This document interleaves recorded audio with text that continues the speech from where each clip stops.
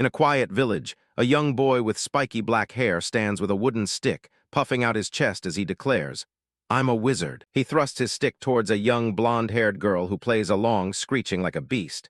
The boy shouts, "Eat my magic, you monster." But she retorts with equal enthusiasm, "I'm a monster, I eat wizards." Taking a deep breath, the boy grips his wooden stick tightly, preparing to cast his imaginary spell. He brings the stick down with a solid thwack right on the girl's head. She immediately cries out, "Ouch!" The girl, clutching her head, tearfully asks, "How can you hit me for real?" The boy looks bewildered, complaining, "Monsters are supposed to lose to wizards." Fed up, she declares, "In that case, I want to be a wizard too." As the argument continues, the girl stomps her foot, shouting, "No, that's not fair." From a short distance away, an old man with a long white beard watches them, chuckling to himself. Ho ho. The old man, flanked by two other villagers, approaches with a warm smile. "You sure are energetic in the morning, little ones." The children's faces light up as they recognize him, crying out, "Grandpa Rabbis." The boy, full of hope, quickly asks, "What do I need to do to become a wizard?" Elder Rabbis's voice replies from off-screen, stating bluntly, "You can't become one just because you want to." An imposing image of a hooded figure surrounded by a golden magic circle appears as Rabbis explains the world's hierarchy. Wizards are the apex of humanity. They're nobles and knights who inherited the ability to use mysterious powers from our ancestors. Rabbis looks at the children with a hint of pity. "So, unfortunately, you two can't become wizards." A nearby villager overhears and gently scolds him. "Elder, how could you say something like that to children?" Changing the subject, the villager's tone turns serious. He looks at Rabbis and asks, "Well, that's that. Is it true?" The elder glances back, feigning ignorance. "What is?" Looking down at the elder from a higher step, the villager elaborates with a worried expression. "I heard a monster appear." Elder Rabbis's face becomes grim, his voice low as he confirms the rumor. "It's true." The villager lets out a gasp of dismay. "Oh no." As an image of a terrifying, shadowy beast flashes by, the villager relays the details. "They say Rop came across it at the entrance last night. They said its whole body was covered in a pitch-black shadow, and it was a leopard as big as a house." A village woman pulls the little girl close, trying to soothe her fears. "But don't worry," she says, patting the girl's head. "The village chief went to the city to request for a wizard." Another villager, sweating with a forced smile, adds to the reassurance. "He'll definitely bring a wizard back and the monster will be subjugated." The first man sighs, somewhat convinced. That's a relief. A hand gently rests on the girl's head as a voice warns her sternly. "You heard that, right? For the time being, you cannot go into the forest." The hand moves to rest on the boy's wooden stick as the voice gives a final, grave warning.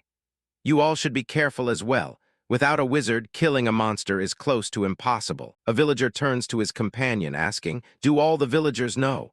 The other man confirms without even looking back. "Of course." But the first villager isn't satisfied. He presses on with another question. "Then what about him?" The camera focuses on Elder Rabbis, who looks up from his staff, confused. "Who?" The villager points toward the nearby mountains, answering the elder's question. "The shepherd on Hisaril Hill." The scene shifts to a peaceful, sunny field where a young man with white hair is napping amongst his flock. He is the shepherd Turan. Turan opens his eyes, a blade of grass sticking out of his mouth. He has a look of utter boredom on his face as the wind blows through his hair. Lying back in the grass, surrounded by his bleeding sheep, Turan thinks to himself, "This is so boring." He looks out at the rolling hills and his grazing flock, his internal monologue continuing. The same scenery. An image of his lonely barn flashes in his mind as he concludes his thought. The same day, over and over. Turan sighs, resting his head on a fluffy sheep. He mutters to himself, "At this rate, I'm going to forget how to talk." Suddenly, a disdainful voice speaks from above him, looking down with contempt. "Pathetic brat." It's Elder Rabbis, who has arrived on the hill to find Turan lazing about. He scolds him. "The sun hasn't even started to set, and you're already slacking off." Without even looking at him, Turan waves him away.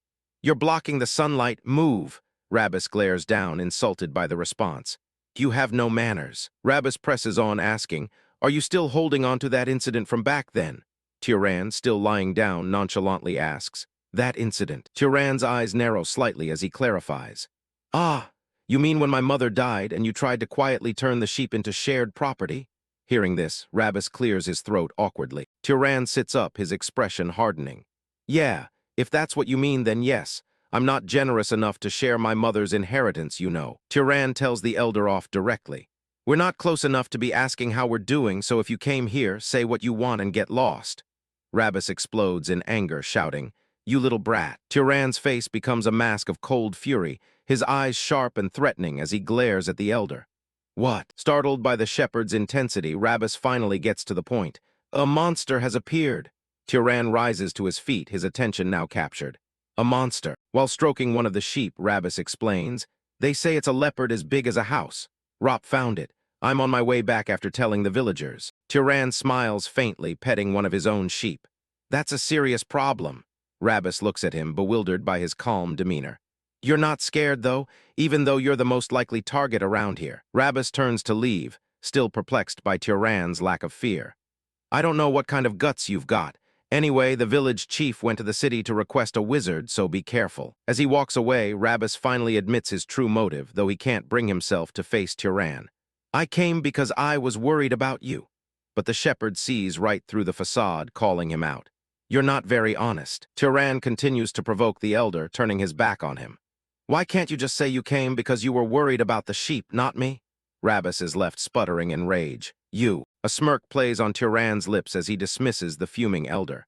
"Old man, if you're done talking, get lost already." He glances back with a look of pure disgust, delivering one last verbal blow.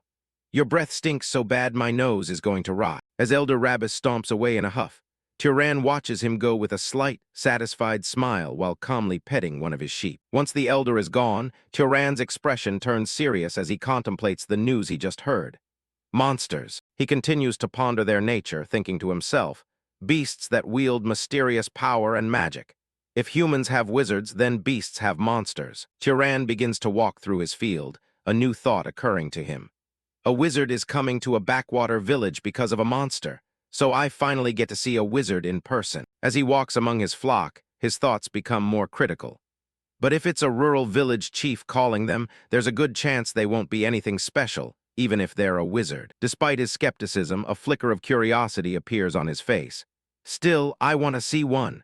He wonders to himself, just how strong are they? Suddenly, Turan stops in his tracks, catching a scent on the wind. His eyes snap open wide with alarm as the smell registers. He thinks, this smell. Standing perfectly still, his senses on high alert, Turan identifies the distinct metallic scent. It's blood. The sun begins to set, casting a golden glow over the entrance to the forest. Without hesitation, Turan's feet carry him towards the woods, stepping onto the dirt path that leads into the trees. He follows the scent into the darkening forest, his instincts guiding him. He thinks with certainty, I'm sure it was this way. He pauses for a moment, sniffing the air again to confirm the direction of the strong, coppery smell. Deeper in the woods, he comes to an abrupt halt. He turns his head, his expression grim as he spots something just off the path. Turan looks down at the gruesome discovery, the mangled, blood-soaked body of the village elder. He recognizes him instantly. Rabus. His initial shock gives way to a grim understanding. "He told me to be careful, yet goes in first," he mutters, connecting the dots. His gaze sharpens as he begins to analyze the scene. So the source of the blood smell was Rabus. Turan examines the scene, his mind racing as he touches his chin in thought. This isn't a wound an ordinary wild animal could make. Looking at the brutal gashes on the elder's back, he comes to a grim conclusion. It has to be the monster. Suddenly, a sound from the darkness whips his head around, his eyes wide with alarm. A massive, monstrous paw with long, sharp claws and a glowing yellow orb steps out from the shadows. The full form of the beast emerges, a giant, shadowy leopard-like creature letting out a low growl. Turan turns to face the source of the sound, his back to the viewer as he confronts the unseen threat. The monster reveals itself fully, a terrifying house-sized leopard made of shadow and smoke, its eyes and markings glowing with a malevolent yellow light. It lets out a ferocious roar. The scene cuts to a question hanging in the air, a memory of a child's innocent query. How strong is a monster? On screen, the same young boy from the start of the chapter asks his father at the dinner table, "Is it true even adults can't beat it?" The father replies grimly, "They're insanely strong." The father places a plate on the table, explaining the harsh reality. "If ordinary adults like me rush it, you won't even be able to collect my bones." The boy looks down, dejected. "So even you can't beat it." The boy's face is filled with worry. "Then what will happen to our village now?" His father reassures him as he serves him a pancake. "Don't worry." Patting his son's head with a warm smile, the father explains the village's plan. The village chief will bring a wizard, The wizard will subjugate the monster. The boy's eyes shine with renewed hope as he asks, "The wizard won't lose, right? The wizard will punish the monster, right?" The father's smile is full of confidence.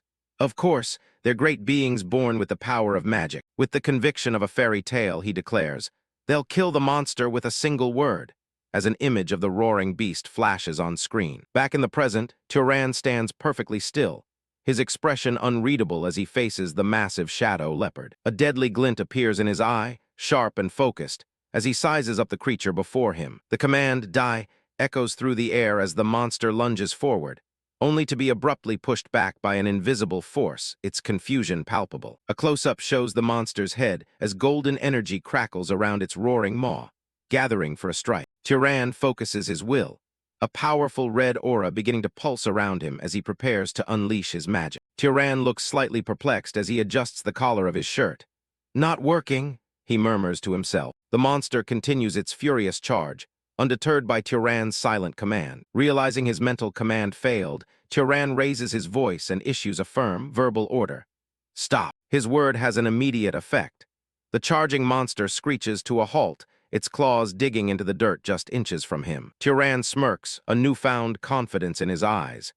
"I knew killing it wouldn't work, but it can't even be stopped," he says, as if testing the limits of his own abilities. The monster heaved against the unseen power holding it back. It tried to lash out at Turan with a heavy claw, its body popping and snapping in sheer rage. It bares its wicked teeth, letting out a low, menacing growl of defiance. With just a graceful sidestep, Turan caused the giant beast to overshoot its mark. His expression turns grimly determined. "In that case," he says, a plan forming in his mind. He reaches down and picks up a small, ordinary-looking stone from the ground. Turan pulls out his slingshot, declaring, "A shepherd should do what a shepherd does." The monster, having recovered, begins to charge once more. With the beast rushing toward him, Turan places the stone in his sling and utters his first command. "Harden." The stone glows with magical energy as he prepares to release it. His own eye begins to glow with an intense golden light as he issues his second command. "Become faster." He spins with incredible speed, building momentum for his attack. His foot digs into the ground, anchoring him as he prepares to unleash his powerful shot. With his eyes blazing, Turan yells his final command, "Pierce through." He unleashes his sling, and the stone erupts forward, wrapped in a powerful vortex of blue energy. It tears through the forest like a meteor, a streak of light aimed directly at the monster's head. The stone finds its mark, slamming directly into the side of the monster's head with incredible force. Blood and shadowy fragments erupt from the point of impact. However, a closer look revealed that the bullet's energy beam had only torn through a fragment of the beast's skull. The stone and the energy surge tore backward, leveling a stand of trees and sending up a cloud of dust and debris. Fresh from a near-death experience, the monster bared its fangs and swung its talons, lunging at Turan to make quick work of him. A wicked grin spreads across Turan's face as he reveals his strategy. "I'm aiming." The shot follows the stone's trajectory as it arcs through the air, now hovering directly above the monster's head. His voice echoes over the scene of destruction as he lands the killing blow. For the head, the impact caves in the monster's skull completely. Turan stands calmly amidst the aftermath, his work complete. He looks down at the monster's corpse, its head completely obliterated. "This is my first time using it on a monster," he remarks casually. Looking over the gruesome scene, he ponders the cleanup. "Should I toss it into some valley or something?" He clicks his tongue in annoyance, blood spattered on his face. "Tusk, those village bastards sure put me to work." After the battle, Turan stands alone, blood splattered on his face. He clicks his tongue in annoyance, thinking to himself, "Tusk, all that for those townsfolk." With a steady gaze, he reaffirms a secret he's kept hidden for years, a fact that defines his very existence. "I am a wizard." His mind drifts back in time, recalling the exact moment his life changed forever. "I realized that I had special abilities 8 years ago." The memory shows a small boy, his younger self, sitting on the floor, effortlessly making tools and logs float with a strange blue energy. "When I was 10. Young Turan turns back, his face beaming with the innocent pride of a child discovering something wonderful. He shouts excitedly, "Look, the logs are flying." He calls out again, "Mom!"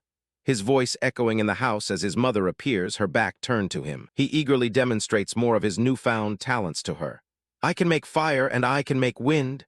Back in the present, the memory is still sharp in Turan's mind. But his mother's reaction wasn't what he expected. Instead of joy, her face was filled with terror as she screamed, "Stop it!" he would later recall. It was the first and last time my mother got mad at me. At her shout, the magic dissipates and the objects clatter to the floor. Confused, the young boy whispers, "Mom." His mother's voice cuts through the silence, firm and serious. "Turan." She kneels down in front of him, her expression unreadable. "Come and have a chat with your mother." Gently, she tilts his chin up, her eyes searching his. "You want to live with me for a long time, right?" Terrified by her tone, he can only manage a small yes. Her voice drops to a serious whisper. "Then promise me this. Promise that you won't use this power from now on." She holds his head in her hands, her face shadowed and grave as she delivers the full weight of her command. "That you will never use this power in front of other people." Young Turan looks up, completely bewildered. "Why?" His mother begins her explanation. "Remember the story about the noble and the knight?" His eyes narrow slightly as he recalls the tale. "I remember." His mother continues, explaining the fabric of their world. "They call the people who wield this special power wizards, whether they are nobles or knights, but nobles and knights are inherently different." She tells him of their origins. Nobles are descendants of the divine people, the Freyans, who descended to save the old humans. Knights are the descendants of those nobles whose blood has been mixed with humans. He answers, yes. With his confirmation, she says, "You remember." Her back is to him now as she builds to her final point. "That is why they differentiate between nobles and knights, even amongst wizards. I will tell you why you can't use this power, Turan." Finally, she reveals the terrible secret, showing him an image of his younger self with his father. "You inherited the powers of your father, a knight." She explains the harsh reality of their world. "There are many evil nobles outside this town, the nobles who treat knights as their slaves." In his memory, his mother gives him one final, critical instruction as he looks on with innocent eyes. "So remember this. Nobody can know that you are a wizard." Her face is filled with desperate hope as she asks, "You can promise me that, right?" The scene fades to black, and the story jumps forward in time. 8 years have passed since that day. Back in the present, Turan stands alone in his cabin, looking out the window. He thinks to himself, "I have continued to uphold the promise with my mother." He grips the curtain, his resolve hardening. The promise will not be broken. He gazes outside, content with his quiet life. "I have no desire to reveal myself as a wizard, or to descend the mountain." He is determined to live and die peacefully as a simple shepherd. Suddenly, a loud noise from outside shatters the silence, and his eyes snap open. Someone is pounding violently on his door, shouting his name. "Turan, come out." Turan opens the door, his expression completely unfazed by the commotion. He's met by a mob of angry villagers, led by a large, muscular man with a thick mustache and an aggressive posture. Turan lets out a theatrical yawn, looking thoroughly bored by their presence. So, he stands before the group and calmly repeats their accusation back to them. "You're saying I killed Rabbis." The leader of the villagers clenches his fist, shouting, "Yes, how shameless of you." The brutish man gets right in Turan's face, yelling the outrageous lie. "You hurt that old man, Rabbis, and threw him out to be eaten by monsters." Turan says nothing, his expression unreadable as the villager brute grabs the front of his tunic. His eyes narrow as he sees right through their pathetic attempt to frame him. "I see why you want to frame me." The other villagers look on, confused by his calm demeanor, one of them asking, "What?" Turan calmly lays out their cowardly motives. "The oldest man in the village died alone, instead of the young men who were too scared to fight the monster. I can see why you think this is the best way out of that." He looks at them with utter contempt, a slight smirk on his face. "That's the easiest way for you to shift blame from yourselves to me." Enraged at having his cowardice exposed, the leader of the villagers screams Turan's name and throws a punch right at his face. But the punch never lands. Turan dodges with ease, the villager brute's fist flying past his head. As he moves, a single thought crosses his mind. Magic is convenient. Taking advantage of the brute's own momentum, Turan delivered a brutal headbutt straight to his face, knocking him out cold instantly. He explained his power to himself. "As long as I have a fervent desire, it will manifest, but at the cost of my mana." No sooner had the thought crossed his mind than the rest of the villagers began lunging at him from all sides. All it took was a simple, whispered command, "Fall over." A villager trips over seemingly nothing, proving Turan's point. "I don't need to start a fire." He uses this subtle magic to aid his physical attacks, tripping another man with a swift kick.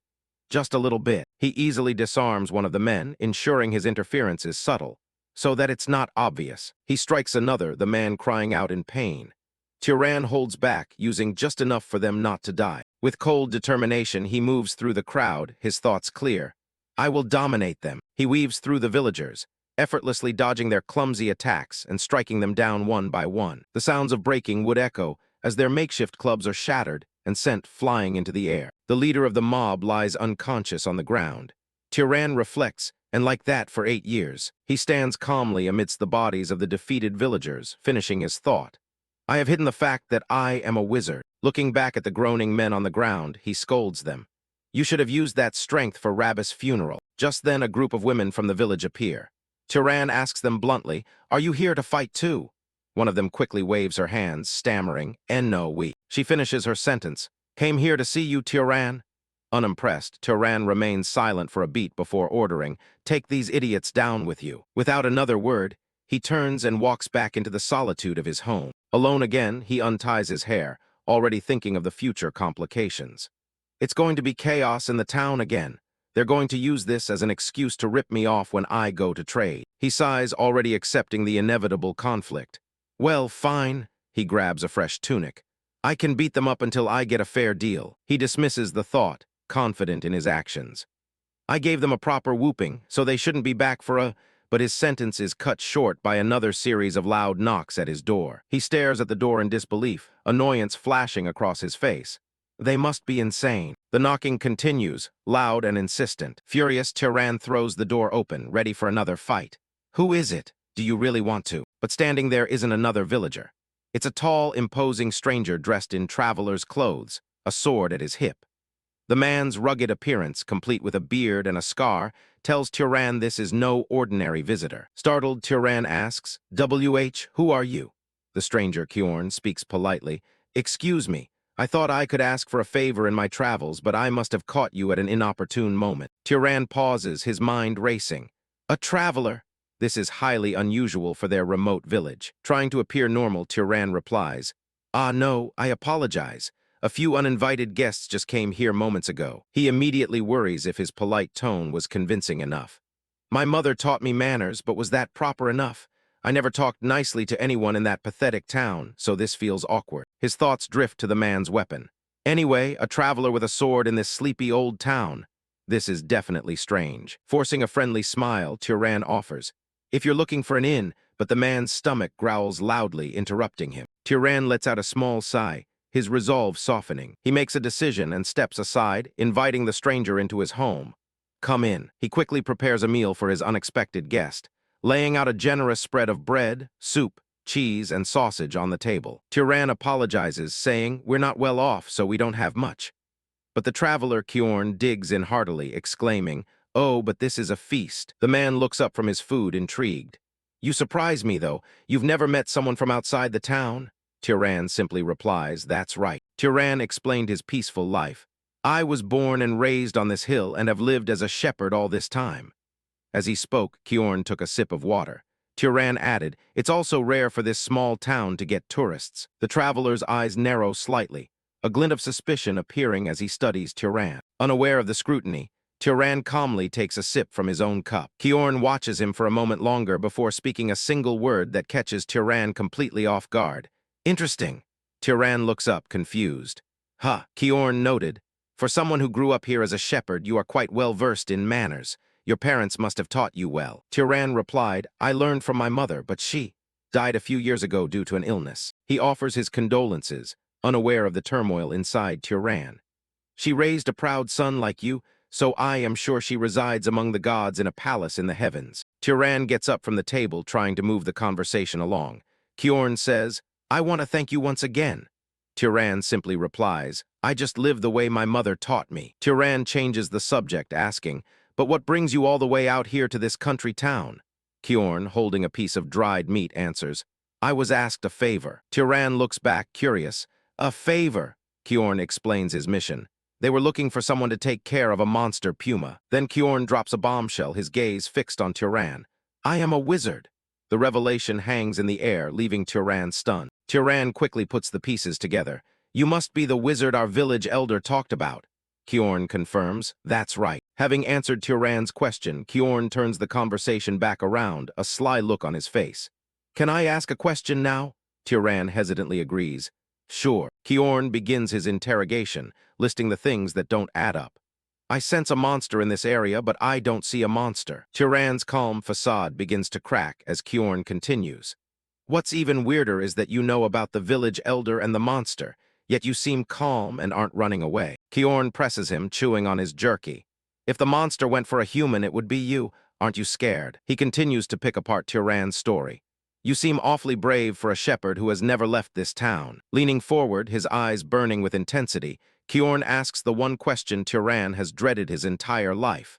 Who are you? The word hangs in his mind, the secret he has guarded for so long. Wizard. As Kjorn's question hangs in the air, Turan is thrown back into the memory of asking his mother. Why can't anyone know that I'm a wizard? He remembers her simple, terrifying answer, because of the bad nobles. And his own innocent confusion, bad nobles. His mother's words from that day echo in his mind, explaining their world's cruel hierarchy. If nobles are shepherds like us, then knights are like the dogs that nobles keep. The memory of a powerful noble standing before his followers flashes in his mind as he recalls her warning. They might treat you with love, like family, but they can sell you off or sacrifice you if necessary. The memory of her face, filled with desperate love, is crystal clear. I don't want that kind of life for you, Turan. You want to keep living with your mom, right? He had agreed without a moment's hesitation. Yes. His mother's voice rings in his memory, her words firm and unwavering. Then remember this. Nobody can know that you are a wizard. She had warned him of the greatest danger. Especially other wizards. If they find out, they will separate us and turn you into their shepherd dog to be discarded at any moment. Back in the present, Turan's expression hardens. He knows what he must do to uphold his promise. The chilling thought crosses his mind. To avoid being found out as a wizard, you might have to kill people. The thought hangs ominously in the air as he stares at the unsuspecting wizard sitting at his table, a new and dangerous resolve solidifying in his eyes. In the dimly lit cabin, an older man sat across the dining table as Turan silently calculated his next move. To keep the fact that I'm a wizard from getting out, he asserted to himself, I might have to kill him. The younger man's expression remained unchanged as he thought to himself. So this is what it comes to. His gaze was fixed and piercing. A cold silence hung in the air until the man's voice cut through it, demanding, Why aren't you answering? The man remained focused, his eyes locked onto Turan as he waited intently for an answer. He quickly broke into a wide, apologetic grin, scratching the back of his neck. If you make a face like that, it just makes my joke awkward. A bead of sweat trickled down the younger man's face as he processed the words, questioning. A joke. The young man stood, admitting, I'm sorry, I don't really have a good sense of humor. But the older man quickly corrected him. No, that's not it. I'm the one who should apologize. I think I flustered you. The young man explained. It's my first time hearing a wizard joke, so it caught me off guard. The older man smiled, saying, Your reaction was so entertaining that I took the teasing too far. He then extended his hand warmly. Come to think of it, we still haven't introduced ourselves properly. Nice to meet you. With a friendly expression, he introduced himself. I'm Kjorn, a wanderer. The younger man took his hand, replying, I'm sorry, I should have introduced myself first. As they shook hands, he gave his own name. I'm Turan, a shepherd. Over a shared meal, Turan mentioned his age. I'm 18 years old this year. Kjorn replied with a surprising fact of his own, and I'll be 75 this year. Turan looked surprised. You really don't look that old. Kjorn explained. Wizards age more slowly than ordinary people, and they live longer. Turan grew curious. How did you end up becoming a wanderer? Kjorn answered. After serving the Arabian family for 60 years, I left. Kjorn continued, a wistful look on his face. In my later years, I wanted to roam from place to place without settling down. Turan smiled, remarking, That's pretty romantic. Turan's smile remained as he reflected internally on the simple pleasure of sharing a harmless conversation. As he watched Kjorn grin, his thought continued, enjoying this time with a good person like this. The warm light of the candle illuminated the room as Turan came to a pleasant realization. He hadn't realized how much he missed simply sharing a harmless conversation with a good person, thinking to himself that he didn't realize it could be this enjoyable. Lost in conversation, they hadn't noticed how much time had passed until Kjorn looked towards the window, surprised. Wow, he remarked. It's already gotten this late. As the new day's light began to filter in, Kjorn stood up from the table. You're right. I didn't even notice the sun coming up. I should get going. He placed a single, shining coin on the table. This is Arabian silver. It's the purest among silver coins, so it should more than cover the cost of the meal. Turan accepted the payment, saying, I'll accept it gratefully. I hope your hunt goes smoothly. Kjorn paused at the door, turning back to add, don't act like we'll never see each other again. With a final glance over his shoulder, Kjorn walked out into the dawn, joking. I might come by a few more times to mooch off you on the way, you know. As morning broke, sunlight washed over the peaceful hillside overlooking the village. Out in the fields, Turan's sheep grazed quietly under the bright blue sky. Turan gave a single firm command, gather. Instantly the sheep perked up, their heads turning in his direction. The entire flock obediently began to walk towards him, assembling as he stood watch. As he watched over his flock, Turan reflected on his encounter with Kjorn. It's the first time I've met another wizard, but more than that, how long has it been since I had a conversation that felt this comfortable? He gently stroked one of his sheep, thinking about the ease and humor that naturally seeped into his way of speaking. More than any adult I've ever met in my life. A memory surfaced of Kjorn returning with a small animal in his arms, announcing I'm back again. The thought concluded with certainty. He really was a good person. Standing amidst his flock, Turan mused. I always thought knights were just emotionless hunting dogs used by arrogant nobles. A gentle breeze rustled his hair as a new thought troubled him. Anyway, how do I tell him? The scene shifts to Kjorn as he begins to head into the forest, while Turan is still wondering how to tell him that there are no more monsters left on Hisaril Hill. Kjorn suddenly came to a halt. A wave of unease washed over him as he muttered to himself, that's strange. He surveyed the area, noticing the signs of destruction. There are traces of a battle, but I can't feel a monster's presence. His eyes followed a strange mark high up on a massive tree, making him wonder, was the monster already hunted? He looked down from the tree to a spot on the ground where a faint light glowed, questioning, who in the world hunted it? Did the village chief leave it to another wizard besides me? After a moment of thought, Kjorn let out a sigh of relief. Either way, it's a relief. If someone killed the monster and made things safe, that's all that matters. Suddenly, Kjorn's eyes widened in alarm. A jolt of energy sent a shiver down his spine. He whipped his head around, alerted by a sudden, menacing presence behind him. From the dark earth, a monstrous clawed hand with a glowing yellow eye on its back began to emerge. A grotesque beast, a horrifying mess of teeth, flesh, and blood, burst forth with a terrifying roar. The creature towered over him, its shadowy form radiating malice. Kjorn stared in disbelief, recognizing the beast.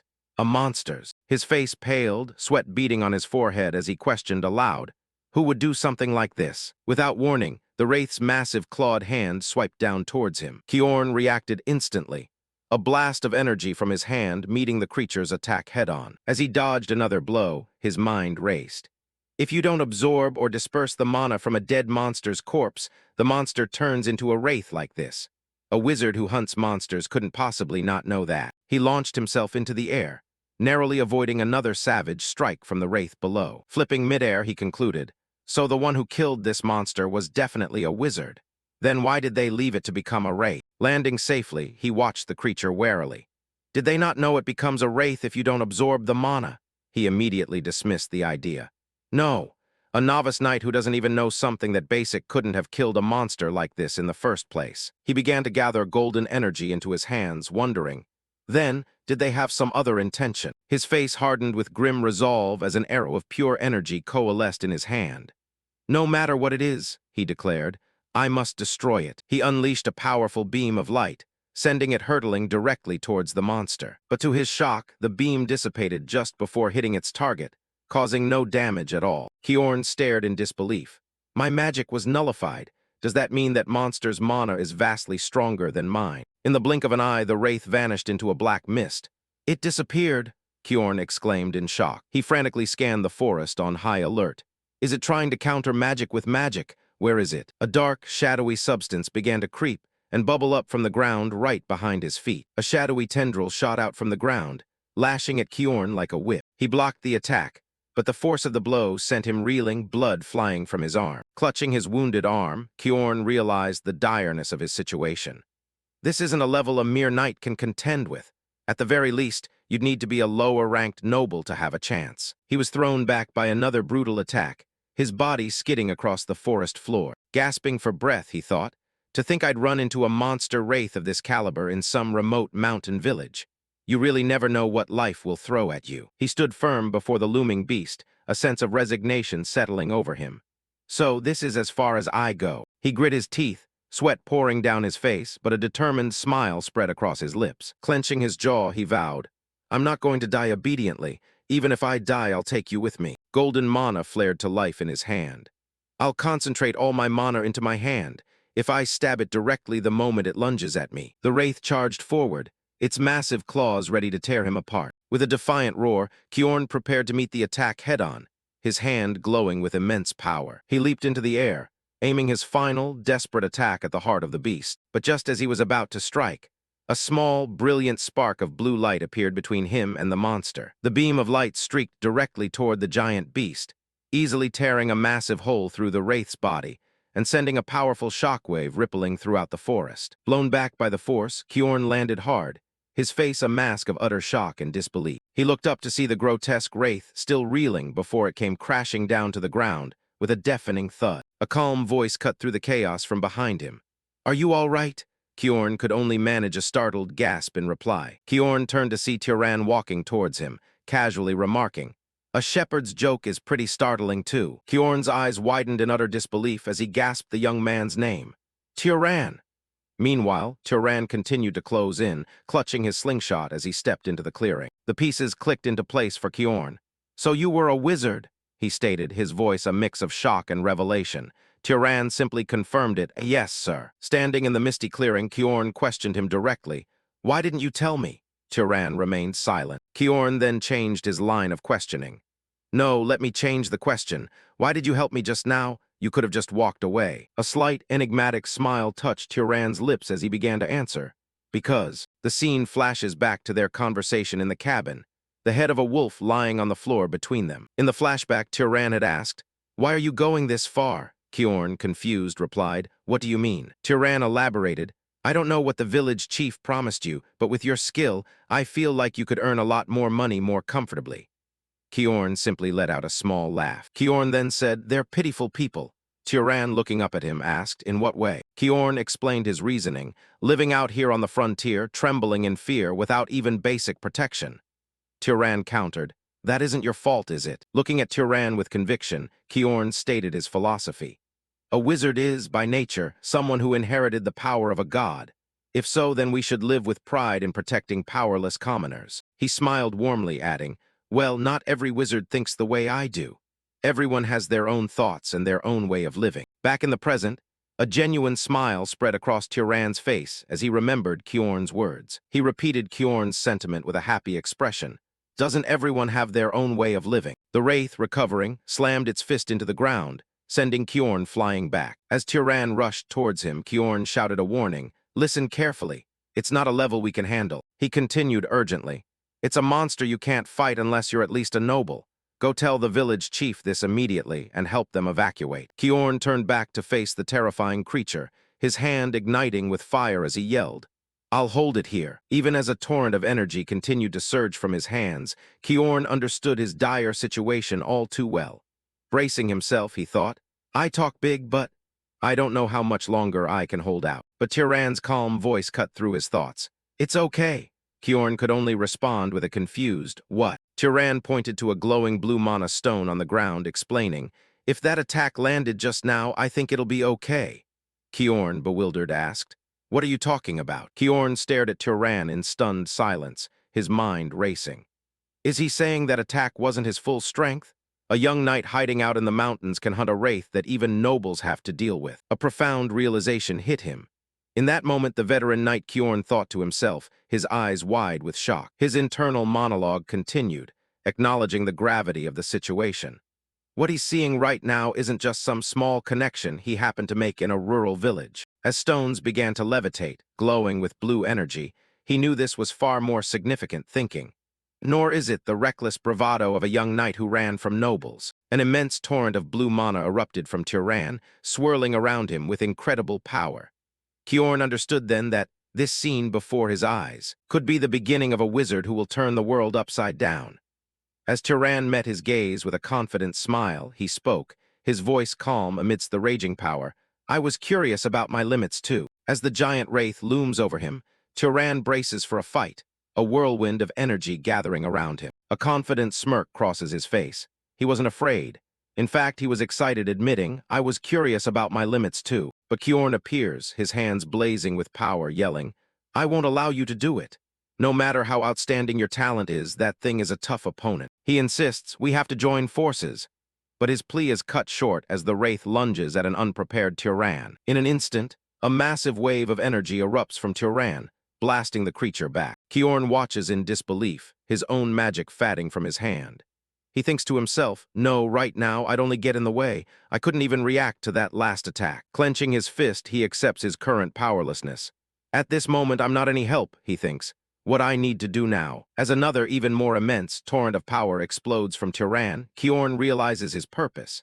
His true mission is make Turan's talent bloom. But even with all this power, Turan grits his teeth in frustration, muttering, damn it. His attack slams into the Wraith but doesn't leave a scratch, sending him flying backward. It's not working, he says, landing hard. From the sidelines, Kjorn shouts the critical piece of information Turan is missing. You can't kill a Wraith with physical attacks. The creature stomps towards him, its immense size blocking out the sky. Turan looks up and asks the obvious question, then how do I kill it? Kjorn immediately gives him the answer, shouting as Turan reaches out a hand. With fire. As Turan's eyes widen in understanding, Kjorn adds another option, or lightning. A moment later, a feeble fireball flickered and dissipated harmlessly on the Wraith's shoulder. But Turan looks away, completely unimpressed, statting flatly, it's not working. From off-panel, Kjorn yells back, that's not the point. Kjorn realizes the boy is missing the absolute basics of magic. He thinks in a panic. To apply a wizard's power to another living being, establishing proper causality is a basic requirement. Don't tell me he doesn't even know the most basic common sense of a wizard. His eyes go wide as a shocking thought occurs to him. Could it be? The pieces fall into place, and the unbelievable truth dawns on Kjorn. He realizes he was the one who killed the monster and left it alone to become a Wraith. So that means Turan has never absorbed mana in his life. Watching Turan battle the monster, Kjorn analyzed the boy's clumsy technique with a look of utter shock. He wondered in disbelief, how is he already this powerful? Before shouting out a tip. Don't just light a fire, manifest it first and then shoot. Just as he hit the ground after the monster's attack, Turan immediately regained his balance, preparing for a counterattack. Following Kjorn's advice, a vortex of fire erupted right in the palm of his hand. Kjorn watches from a distance, thinking to himself that while making a fire isn't hard for a wizard, controlling fire requires separate training. But Turan effortlessly creates a massive spiral of flame, shocking Kjorn, who can only think. He can do it immediately. He digs his feet into the ground, bracing for the spell. With a powerful downward thrust, Turan unleashes the flame. The Wraith is immediately engulfed in a roaring inferno. Flames rage, consuming the creature's spiritual body. Kjorn shouts desperately, keep your mind focused. You have to keep pouring mana into it so the fire doesn't go out. As Turan stands surrounded by fire, Kjorn continues yelling instructions. You have to burn everything about the Wraith away. Turan's expression hardens with concentration, his eyes glowing as he focuses his power. The intense blaze finally burns out, leaving nothing but scorched earth behind. Looking at the clear sky, Kjorn crosses his arms with a look of profound relief and declares, we won. He reflects on the battle, thinking, that was an absurdly strong Wraith.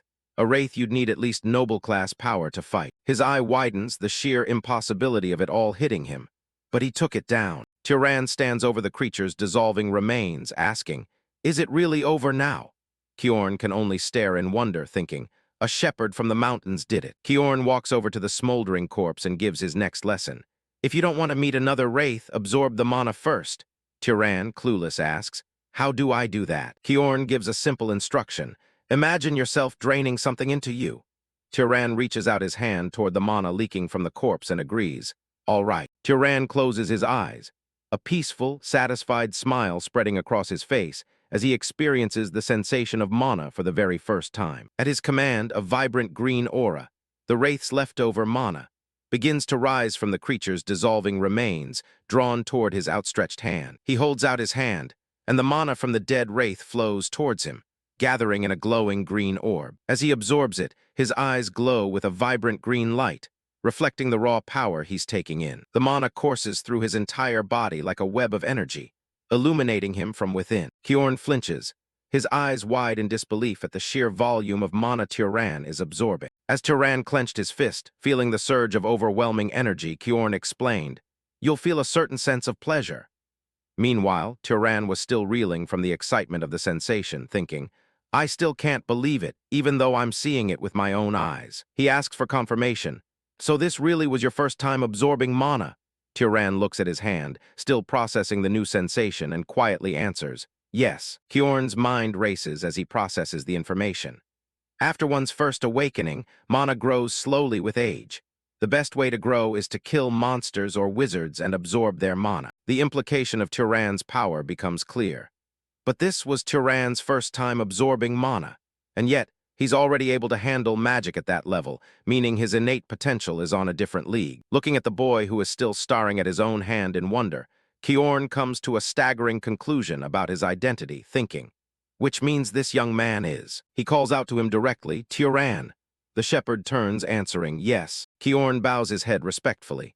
I've been very rude to you. May I ask which house you belong to? Turan lets out a small, amused smile. He calls out, Kjorn, to which the older man replies, yes. Instead of answering the question, Turan pointed to Kjorn's arm, which was spraying blood like a faucet, and said, wipe your blood off first. Kjorn looked down at his wound as if just noticing it, muttering a dazed, ah. Later, inside a rustic cabin, Kjorn tends to his now bandaged arm. As Turan organizes his medical supplies, Kjorn apologizes profusely. Pardon me for my rudeness. For me to make someone so esteemed as yourself to do something like this, I can only apologize. Turan dismisses the formal apology. I've told you many times that I'm not someone esteemed. I'm just a shepherd who doesn't even know who his father is. He gives Kjorn a sharp look, demanding, so please stop it. Kjorn immediately yields, saying, all right, don't glare at me like that. Outside, sheep graze peacefully around the cabin as Kjorn poses a question. But why would a powerful wizard like you be a shepherd? I don't mean to belittle you, but it doesn't seem like it suits you. Back at the table, Turan provides a simple, solemn answer. It was my mother's request. She told me to do this right up until the moment she died. Kjorn, taken aback, repeats, your mother's request. Turan stands and walks toward the window, continuing to recount his mother's final words. She said, below the mountain there are nobles. If it's revealed that you're a wizard, you'll only be used by them and then thrown away. Kjorn looks at Turan and acknowledges his mother's fear. She was wise, he says, to which Turan can only reply with a confused, huh. Turan admits, I'm surprised since I thought you'd call it overprotective parenting. But Kjorn shakes his head, explaining, your mother wasn't entirely wrong. He continues, his expression growing serious. Wizards have great power, and great power inevitably brings conflict. Just 20-some years ago, there was a major war between great noble houses. The scene flashes back to a brutal, fiery battlefield as Kjorn recounts the history. It was the war between the House of Arabian, which I served, and the great House of Zahar. So many people died in that war. The weight of his words is heavy. Out of roughly 3,000 Arabian knights at the time, more than 900 died. Nearly a third of them died. He looks away, the pain still fresh in his memory. Sadly, everyone close to me was in that third. Turan looks on, his expression shifting as he understands the gravity of Kjorn's past. Images of fallen knights fill the screen as Kjorn lists his losses. My friend Denver, who always said that he'd open a laundry shop once the war ended. My teacher Hartman, who scolded me, saying I still had so much to learn. The most painful memory comes last, showing a grievously wounded warrior. And my beloved wife and son. They were all massacred by House Zahar, and I alone survived. Bringing the story back to the present, he concludes, that's why your mother was right to an extent. A knight's life can vanish more easily and more meaninglessly than a commoner's. Kjorn's tone shifts, but the one thing she was wrong about was your aptitude. Turan looks up, intrigued. My aptitude. Kjorn leans forward, admitting, it's embarrassing to say this while I'm in such a state, but I'm a knight with fairly good skill. Yet you easily destroyed the monster's wraith that even I couldn't bring down. He drives the point home, telling Turan, your potential isn't merely that of a knight. At minimum, your noble level. He sits back, delivering his final assessment with certainty. And among them, at least upper-tier aptitude. Turan looks down, processing the weight of this revelation. Turan looks up, a hint of confusion and hope in his eyes. My mother said my father was a knight. Was that a lie? Kjorn explains. On rare occasions, a child worse than a knight is born among nobles, or a noble-class child is born among knights. With this, Kjorn stands and offers his advice. In that sense, I think it would be better for you to leave this hill and go out into the world. Turan simply asks, why? From a view overlooking a large town, Kjorn gives his reason. Because we humans need more nobles and knights. Humans still aren't the complete masters of the world. Kyorn suddenly remembers who he's talking to and apologizes. Oh, sorry, I keep forgetting you don't know much about magic. He then explains a key concept, illustrated by a glowing, ornate heart. A bloodline ability is a trait nobles inherit from their ancestor, the Freyans. Whether or not you have a bloodline ability is also what separates nobles from knights. Summoning a small flame, Kyorn asks Turan to think about what makes him special. Was there any spell that felt unusually easy and simple when you used magic? Or some outstanding ability you have that doesn't need you to use magic? Turan clenches his fist, trying to clarify. It's not that I'm strong, right? Kyorn dismisses this, explaining, just having mana makes a wizard's physical abilities stronger.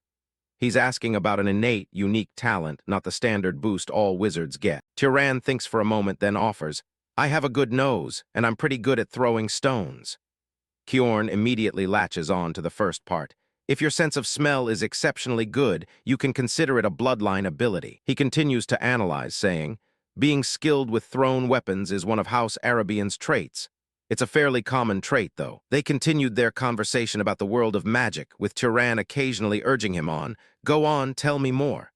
To which Kyorn would simply reply, all right. After a long conversation, Turan began to feel uneasy as Kyorn's face darkened with a horrifying realization.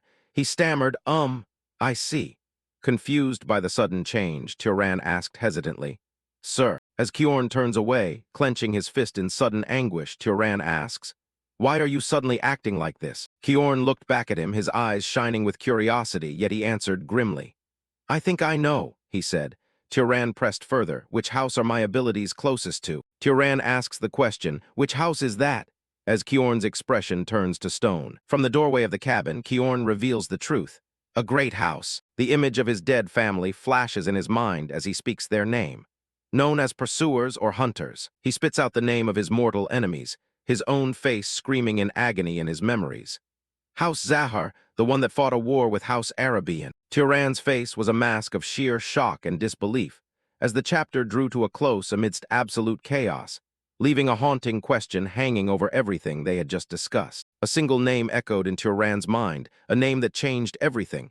House Zahar, the great House Zahar. The weight of those words sent a chill down his spine. His gaze fell upon the man he'd saved, his voice trembling as he asked, You're telling me I'm from the same bloodline as the Elder's enemies? His mind raced. What should I say to him? Should I apologize? But these are the actions of relatives I've never met who are practically strangers. A calm voice broke through his turmoil. Turan. The boy looked up, muttering, Elder. Kyorn placed a comforting hand on his shoulder.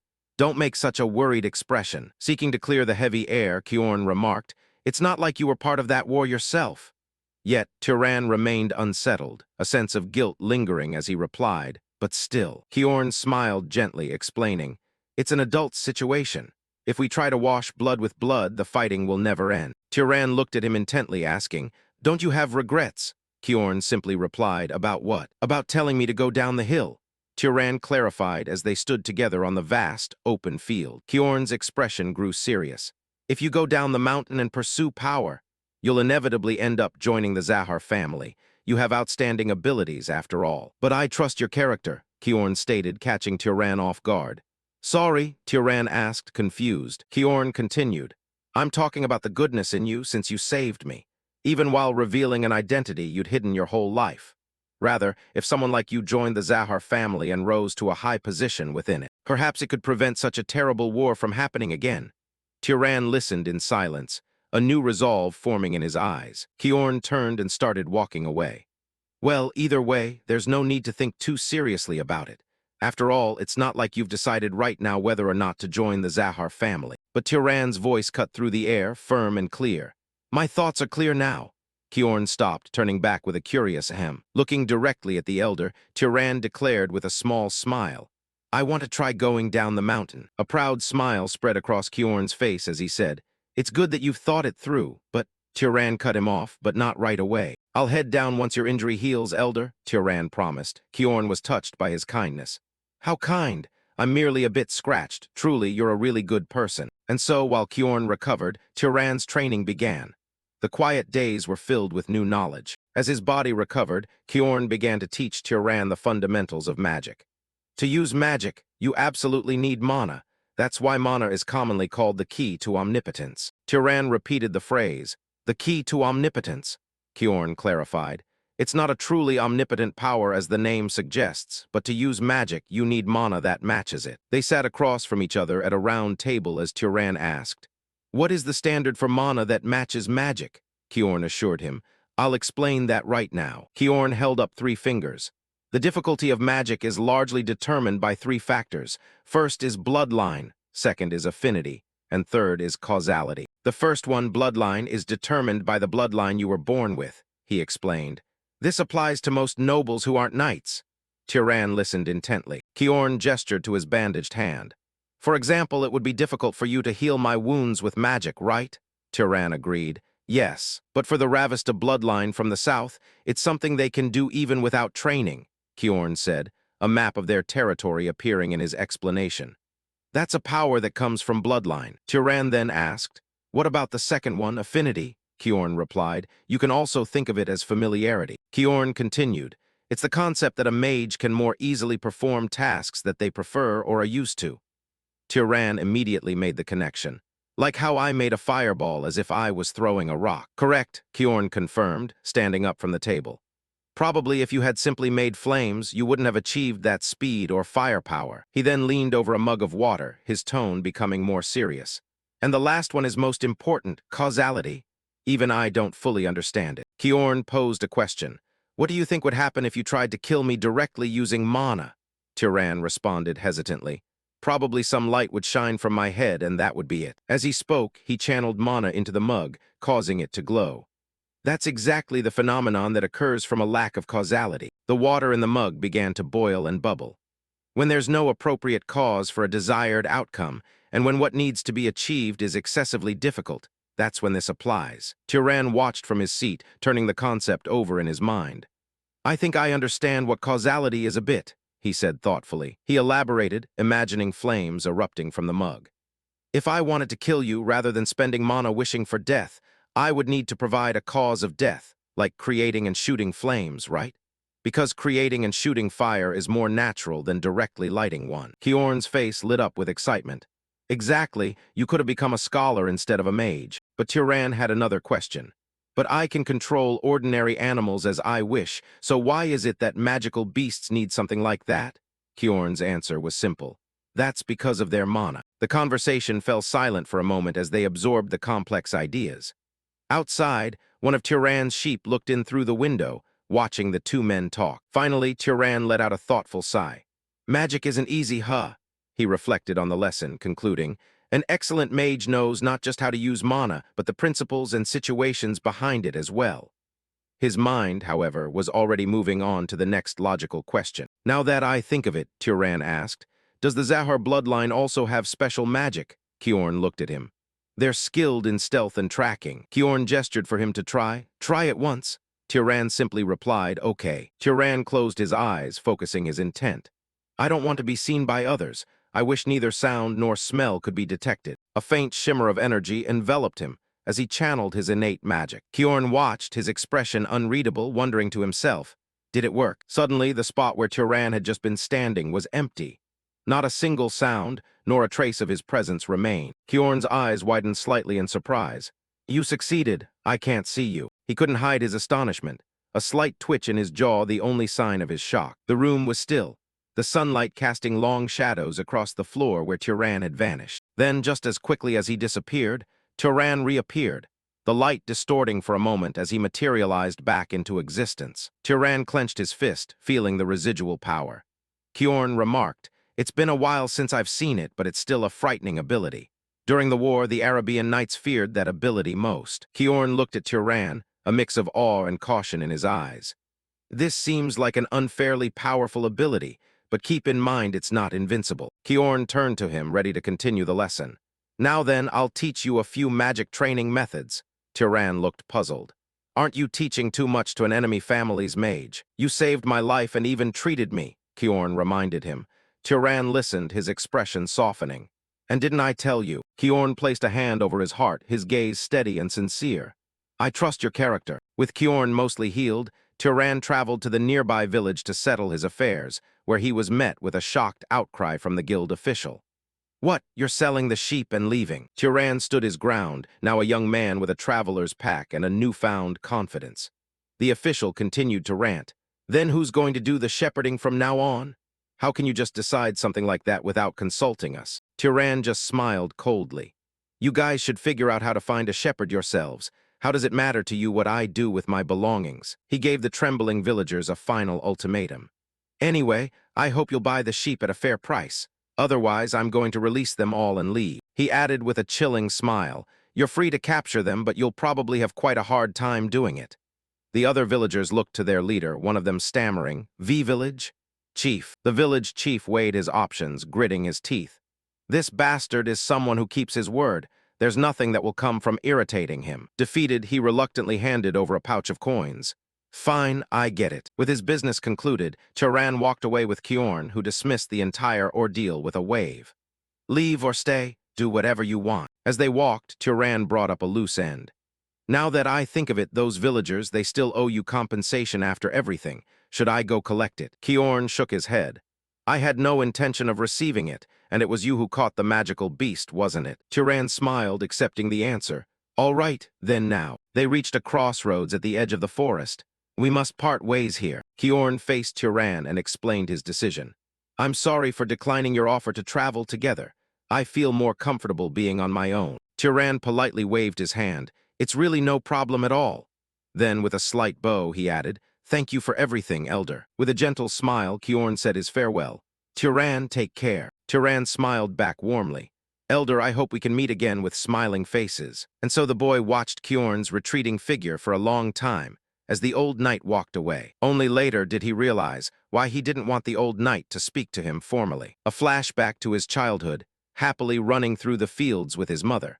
Although he never lacked affection from her, the boy had secretly been yearning for a father figure, someone who could be a role model for what kind of man the boy should become. With his farewells said, Turan began his solo journey, his footsteps kicking up dust in a barren wasteland. The wind howled through the desolate canyon, a lonely and imposing landscape stretching out before him. He pulled up his hood to shield himself from the harsh winds and continued his solitary march forward. The strong gusts whipped around him, but he pushed on, undeterred by the harsh environment. But then his eyes snapped open. His sharp senses suddenly alerted him to a nearby presence. He spotted a group of hooded figures in the distance. Are they traveling merchants that go from village to village? He wondered. Good, he thought, changing his direction to head straight for them. Let's ask for directions. He walked towards the group, who stopped and turned to face him as he approached. The man at the front with a rugged beard and an eye patch spoke first. Who are you to block our path? Turan replied calmly. I'm traveling alone. May I ask about the nearest city? One of the hooded figures answered, If you follow the road we came from, you'll reach a city called Mure. Turan nodded, though a flicker of confusion crossed his face. I see. He turned to leave, his back to the group. Thank you for telling me. But a firm voice stopped him in his tracks. Wait! One of the men stepped forward, blocking his path. The man sneered, You're just going to leave after getting information. Turan replied simply, What? His eye narrowing, Turan asked, Then... The man's smile widened. If you receive something, you should give something in return. Suddenly, the sound of steel being drawn filled the air as the men surrounded him, their swords pointed. The leader demanded, First, take off that bulging bag. Turan glanced at the menacing figures. Bandits! One of them cackled from behind him. So what if we are bandits? The one-eyed bandit leader laughed heartily, resting his sword on his shoulder. Let's call it recklessness. This is a wasteland where no one would find it strange if someone died, right? The point of a blade pressed against Turan's throat. Take off your bag and cloak while we're being nice, the bandit threatened. Killing you and stripping you down would get unnecessarily bloody and take a lot of work. Turan's expression remained calm. I see, bandits who even kill people. His thoughts drifted back to his conversations with Kjorn in the quiet cabin, their lessons on magic filling his mind. He remembered the feeling of the fireball taking shape in his hands. The principles of causality Kjorn had so patiently explained. He recalled Kjorn's words, the weight of his trust, and the path that lay before him. A slow, predatory smile spread across Turan's face, his eyes gleaming with a dangerous light. I'll have to use you guys for practice. Surrounded, Turan let a grin spread across his face, thinking to himself, Guess I'll use you guys for practice. The bandits let out a contemptuous scoff at his attitude. Turan's words were drowned out by the bandits' mocking laughter. One of them jeered, This lunatic talks as if he's some kind of wizard or something. and another chimed in, "Right on, boss." In response, Turan simply raised his hand, as a faint green energy began to gather around his palm. He uttered a single word, "Wind." In an instant, a powerful gust erupted outwards, sending the bandits screaming as they were thrown off their feet. Turan analyzed his new power, realizing, so instead of just generating wind out of air, shaping it with my hand and amplifying it uses far less mana. The bandits struggled to their feet, completely stunned. What the hell? One of them gasped. Turan, too, was surprised by his own strength, thinking, I didn't know I could whip up wind this strong with so little mana. He wasn't finished.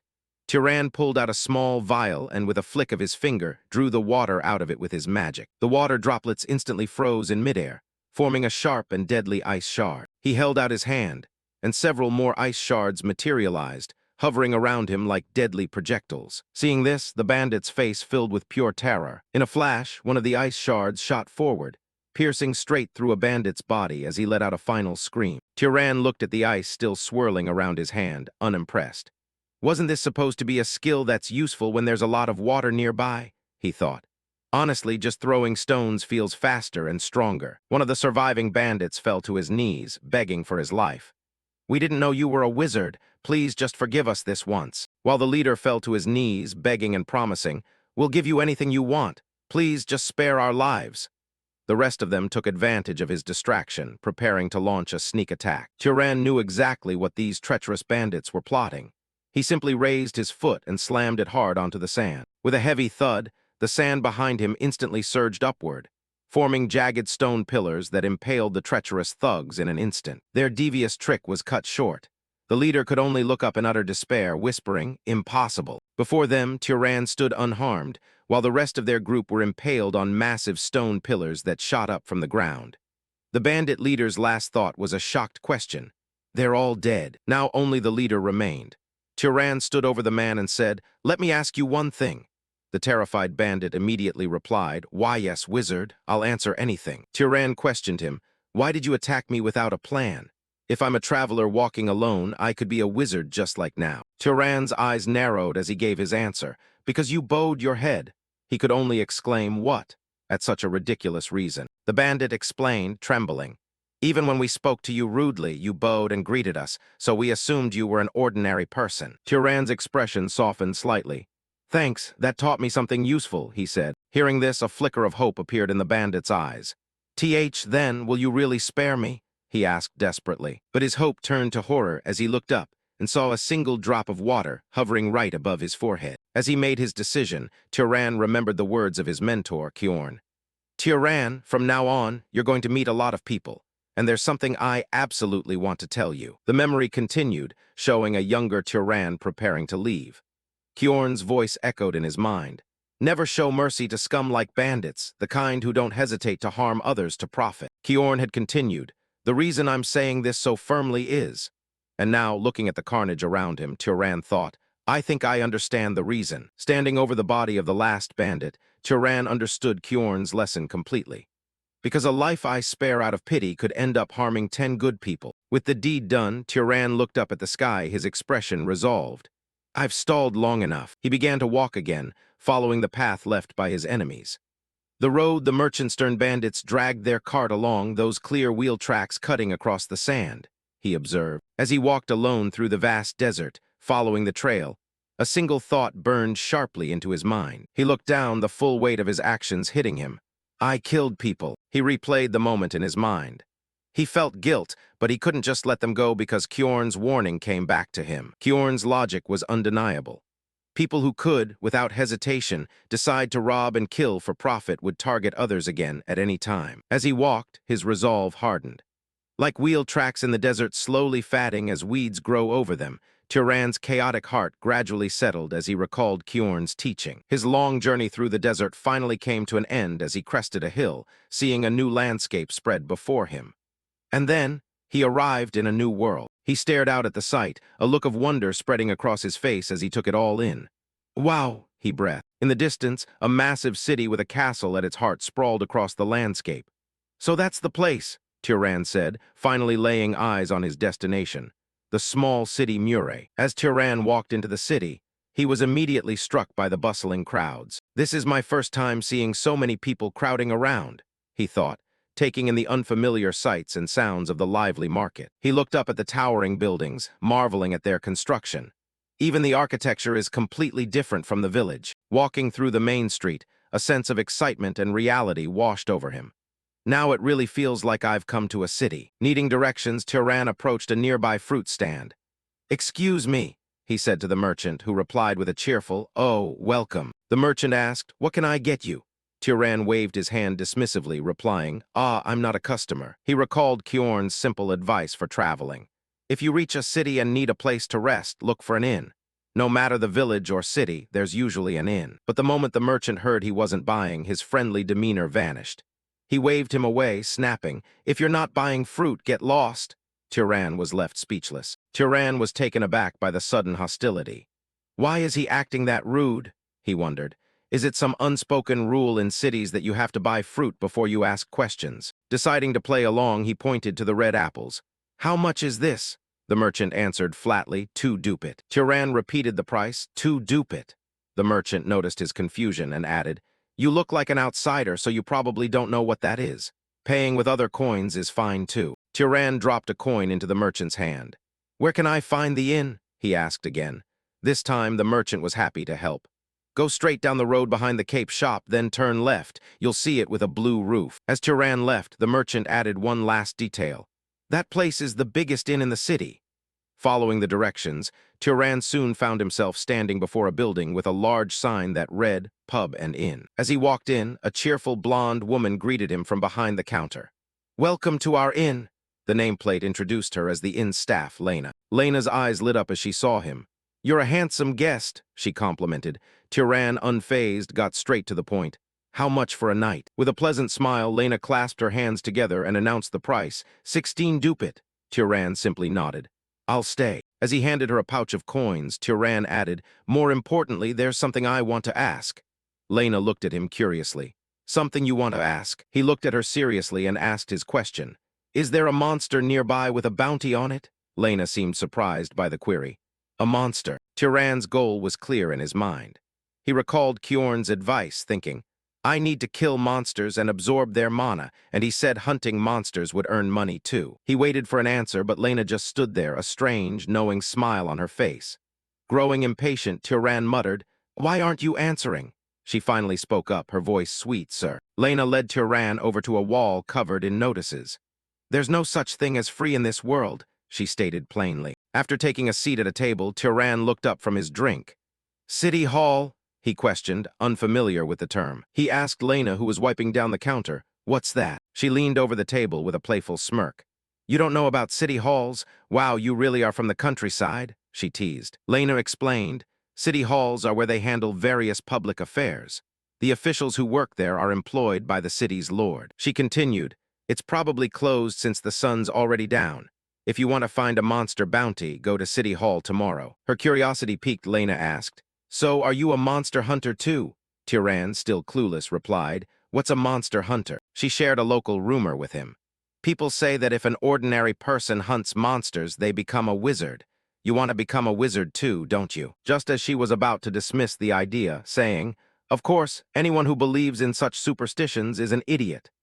A hand suddenly dropped onto his shoulder, and a voice echoed her words with a question. "Superstition, you say?" That booming voice simply barged into the conversation. "It's a real fact that you can become a wizard by killing monsters." A large, muscular man clapped a hand on Turan's shoulder, declaring, "I saw it with my own eyes." The man was introduced as Midden, a monster hunter. Lena was shocked to see him. "Midden, you're alive," she exclaimed from across the room. He laughed heartily, shouting back, "I told you I'm not dying until I become a wizard." Midden gave Turan a friendly but firm pat on the back, saying, "This." Turan, annoyed, brushed his hand off. "Oh, excuse me." Midden apologized with a grin. Turan stood up, his interest piqued. "More importantly, could I hear more about what you just said?" Midden confirmed, "The part where you can become a wizard by killing monsters." Resting her chin on her hand with a bored expression, Lena eavesdropped on Midden's theory. "Wizards get stronger when they hunt monsters. By the same principle, if an ordinary person kills a monster, they can become a wizard." Midden proudly presented his party. "The 4 of us are hunting monsters to become wizards." he declared, his friends cheering in agreement. Yes, yes. Turan looked surprised. Then does that mean someone among you is already a wizard? Midden laughed. No way. In this city there are only the Lord's wizard and 3 under him. Suddenly the conversation shifted toward Turan. But you said you hunt monsters. Midden sized him up from head to toe. If that's the case, your gear is way too shabby. Don't you have a weapon? I do, Turan replied, pulling out a simple leather sling. Midden looked at it. Oh, a sling? Judging by how worn it is, you've used it a lot. Turan confirmed its use. That I have. It's good for firing something about the size of an egg quickly. Midden nodded, a thoughtful look on his face. With that, you could easily hunt rabbit or fox monsters. That seemed to seal the deal for Midden. Actually, we were just saying we wished we had one more shooter, he said with a grin, then made his pitch directly to Turan. Any interest in hunting with us? Turan gave a slight smile and politely declined the offer. No, thank you, though. Later that night, Turan lay in his new room at the inn, thinking to himself, there's no reason I have to hunt together with them. He stared at the ceiling, sighing as he reflected on the day's events. What a chaotic day. He glanced over at his pack, the reality of his journey sinking in. I still can't believe I actually left the village. Raising his hand, he watched the blue glow of his mana dance around his fingers, wondering, what's going to happen from here on? Suddenly, a quiet knock at the door startled him from his thoughts. He sat up alert. Who is it? He called out, but received only silence in return. The silence immediately put him on edge, reminding him of another one of Kjorn's warnings. That's right. Even at an inn, I shouldn't let my guard down. In the memory, Kjorn had told him plainly, a city isn't automatically safe. To which Turan had simply replied, I see. Kjorn had pressed the point one last time. Never let your guard down. And Turan had promised, understood. Back in the present, Turan took the warning to heart, gathering a ball of mana in his hand as he cautiously approached the door. He slowly cracked the door open, peering through the small gap with a guarded expression. His eyes widened in shock at who he saw standing on the other side. It was the innkeeper from downstairs. Elena, he asked, completely surprised. She greeted him with a warm smile. Were you asleep? She stepped inside, explaining, I thought the room might be cold, so I came to keep you warm. Turan could only stare, utterly confused. What? He asked her, what do you mean by that? In response, Lena just gave him a suggestive smile and began to untie the ribbon of her dress. With a sly smile, the inn-maid Lena looked up at Turan and asked, what do you mean by that? Turan stood by the door, his expression unreadable as he replied, it's exactly what it sounds like. Confused, Lena repeated his words back to him. It's exactly what it sounds like. She took a step closer, making her intentions clear. For a small amount of money, I'll do whatever you want. Turan, however, remained unmoved. What if there's nothing I want? Lena moved in closer, touching his chest as she whispered, don't lie. I can tell just by looking at your face. At her words, Turan's face went completely placid, taking on the serene, untroubled expression of a stone Buddha. Lena's confident demeanor instantly vanished, replaced by a look of utter shock and bewilderment. A memory flashed through Turan's mind, an older man, perhaps his master, shouting a desperate warning. Don't do it. He remembered the man's lecture, the bleating of sheep in the background. You always have to be careful with maids and prostitutes in general. Most of them carry sexually transmitted diseases. The memory continued, the man's stern face warning him. We have strong disease resistance, so it's not a problem for us. But if you're careless, you could pass it on when you're with another woman. Don't let desire trap you into doing something you'll regret. Shaking off the memory, Lena stomped down the stairs, clearly frustrated by his rejection. Turan watched her go, thinking to himself, so cities aren't easy to live in either. The fruit shop earlier and now Lena too. He fell back onto his bed, contemplating the nature of the city. To think they put a price on even small bits of information and conversation. Cities really are pretty cold-hearted. Meanwhile, in another room, one of the hunters had a question for his boss. Boss, I've got something I'm curious about. As the group headed upstairs, the young hunter asked, why were you trying to bring that guy along earlier? Honestly, he didn't look like he'd be much help. Thanks to his enhanced hearing as a wizard, Turan caught every single word of their conversation. The leader smirked as he explained, that's right. With a cocky mouth like that, he'll make the perfect bait for monsters. But then, his demeanor softened as he revealed his true intentions. It's because he reminds me of myself when I was young. Hearing he hunts with a weapon like that made me worry. The man, monster hunter Midden, smiled genuinely. If he's at least next to me, I figured he might survive a little longer. His subordinate could only sigh, seriously, you're too good-hearted, boss. Back in Turan's room, As he reflected on that conversation, a faint smile played across his lips while he lay in the dark. Well, his earlier cynicism began to fade, replaced by a newfound warmth. Maybe the city isn't all that cold-hearted after all. The next day, with a new perspective, Turan made his way to a large, official-looking building in the city center, the bounty office. Stepping inside, he was met by a man with a neat mustache sitting behind a desk. The guild official looked up from his paperwork and offered a polite, if tired, greeting. "Greetings. How may I help?" Turan stood before the official's desk and asked directly, "Are you an official?" The man responded with a hint of sarcasm.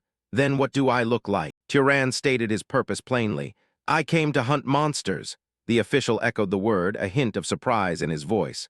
Monsters. His mind flashed back to a conversation with his master, Kjorn. The grizzled man had warned him, "The world won't be kind to you."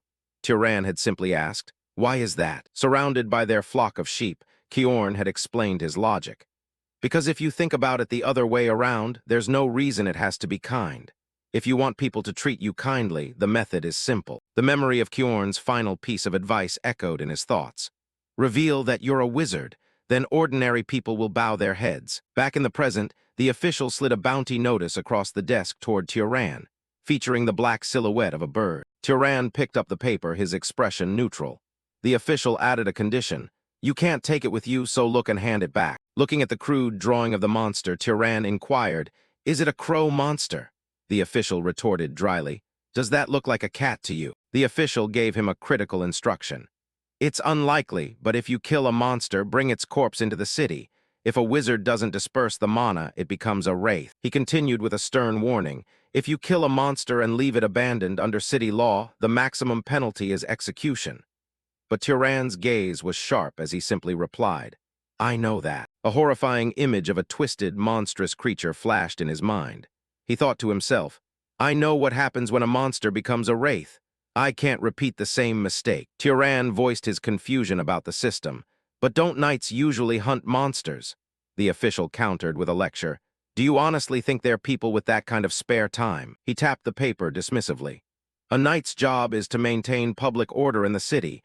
Hunting monsters outside the city, that's for thugs like you to handle," the official finished, not even bothering to look as Turan turned and walked away. The official watched him go, muttering to himself with a sigh. He left. Another corpse is going to pile up outside the city. Out in the wilderness, the fearsome crow monster opened its glowing, lifeless eye. But in the next moment, the creature lay dead. A gaping, bloody hole blasted straight through its chest. Suddenly, back at the office, the guild official looked up, his eyes wide with disbelief. A cold sweat ran down his face as he stammered, "This can't be."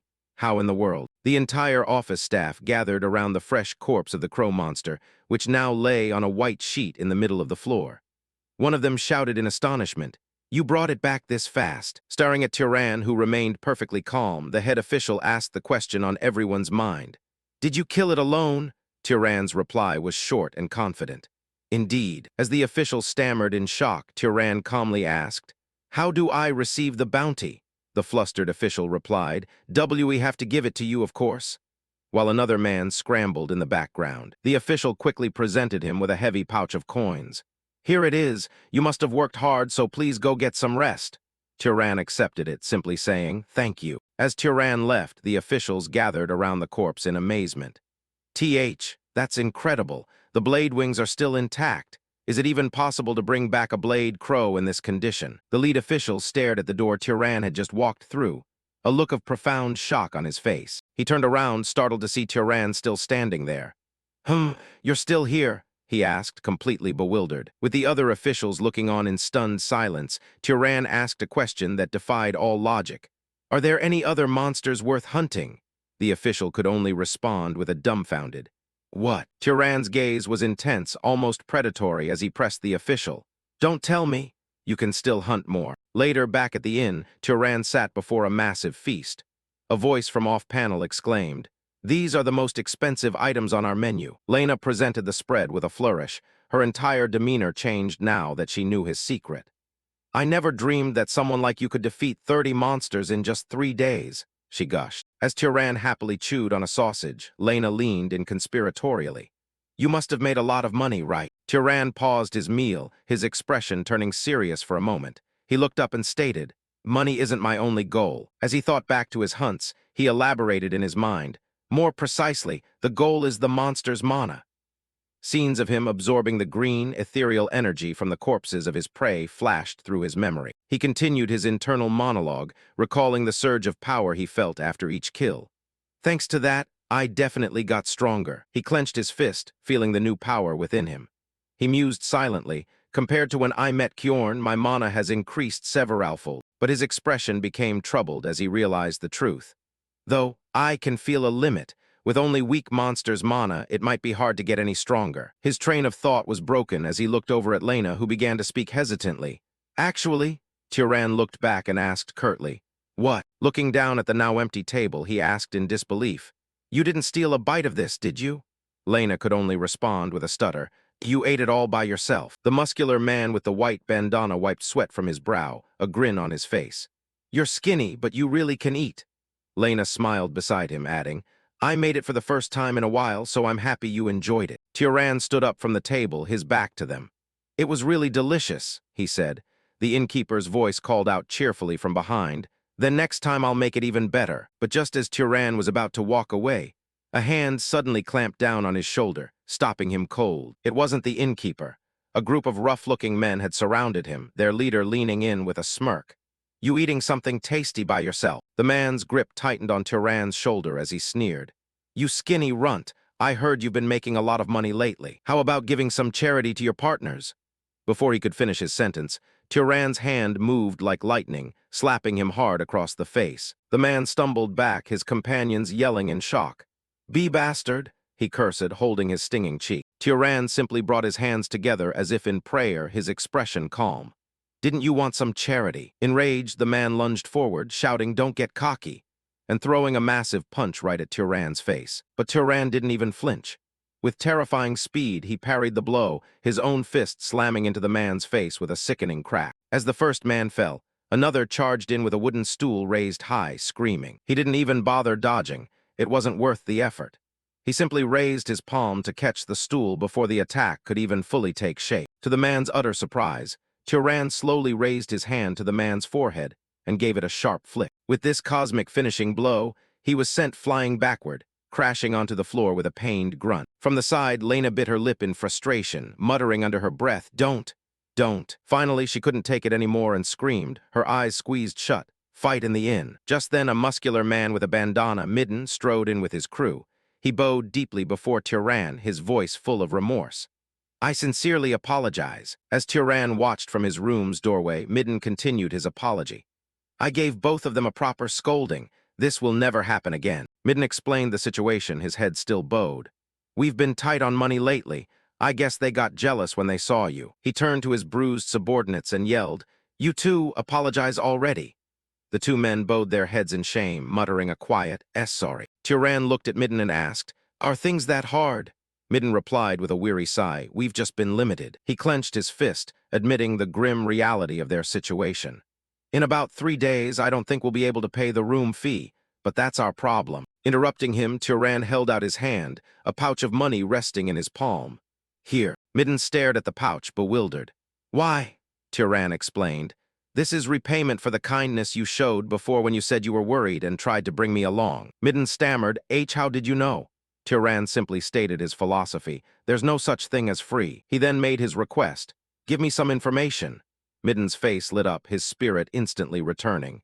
Information is what I'm best at. I'll tell you everything I know. Sometime later, Turan prepared to leave the sprawling city behind him. Standing on a cliff overlooking the forest, he thought to himself, This might be my last hunt in this city. He reflected on his recent exchange. Midden gave me information about the next city, so it's about time I left for there. Remembering their conversation, he smiled faintly. There was a lot more useful information than I expected, and Midden really is a good person. He doesn't feel as seasoned as Kjorn, Turan thought, a warm image of Midden appearing in his mind. But that just makes him purer and kinder. Suddenly his thoughts were cut short. His eyes shot wide open in alarm. He took a sharp breath, a foul metallic scent filling the air. His calm demeanor vanished. This smell, a wave of dread washed over him as he began to run, praying, Please let my hunch be wrong. He shot through the forest like an arrow. As he ran, his hand brushed against a tree trunk. feeling the fresh, deep gouges of massive claws. He finally came to a stop in a clearing, the smell of blood now overwhelming. He stood motionless, his heart pounding. His worst fears were confirmed. A body lay slumped against a tree, soaked in a pool of its own blood. This person, he thought, his voice catching in his throat. He instantly recognized the dead man's face, a cold knot forming in his stomach. Isn't he from Midden's group? Turan's expression darkened, a shadow falling over his face as the grim reality of the situation sank in. The scene was a nightmare. The lifeless, staring eye of a dead hunter, his face caked in blood. A bloody hand lay on the ground, just inches away from a few scattered coins, a tragic testament to their final moments. He knelt down, his hand resting on the mutilated corpse of the kind man he had just shared a drink with. He looked down at the horrifying sight, his voice trembling with shock and grief. What in the world happened? Midden, kneeling in a forest clearing, Turan looks down at the bloodied body of his companion. What in the world happened? Midden? He asks, his expression grim. Suddenly a faint sound drifted from behind. Rah, be-bit. Turan spun around, startled. From behind a tree, one of Midden's men tried again, his voice barely a whisper. Rabbit. With his dying breath, he mustered all his remaining strength to squeeze out a single, cryptic word. Rabbit. Turan repeated it, his voice laced with confusion. A rabbit. The source of the carnage is revealed as a small, furry white creature is seen chewing, its mouth dripping with blood. Turan looks around at the field of bodies, a horrifying realization dawning on him. The word echoes in his mind. Monster. It's no ordinary rabbit. This creature is a demonic beast with razor-sharp ears and glowing red eyes, its innocent appearance hiding a monstrous nature. Turan rises to his feet, turning to confront the unexpected foe. In an instant, the rabbit monster lunges forward, attacking with blinding speed. Turan barely reacts in time, his eyes wide with shock at the creature's velocity. It's fast, he thinks to himself. He dodges just in the nick of time, grimacing as the beast lands where he just stood. He thinks, I almost got hit. Without a moment's hesitation, Turan drew his weapon, his leather sling spinning rapidly in his hand. He tensed his muscles and shifted his weight, firmly anchoring himself for a powerful counterstrike. Turan unleashes a wave of energy from his hand, sending it hurtling towards the distant rabbit. The blast splits into 3 separate projectiles, homing in on the monstrous creature. But the rabbit is too quick, effortlessly swatting away each of the energy blasts with its powerful paws. Turan observes the result of his attack, realizing what he's up against. He notes to himself, this one's used to defending against thrown weapon techniques. The rabbit stomps its foot, kicking up dust as it prepares to charge again. It leaps high into the air, dwarfing Turan as it prepares to crush him from above. The rabbit's glowing red eye reveals a flicker of surprise. Suddenly, Turan is gone. The rabbit lands on empty ground, looking around in confusion. It turns just in time to see Turan reappear behind it. Turan closed the distance in a flash, the blade in his hand glowing with immense power, ready to unleash a devastating strike at point-blank range. His attack lands squarely on the rabbit's face, causing it to screech in pain. K-ki-ki-ki-ki, knowing a single blow wouldn't be fatal, and that a prolonged melee fight was a death trap, Turan leveraged the momentum to kick away from the beast, widening the gap between them. The moment he touched down at a distance, he immediately cast an invisibility spell. The moment he finished vanishing, the monster lunged forward with terrifying speed, slamming directly into the tree trunk right where he had just disappeared. It tore the tree trunk to shreds and began clawing wildly at the empty air. Unable to find the one who had just stabbed it, the beast grew even more enraged and frantic. It began to unleash its primal fury on the surrounding trees, tearing them apart. From a distance, a plume of dust and debris rose into the air, signaling the creature's terrifying rampage. Standing in the middle of the newly formed chaos, the monster let out a final screech of agony and rage, its k-ki-ki-ki-e-yek, echoing through the air. Blood from the earlier stab wound pooled on the ground as the rabbit's paw gave one last, feeble twitch. The once terrifying beast now lies dead, its red eyes staring blankly into nothing. Realizing it was finally over, Turan walked slowly toward the creature's corpse, his body gradually flickering back into existence. He stands over the defeated monster, its lifeless body sprawled out before him. Reaching out his hand, Turan begins to perform a ritual. A powerful green aura flows from the dead rabbit into Turan, enveloping him in its energy. His eyes glowing, Turan is stunned by the amount of power he is absorbing. He thinks, the amount of mana being absorbed is different. It's more than that leopard monster I encountered the first time. As he was lost in the ecstasy of absorbing mana, I can't believe this. A voice suddenly rang out from beside him. Turan turned around to find the man still clinging to life. He had witnessed the entire battle. Looking at him with pure awe, the man stammered, "You're a wizard." Turan confirmed it with a simple, "Yeah."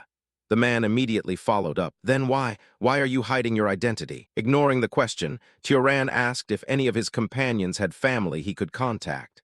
A single tear rolled down the man's face as he replied, "There's no one left." As his life slowly faded away, he remembered his fallen boss and feebly whispered, "Boss." Turan's mind drifted back to a memory of a conversation with Midden. "There's a large city nearby called Orem," Midden said, "and there you'll find a place called the library." In the memory, Turan had asked, "A library?" Midden confirmed, "They say it has thousands of books." Midden had teased him, "The moment I say books, you finally look interested." Turan simply replied, "Do I?" The conversation in his memory continued. "But I heard not just anyone can enter the library," Turan had asked. "Then how do I get in?" Midden had explained the restriction. "Apparently only wizards are allowed in." In the memory, Turan had processed this information, saying, "I see." Back to the present, the echoes of that conversation still rang in Turan's mind. With newfound resolve, he declared, "I've made my decision." Midden asked feebly, "What do you mean by that?" Standing before 3 fresh graves he made for the fallen men, Turan makes a promise. "I'm going to that great city you mentioned, Orem." He says the name one last time, a final farewell to the friend who set him on this new path. Midden. He walks away from the gravesite, offering one last wish for his departed friend. "I hope you're happy there." Turan arrives in a new, larger city, where the locals whisper and stare at his disheveled appearance. He's completely taken aback by the sheer scale of his surroundings. "I'm almost embarrassed that I was shocked by the small city of Murray," he thinks to himself. He has arrived at his destination, the great city of Orem. Approaching the city gates, he joins a long line of people waiting to enter. "I didn't think there'd be this many people trying to enter the city," he muses. He observes the guards meticulously checking each person who enters and wonders, are they screening for wanted criminals? As he gets closer to the entrance, he can't help but be impressed. As expected of a great city, it's got a more established system. Suddenly, a sharp command stops him in his tracks. "Halt!" Turan looks over his shoulder, confused. "Halt!" Turan asks, "What is it?" One of the guards points at him with a look of disdain and says, "No entry." The guard looks him up and down with disgust. "I've never seen clothes that filthy. You should go over there and at least dust yourself off." Having found his way into the city, Turan's eyes are drawn to a magnificent, vine-covered tower that rises high above the other buildings. Standing at its base, he looks up in reverence. So this is the library Midden talked about. He is completely in awe of the structure. It's overwhelming. It must have been built with magic, right? He approaches the front doors, which are flanked by 2 guards. "Excuse me," he says. One of them replies, "Ahem. I'm trying to enter here," Turan explains. The guard responds coolly, "This is a library only wizards can enter." Without missing a beat, Turan declares, "I'm a wizard." The guard is taken aback. "What?" The guard's shock quickly turns to anger. "Do you want to die for impersonating a wizard? I can't believe I'm seeing a lunatic like you. There's no way someone like you is a wizard," the guard says, reaching out to shove him. Turan effortlessly catches the guard's hand, a faint red glow emanating from his own. The guard stops, confused. He recalls something an old acquaintance once told him. Wizards can recognize each other. By sensing the other's mana, they can even tell whether the other person is stronger than them. A sharp, menacing glint flashes in Turan's eye. He unleashes his mana, a terrifying wave of red energy that floods the area around him. The guard immediately drops to his knees, choking under the immense pressure of Turan's power. Gah! As the pressure subsides, the guard collapses. His partner rushes to help him, asking, "Are you all right?" The fallen guard stammers, "I am fine." Lying on the cobblestones, the guard stares up at Turan with newfound terror. He's no ordinary wizard, he realizes. This man is at least noble class or higher. The soldier's arrogance vanished, replaced by pure terror. I am Kenya, a knight of the Volta's family," he stammered, struggling to lift his head to regain his composure and avoid bringing shame to his family name. "May I ask, which house do you belong to, sir?" Turan turns the question back on him. "Do I have to say to enter?" Kenya immediately backpedals. "No." Kenya explains, "To use the library, you need permission from the Master of Voltas." Turan replies, meaning, "I'll contact House Voltas," Kenya offers. Turan agrees.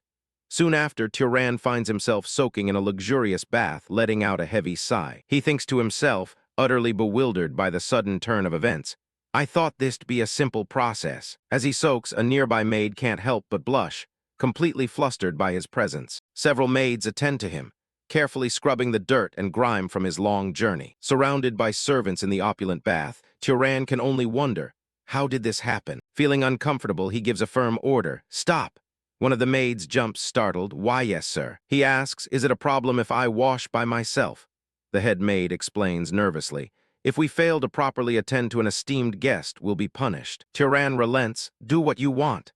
The maids are relieved. Thank you. The scene then shifts, showing the grand estate of House Voltas. Once he's cleaned and dressed, one of the maids stares at him, completely stunned by his transformation.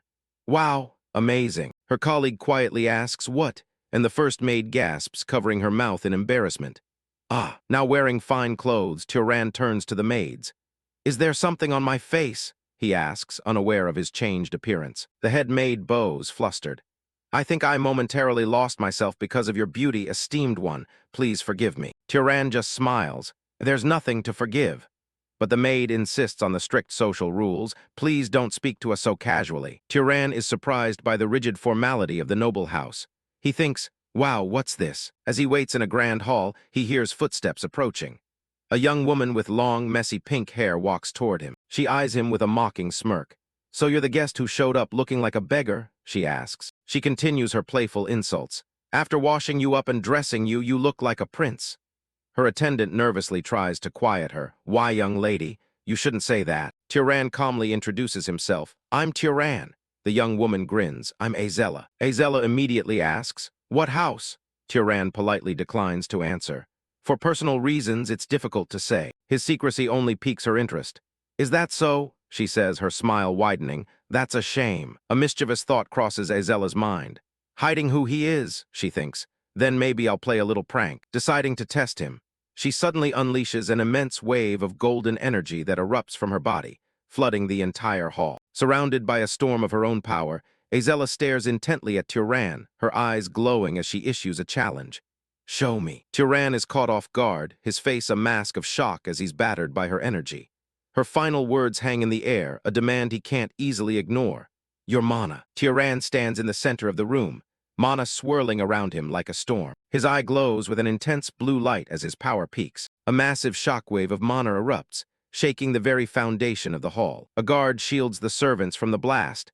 As the light finally begins to fade, the energy dissipates against the ceiling, leaving a faint glow in the air. Turan takes a deep breath, letting his magic settle back down. Nearby, a girl watches him with a satisfied smirk. Azella claps her hands, feeling the crackle of residual energy in the air. She looks Turan over, clearly impressed by the display of raw power. Azella leans in close and playfully asks if he wants to marry her. The two stand alone on the ritual circle, the tension from the magic still lingering. Turan just stares back, completely deadpan and a little overwhelmed. She bursts out laughing, telling him it was just a joke to see his reaction. She mentions that the seat next to her is currently empty, though. Azella heads out with a grin, leaving the guy to be escorted by the maids. Turan watches her leave, his mind racing after that encounter. He stares into space, trying to process everything that just happened. He notices his hand is still trembling from the sheer force of their mana clash. He realizes that her power is easily on par with his, which is a sobering thought. He walks past the Volta's family crest on his way to meet the Lord. Turan finds himself in a massive, sunlight-filled office, standing before Rug Voltas. Rug welcomes him warmly, acknowledging his status as a young noble. Turan confirms his identity and his desire to use the library. Rug warns him that there are no secret power-ups or ancient spells hidden inside. Turan tells him he's fine with that. He's just there for the knowledge. Rug grants him access and tells him to rest up before starting tomorrow. The next day, Turan stands before the Sky Library, a massive tower covered in vines. The guards bow and confirm his entry pass as a guest of the house. The heavy golden doors creak open, revealing the path inside. Turan steps through the threshold and can't help but be amazed. A giant spiral staircase winds up toward a brilliant light at the very top. Shelves upon shelves of books fill the massive, multi-level chamber. He walks into the silent hall, feeling like he's stepped into another world. A small voice greets him, making him look around. A little girl in oversized white robes pops up, introducing herself as the librarian. She says she's been ordered to explain the rules for using this place. Turan is skeptical, wondering if a kid is really the one in charge of all this. The librarian leans right into his personal space, making him feel a bit awkward. He asks if she's actually read all of these, and she says finding what people need is her specialty. She asks what he's in the mood for, maybe romance or some history. She jokes about finding him something erotic, since he's at that age, leaving him speechless. He tells her he just wants to learn the basic common sense of the world. Piles of books are scattered across the floor of the Sky Library. The librarian points Turan toward a specific section, warning him that the older archives might not suit his needs. He takes her advice and picks up a thick volume to begin his research. Turan stares at the cover of his very first book, marveling at the strange runes etched into the leather. He carefully turns the page, eager to see what kind of knowledge is hidden inside. As he starts reading, the complex text immediately draws him in. A small smile creeps onto his face as he realizes just how much there is to learn. This becomes his new routine, spending every single day buried in piles of books. He studies maps to understand the geography of the world and the different races that live in it. He learns about the customs of other wizards and how magical items are manufactured. He even reads up on ancient monsters and powerful relics from the era of the old empire. With every new piece of information, the world starts to feel a lot more vivid to him. Eventually, Rug Voltas calls him into his office, noting how well he's been using the library. The Lord reminds him that granting access was a big favor, separate from his noble treatment. Now it's time to pay it back, and Rug has a specific task for him to handle. A monster has appeared north of Orem and has been attacking travelers on the main road. Rug mentions that 4 knights were already sent to deal with it, but they were all killed and eaten. He explains that a noble needs to step in personally, but his own house is short-staffed at the moment. Turan agrees without a second thought, saying that protecting people is a wizard's responsibility. He suddenly recalled Marvin Voltas's words and wondered why the kingdom's wizards weren't exactly thrilled about getting their hands dirty with stuff like this. The situation is urgent because the monster has been blocking an important trade route for 10 days. Turan realizes Rug had this entire hunt planned before he even arrived in the city. Before long, a small army is assembled and ready to head out into the northern woods. The group marches out of the city gates, leaving the safety of the walls behind. As they walk, Azella stretches her arms, clearly annoyed with her father's request. She thinks it's ridiculous that they have to use a guest to help with a monster hunt. She clarifies that she isn't blaming Turan. She just thinks her father is making a huge fuss. Marvin tries to calm her down, suggesting that calling the Lord fussy is a bit much. She doesn't want to hear it and just tells him to drop the subject. Marvin turns to Turan and introduces himself properly, saying he's looking forward to working together. They eventually reach the outskirts of the forest where the attacks took place. Azella leads the way, wanting to finish the mission and get back to resting. Marvin leans in and asks Turan if he has any interest in his older sister. When Turan says no, Marvin looks completely relieved. Suddenly, the scouts at the front of the group call for everyone to stop. They've come across a merchant wagon that has been completely smashed to pieces. The knights look over the wreckage, trying to figure out what kind of beast could do this. Turan notices something on a broken piece of wood and leans in for a closer look. There's a massive handprint pressed into the timber, showing the creature's immense strength. He tells the group that they're looking for a monkey. Azella looks skeptical, wondering how a monkey could cause this much destruction. Turan explains that it retreated into the forest after the attack,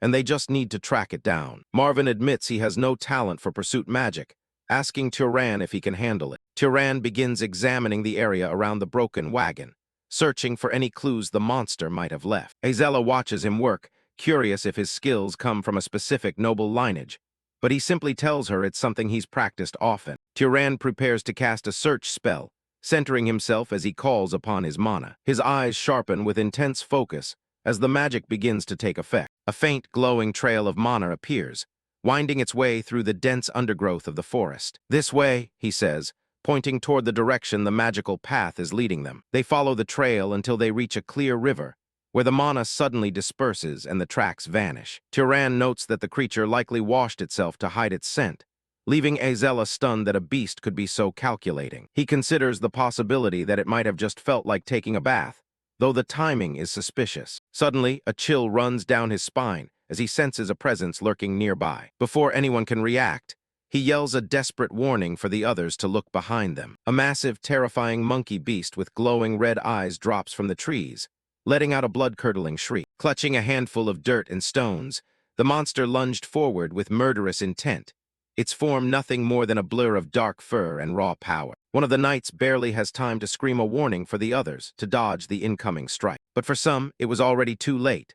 The monster swung its arms and hurled handfuls of stones from its massive palms, shredding through the ranks with devastating power and leaving a trail of blood and mangled corpses in its wake. Turan doesn't waste a second, leaping forward to intervene before more of the group is slaughtered. His expression is grim as he realizes just how dangerous this creature truly is. One of the knights collapses, his face pale and covered in blood from the monster's brutal assault. Azella and her younger brother stood tall behind a meat shield made from a fallen subordinate, their noble eyes radiating a chilling, terrifying coldness. She tossed the corpse behind her like a piece of literal trash. Turan recalled his mother's teachings, realizing she was right about the true nature of those who hold power in this world. Steeling herself, Azella bellows a command for the remaining knights to launch a counterattack. Charging right over the corpses of their comrades, the group lunged head-on at the massive monster with spears and swords in hand. But their opponent was a cunning beast. It let out a mocking shriek as it retreated, its powerful limbs carrying it away with ease. Witnessing this, our protagonist simply pulled out a sling and loaded a round into the pouch. He paid no mind to the noble siblings and the knights struggling to keep up, helplessly outmatched by the monster's superior agility as it faded into the thick foliage. Azella watches in despair, realizing they are about to lose their target and the chance to end its terror. Just as the beast is about to escape, a brilliant streak of light cuts through the canopy. A massive streak of magical energy surged from behind, streaking past the pursuing crowd and illuminating the entire forest. The magic-infused stone from the sling tore straight through the beast, leaving it screaming in agony as it was crushed by the overwhelming pressure of the spell. Marvin and Azella can only stare in absolute silence at the sheer magnitude of the power being displayed. Standing calmly in the far distance, Turan slowly lowered his hand, his sling still spinning rapidly in his grip. He looks on with a steady gaze, having ended the chase with a single, devastating move. The mutant monkey let out a roar as it struggled to crawl back up to escape, realizing that it had finally met its match. Azella isn't about to give it a second chance, shouting for the beast to die as she channels her magic. A massive serpent of flame erupts from the knight's hand, coiling through the air toward its target. The fire snake lunges forward, its jaws wide open as it prepares to swallow the mutant whole. A massive explosion rocks the clearing, turning the monster into a pillar of fire. Turan watches the spectacle, recognizing the legendary bloodline ability of the Volta's family. With the fight finally over, Marvin and the others take a moment to catch their breath. The pink-haired knight admits she actually got a bit of a chill when that rock came flying at them. Marvin asks if she was scared, but Azella just tells him to shut it, reminding him that he's the one who screamed. The rest of the squad is in rough shape, with one guy pretty sure his arm is snapped. Others are dealing with nasty head wounds, while trying to patch each other up with whatever medicine they have. Turan surveys the damage, relieved that despite the mess, everyone managed to survive. He can't help but think that even for a surprise attack, they could have avoided these kinds of injuries. The young wizard looks at his companions, realizing how different nobles really are. He watches the knights bicker, thinking about how they're physically tougher than commoners yet still use others as shields. Marvin notices him stirring and asks what's on his mind. Turan just brushes it off, claiming it's nothing important. Azella cuts in, inviting him to come over and start absorbing the mana from the kill. They gather around the massive carcass of the mutant monkey to claim their reward. Turan reaches out, feeling the green energy flow as he begins to take in the mana. He notes that just like the books mentioned, sharing the mana doesn't seem to weaken the quality of the boost. Pretty soon, both Azella and Marvin have to stop, having hit their current growth limits. Marvin finally realizes why his father insisted on bringing Turan along for this trip. He's stunned to see Turan still absorbing mana, his capacity far exceeding anything they expected. With the job done, the group begins the trek back to the academy under the setting sun. Marvin gives credit where it's due,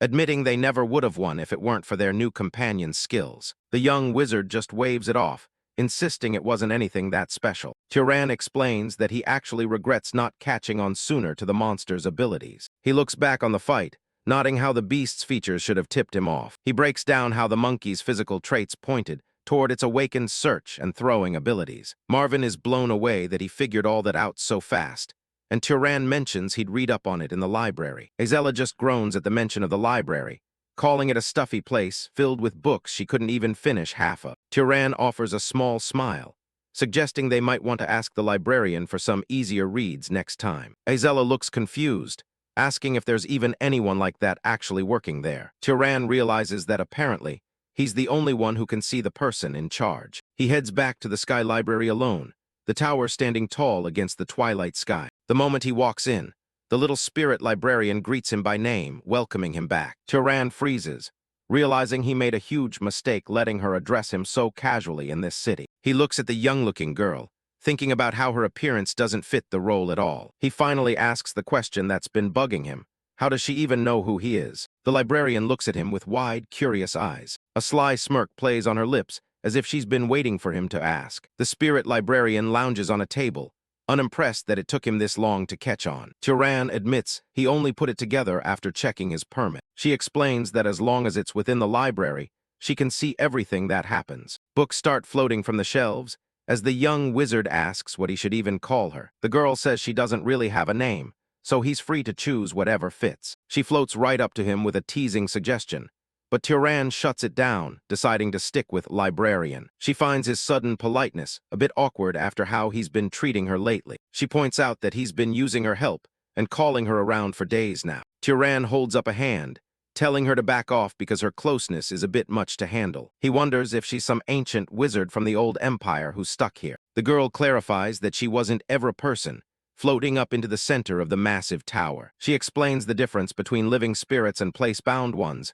In short, she is the library. Her current human shape is just for show, apparently reflecting whatever form the user prefers. Turan tells her to stop making things up as she circles around him. The boy looks skeptical, not quite buying her explanation. He accidentally touches her, and she jumps back, complaining that it feels weird. Turan awkwardly stands his ground as she floats away. Turan offered an apology for his curious touching, while the librarian's spirit mentioned how annoying it was that she couldn't simply kick intruders out of the building. She wishes she could punish everyone who treats the books like trash. Turan realizes that the Volta's family must be completely oblivious to her presence. She confirms it, saying that until he showed up, no one had the right stuff to even see her. Apparently, her creator made it so only those with a high-level bloodline could perceive her existence. Turan asks what she means by type, and she explains it's the wizard term for bloodline. He tries to get more details about his own roots, but she tells him he should have just asked his parents. The young wizard admits that he's an orphan and has no one left to ask. The librarian offers to check for him, though she says she'll need to examine his body to be sure. Turan is immediately weirded out by the phrasing, wondering what exactly she's planning. She giggled and floated closer. Seeing that look on her face, he shivered and asked if this was really how things were supposed to go. Suddenly, her hand plunges straight into his chest, making the boy let out a terrified yell. She cheerfully declares that they're now connected, while Turan tells her to stop saying creepy things. He's surprised to find that despite how it looked, it doesn't actually hurt at all. She identifies the big chunks of his lineage as being from the pursuer and hunter lines. Suddenly, her eye widens as she realizes there's something else hidden deep inside him. Turan is stunned to hear that his bloodline is a complex mix. She explains that he's the product of two very different families. The librarian admits she doesn't know what the third part is yet, as it's still locked away. She reassures him that locked bloodlines aren't that rare, and will likely open up as he gets stronger. Turan looks down, thinking about his mother and the secrets she might have kept. He remembers her being far too educated and well-spoken to be a simple commoner. Looking back at a memory of her, he wonders if she was actually a descendant of a noble family. The wizard thanks the spirit for the info,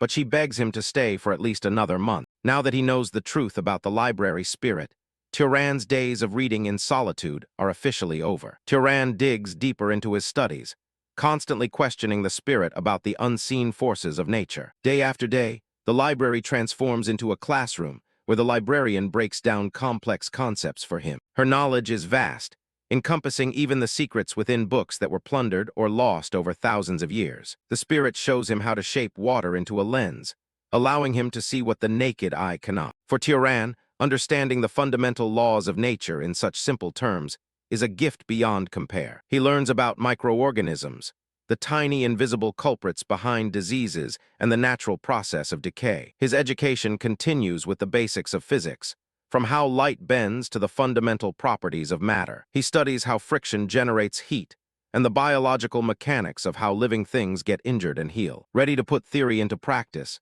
Turan decides to start his magical experiments with the principle of decay. He focuses his mana on a fresh apple, visualizing the germs he learned about. In an instant, the fruit withers and rots under his touch, proving his new understanding of the world. He's amazed that simply knowing the underlying principles allows him to achieve massive results with very little mana. Changing how he perceives the world has sharpened his magical intuition to a whole new level. Turan muses that powerful noble houses likely keep this kind of scientific knowledge secret to maintain their dominance. The spirit listens as he concludes that monopolizing information is the reason the general level of magic has declined over time. Eventually, the time comes for Turan to leave the tower and continue his journey. The librarian is shocked, but Turan explains that the Volta's family has been dropping hints that his stay is over. Heartbroken, she bursts into tears and begs him to take her along on his adventures. She wails on the floor, clinging to his boots in a desperate attempt to stop him from leaving her alone again. He asked if she could even survive out there, while the girl turned around and promised she would take much better care of him if he just stayed in the tower. Turan gives her a flat, unimpressed refusal, knowing he can't stay cooped up forever. The spirit huffs, annoyed that he won't give her the satisfaction of a sentimental goodbye. She tells him to go seek the god's legacy and maybe find a spirit out there who actually knows more than she does. Turan reaches the exit, promising he'll drop by to visit from time to time. She turns her back to him, acting like she doesn't care whether he comes back or not. The young wizard gives her a soft, appreciative smile before heading out the door. He reassures her that he'll be back eventually, since there are still countless books he hasn't finished reading. Under a bright, clear sky, the next chapter of his life begins. With his gear packed, Turan leaves the safety of the Volta's estate behind. Guided by a map from the library, he sets his sights on the Emerald Desert, east of Aurum. He starts the long trek toward the Zahar family's territory, leaving his old life in the dust. Turan looks forward with a determined expression, ready to find the truth about his parents and his heritage. Turan's destination is Zahar. He's determined to find clues about his parents. He knows the clues won't just vanish after 18 years, so there's no need to rush. Settling down by a campfire, he takes a moment to rest as the day fades. Continuing his journey, Turan walks past the grim remains of creatures littering the path. A sudden sound in the distance makes him stop in his track. A horse's frantic neighing echoes through the dense woods. Turan creeps through the undergrowth to get a better look at what's happening. He spots a red horse charging forward, with a young man named Aziz lying unconscious on the ground behind it. The horse has a saddle, and it's clear it's not a wild animal. Tilly is trying to protect her master. The enemies are frustrated that a mere beast is giving them so much trouble. Turan's eyes widen as he realizes who the attackers are. They're dark elves, and they don't look like they're here for a friendly chat. One of the elves raises his hands, summoning a sickly purple energy. A dark, bubbling sludge begins to seep from the ground beneath them. Turan recognizes the dark magic immediately. This is necromancy. He hesitates for a second, wondering if he should jump in, especially since he doesn't know who started the fight. But then he sees something that makes his stomach turn. One of the dark elves is casually biting into the flesh of a fallen knight. They're talking about their meal like it's nothing, even arguing over who gets what. Disgusted by the cannibalism, Turan decides he's seen enough. He activates his concealment skill and vanishes from sight. The elves are too busy complaining about how hairy their victims are to notice anything is wrong. Suddenly, a beam of energy tears right through one of them. The survivor looks around in shock as his partner is taken out in an instant. Panicking, the surviving elf calls upon more shadows from the earth. His eyes glow with malice as he prepares to hunt down his unseen attacker. He summons a pack of spirit beasts, ordered to gather around and find the intruder. A projectile whistles through the air, aimed right at the remaining elf. One of his summoned beasts takes the hit instead, shattering under the force. The dark elf screams for the bastard to show himself. A massive wave of mana slams into the ground, kicking up dust and debris. The elf is shocked that anyone would dare use concealment against him. He sends a spirit wolf to sniff out Turan's location. A bright golden light begins to swirl around the area, disrupting the dark magic. Turan watches from the shadows, a confident smirk playing on his lips. The elf finally catches a glimpse of his opponent. "Found you," the elf shouts, ready to tear the demon apart. He orders his beasts to charge and kill Turan where he stands. Turan doesn't flinch, his hand already glowing with intense heat. He channels his mana, molding it into a swirling vortex of flames. He unleashes a massive fire blast that lights up the entire forest. His attack swallowed the spirit beasts, but the spirit bull was far too powerful. It continued to thunder forward. Turan is sent flying back from the force of the beast's assault. He manages to land, thinking it's a good thing he already thinned out their numbers. But he doesn't have a second to breathe before the next attack comes. A spirit wolf sinks its teeth deep into his arm, drawing blood. Turan doesn't hesitate, delivering a powerful kick to knock the beast away. He barely has time to react, as a much larger shadow looms over him. The massive spirit bull charges with enough force to shatter stone. The impact is brutal, sending Turan tumbling backward through the brush. He hits the ground hard, coughing up blood as his vision blurs. The spirit beasts close in, towering over the fallen wizard. The dark elf laughs, mocking Turan for daring to kill one of his kind. Out of nowhere, Tilly charges in and delivers a heavy kick straight to the elf's head. The red horse doesn't stop there, stomping on the necromancer as he tries to scramble away. Without their master's focus, the spirit beasts falter, their forms flickering. Tilly continues her relentless assault, giving her master's savior a much-needed opening. The dark elf is furious, humiliated by a mere animal and swearing to end Turan's life. But a sudden, blinding streak of mana cuts through the air. The beam pierces the elf, ending his threats in a spray of purple blood. His lifeless body collapses as the last of his dark mana dissipates. With the necromancer dead, his spirit summons vanish back into the shadows. Turan lets out a long, shaky breath, the adrenaline finally starting to fade. His body hits its limit, and he drops to his knees in the dirt. For a moment, he honestly thinks he might not make it out of this forest alive. A red nose nudges his head, snapping him back to reality. Tilly stands over him, her presence strangely comforting in the dark woods. Turan manages a weak smile, petting the horse and thanking her for the assist. Nearby, the young man who was caught in the crossfire finally starts to stir. Time passes, and the full moon hangs high over the quiet forest canopy. Aziz wakes up with a start, screaming as the memories of the attack flood back. He finds himself at a campfire, watching a stranger calmly cooking a meal. Turan notices he's awake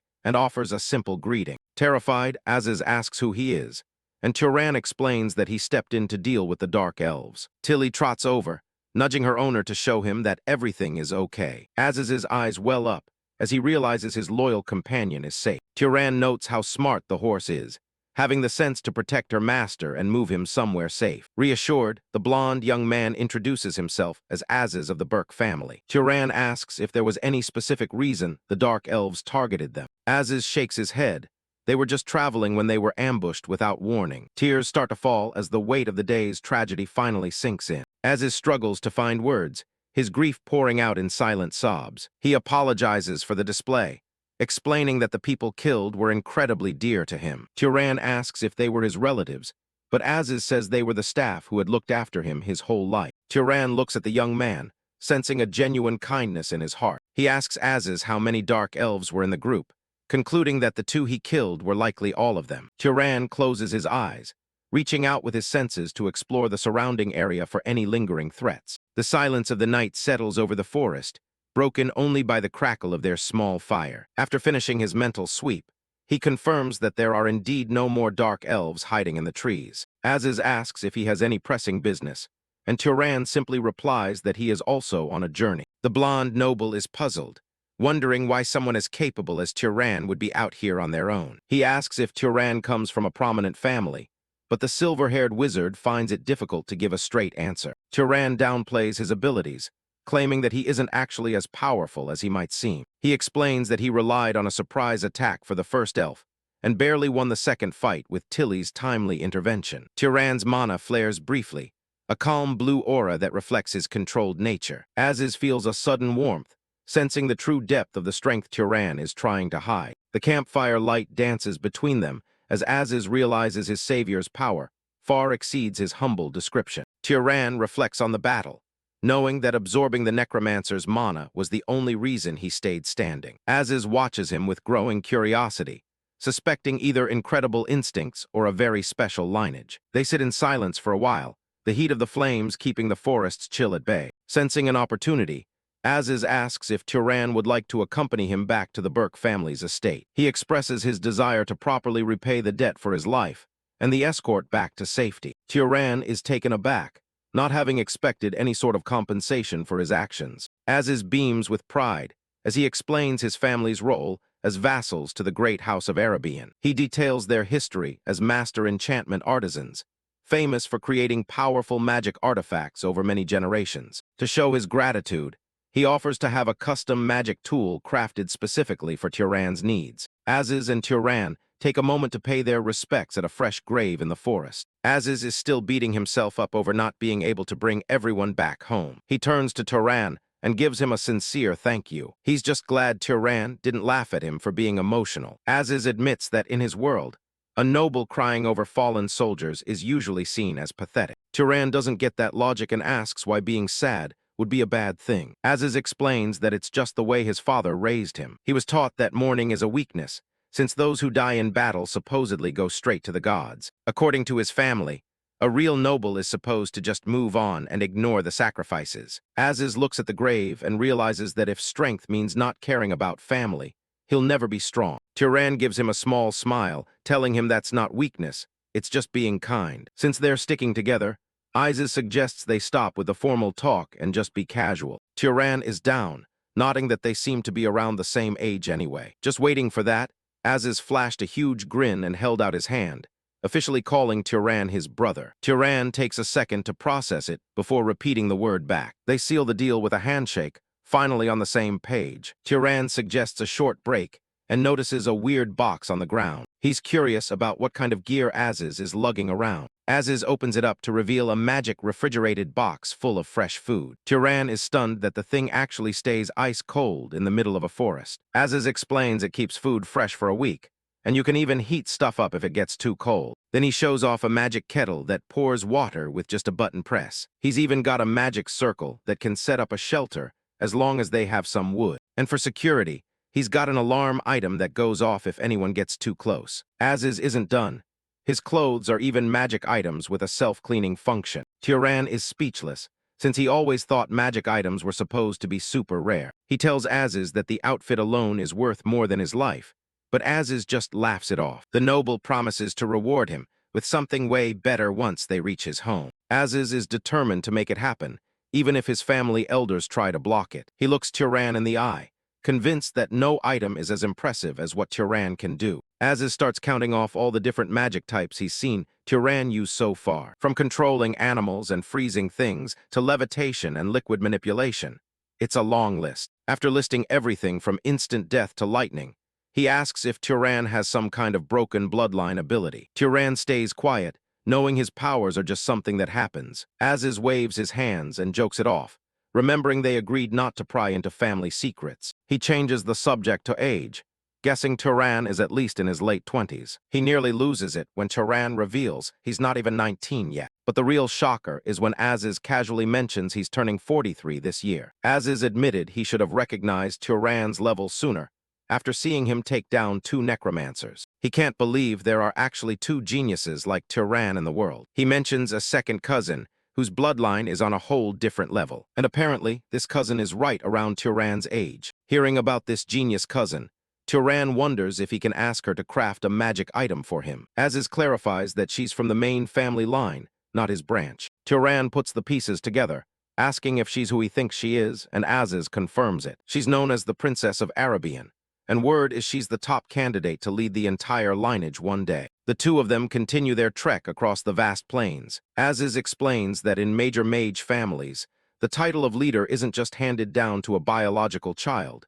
You have to earn it. Since there are dozens of talented relatives in every generation, someone stronger than the heir is bound to pop up. But among all the patriarch's children, Mesa was born with a talent that overshadowed everyone else. In just 10 years, she's already mastered her family's unique magic and every combat style imaginable. Even though she's only 21, her raw power is already on par with the family's most senior members. She even inherited their great uncle's massive mana pool when he passed, leaving the rest of the family with just the leftovers. Turan realizes there's a good reason these great lineages stay at the top of the food chain. Aziz points toward the horizon, announcing that they've finally made it. Turan looks up, getting his first glimpse of the destination. They step through the rustling tall grass at the edge of the territory. This is the plains of Dakin, the very heart of Arabian territory. Tucked away inside is Zabalin, the massive castle and stronghold of the Burke family. As they approach the gates, a woman rushes out in a panic, calling out for her son. Aziz runs to meet her,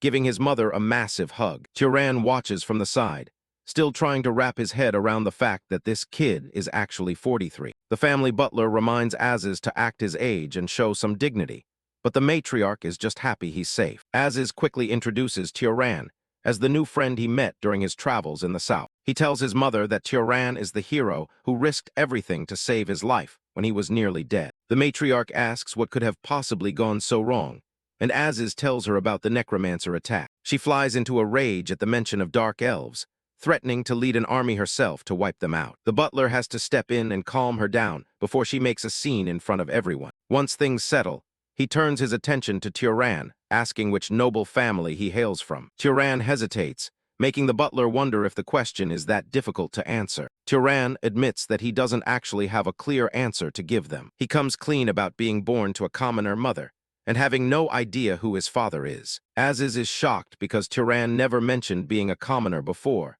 but Turan doesn't see it as a point of pride. The matriarch's tone shifts instantly as she acknowledges that he's just a nameless commoner. She promises to reward him fairly for saving her son, since he's the family's greatest treasure. However, she refuses to let him stay in the mansion, offering to put him up in a city inn instead. Aziz is horrified that his mother would treat his savior like this, but she isn't budging. She explains that with a high-profile guest currently staying with them, they can't risk letting an unknown stranger inside. She asks Aziz to just understand the situation, while Turan takes the rejection in stride. Suddenly, a voice from the shadows tells the matriarch that she doesn't need to go that far on her account. The newcomer argues that anyone who saved Aziz probably isn't planning an assassination. A tall silhouette appears at the end of the hall, catching everyone's attention. It's Mesa herself, standing tall in a long black dress and radiating an intense pressure. Aziz is surprised to see her, asking what she's doing out of her room so suddenly. Turan stares at Mesa, processing that this pale, ghostly woman is the famed princess of Arabian. She looks far more like a walking corpse than a royal figure,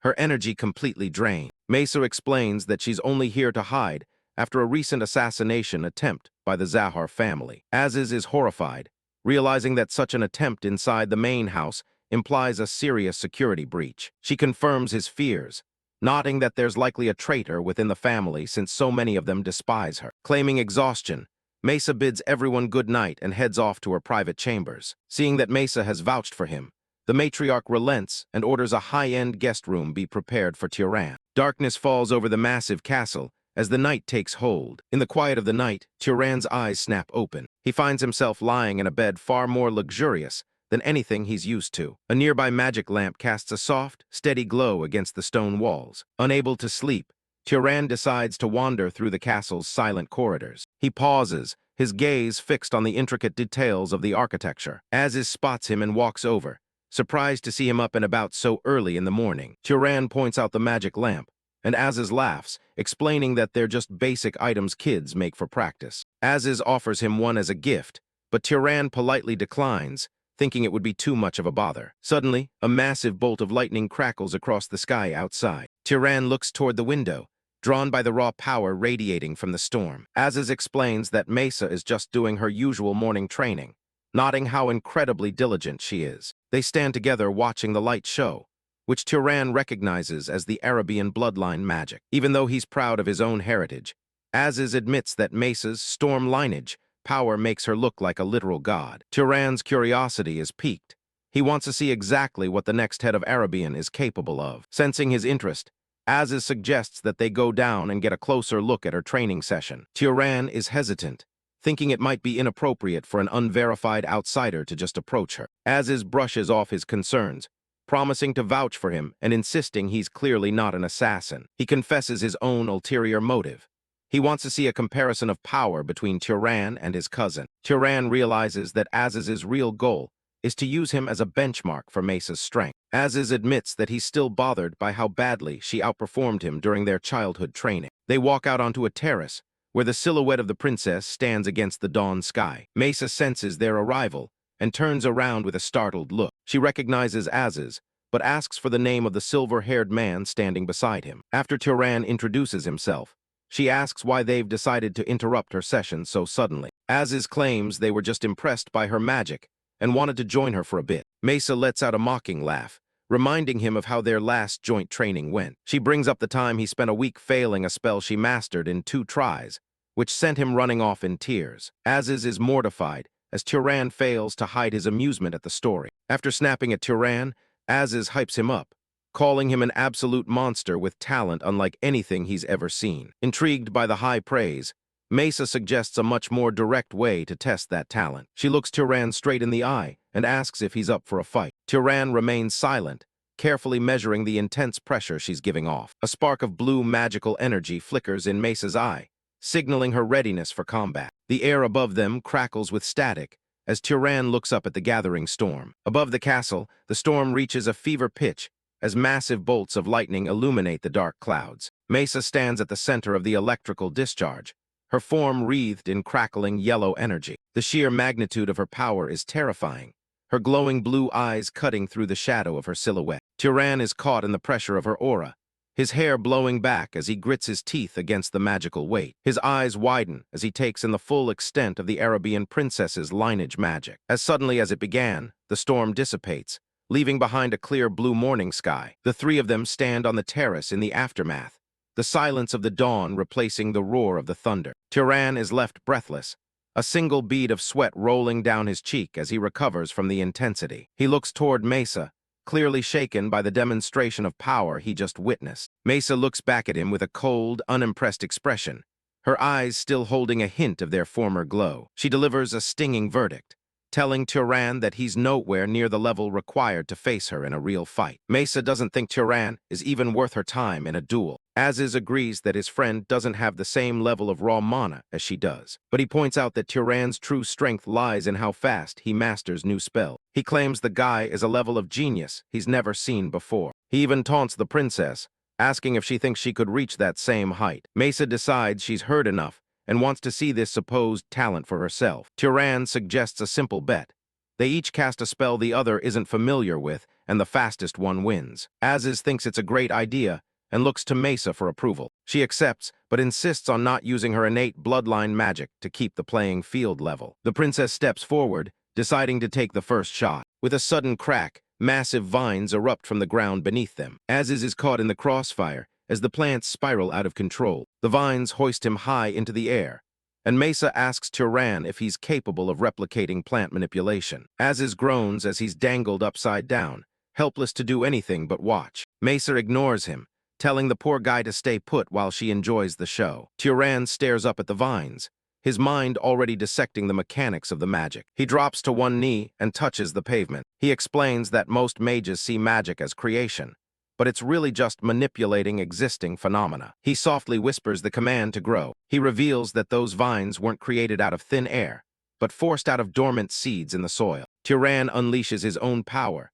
causing a massive cluster of vines to surge upward in an instant. The princess is left speechless by his speed and precision. Aziz can't believe his eyes as Turan executes a high-level spell with zero effort. Mesa realizes he didn't just copy her. He completely understood the logic behind the magic. Turan casually mentions that it was actually his first time trying that specific spell. Mesa has to admit that for once, Aziz wasn't exaggerating about his friend's potential. She concedes the point and tells Turan it's time for him to propose his own challenge. Turan pauses, knowing he has to be careful not to reveal his true identity with Zahar magic. He catches a glimpse of something moving in the nearby shrubbery. He reaches deep into the bushes with a calm expression. Something small and fast is rustling around in the shadows of the garden. A rat scurries out, only to be cornered by the wizard. Mesa looks disappointed, wondering if his big trick is just simple animal control. Turan picks up the rodent, explaining that the creature is merely the ingredient he needs. His gaze turns cold as his eyes flare with a chilling blue light. A dark energy begins to coil around the rat like smoke as Turan focuses his mana. In a flash, the rat is consumed by decay, leaving nothing but a dried-up husk. The color drains from Mesa's face as she witnesses the gruesome display. Turan holds out the rotted remains, simply stating that he's finished. Mesa hides her unease and tells him she's ready for her turn. She gives a small gesture with her hand, calling up her own mana. She locks onto another rat, determined to match his disturbing feat. A small rat frantically tries to escape across the stone floor. Mesa grabs the rodent, a golden aura of mana beginning to envelop her hand. The animal screeches in terror as the magical energy intensifies. Mesa grits her teeth, wondering how Turan could perform such complex magic so effortlessly. Ashies, a young man with messy blonde hair, watches with disgust as Turan explains that the gruesome spell was just the first thing that came to mind. Turan observes the princess closely, suspecting that even the great Arabian family might be unfamiliar with the true nature of causality. Ashies suggests they call it a day and give the victory to Turan, since she's clearly having a hard time. Mesa snaps at him to shut up, her pride refusing to let her give in so easily. She knows that the causality factor is an extremely complex element to master in any spell. She focuses all her will,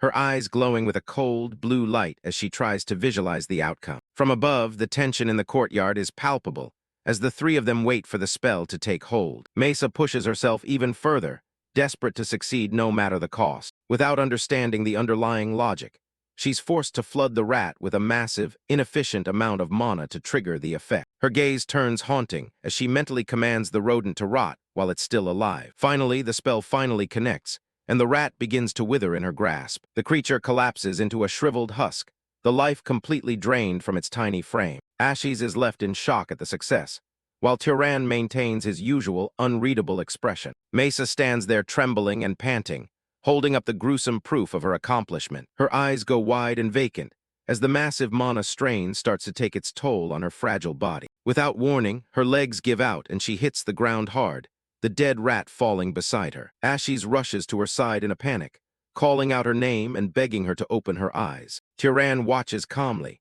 nodding that mana depletion alone shouldn't cause someone to lose consciousness like this. He looks down at the fragile girl, sensing that her condition is far more serious than just simple exhaustion. A sudden realization hits him as he analyzes the state of her remaining energy. He notices how thin and frail her hand is, realizing her mana wasn't just for magic. It was the only thing keeping her body functional. Turan frantically asked if there were any healing mages nearby who could save her. Turan picks her up and takes charge, ordering Ashes to fetch water, salt, and find the adults to meet them at her room. As he carries her, he's struck by how light she is, realizing the mana she used just to stand has been completely exhausted. He makes his way toward the main building, leaving the courtyard behind. Sometime later, Mesa begins to stir in her bed, let out a faint groan of pain. An older woman in a simple tunic hovers over her, frantic with worry about her well-being. Mesa finds herself back in her bedroom, where the woman explains that Ashes reported her fainting during magic training. The princess remains silent, staring blankly as she processes the failure of her own body. The woman asks if the stranger did anything to hurt her during their session. Mesa immediately defends Turan, insisting that the fault lies entirely with her own mistake. She tells everyone to get out, her head throbbing from the aftereffects of the mana burn. The woman places a tray on the bedside table, hopping to coax her into eating. She reminds Mesa that she can't just rely on magic to sustain herself and needs real food for her health. With a heavy, worried sigh, the woman prepares to leave the girl to her thoughts. Mesa softly thanks the auntie as she watches her walk toward the door. Left alone, she looks down at the tray, her expression uncharacteristically vulnerable. She sits in the quiet room with her meal, the weight of her family's expectations and her own weakness clearly pressing down on her. Mesa takes the bowl of soup from her caretaker, her expression still distant and weary. She eats slowly, the simple task of holding the spoon seeming to take all the strength she has left. Every sip is a struggle, as she tries to focus on something other than her own exhaustion. Suddenly, her eyes widen in fear as a dark memory, or vision, begins to bleed into her consciousness. Ghastly, blood-streaked figures from her past reach out to her, pleading for salvation and speaking of their unbearable pain. The bowl slips from her hand and shatters on the floor as she retches, the horrific images overwhelming her senses. She grips the bedsheets with a trembling hand,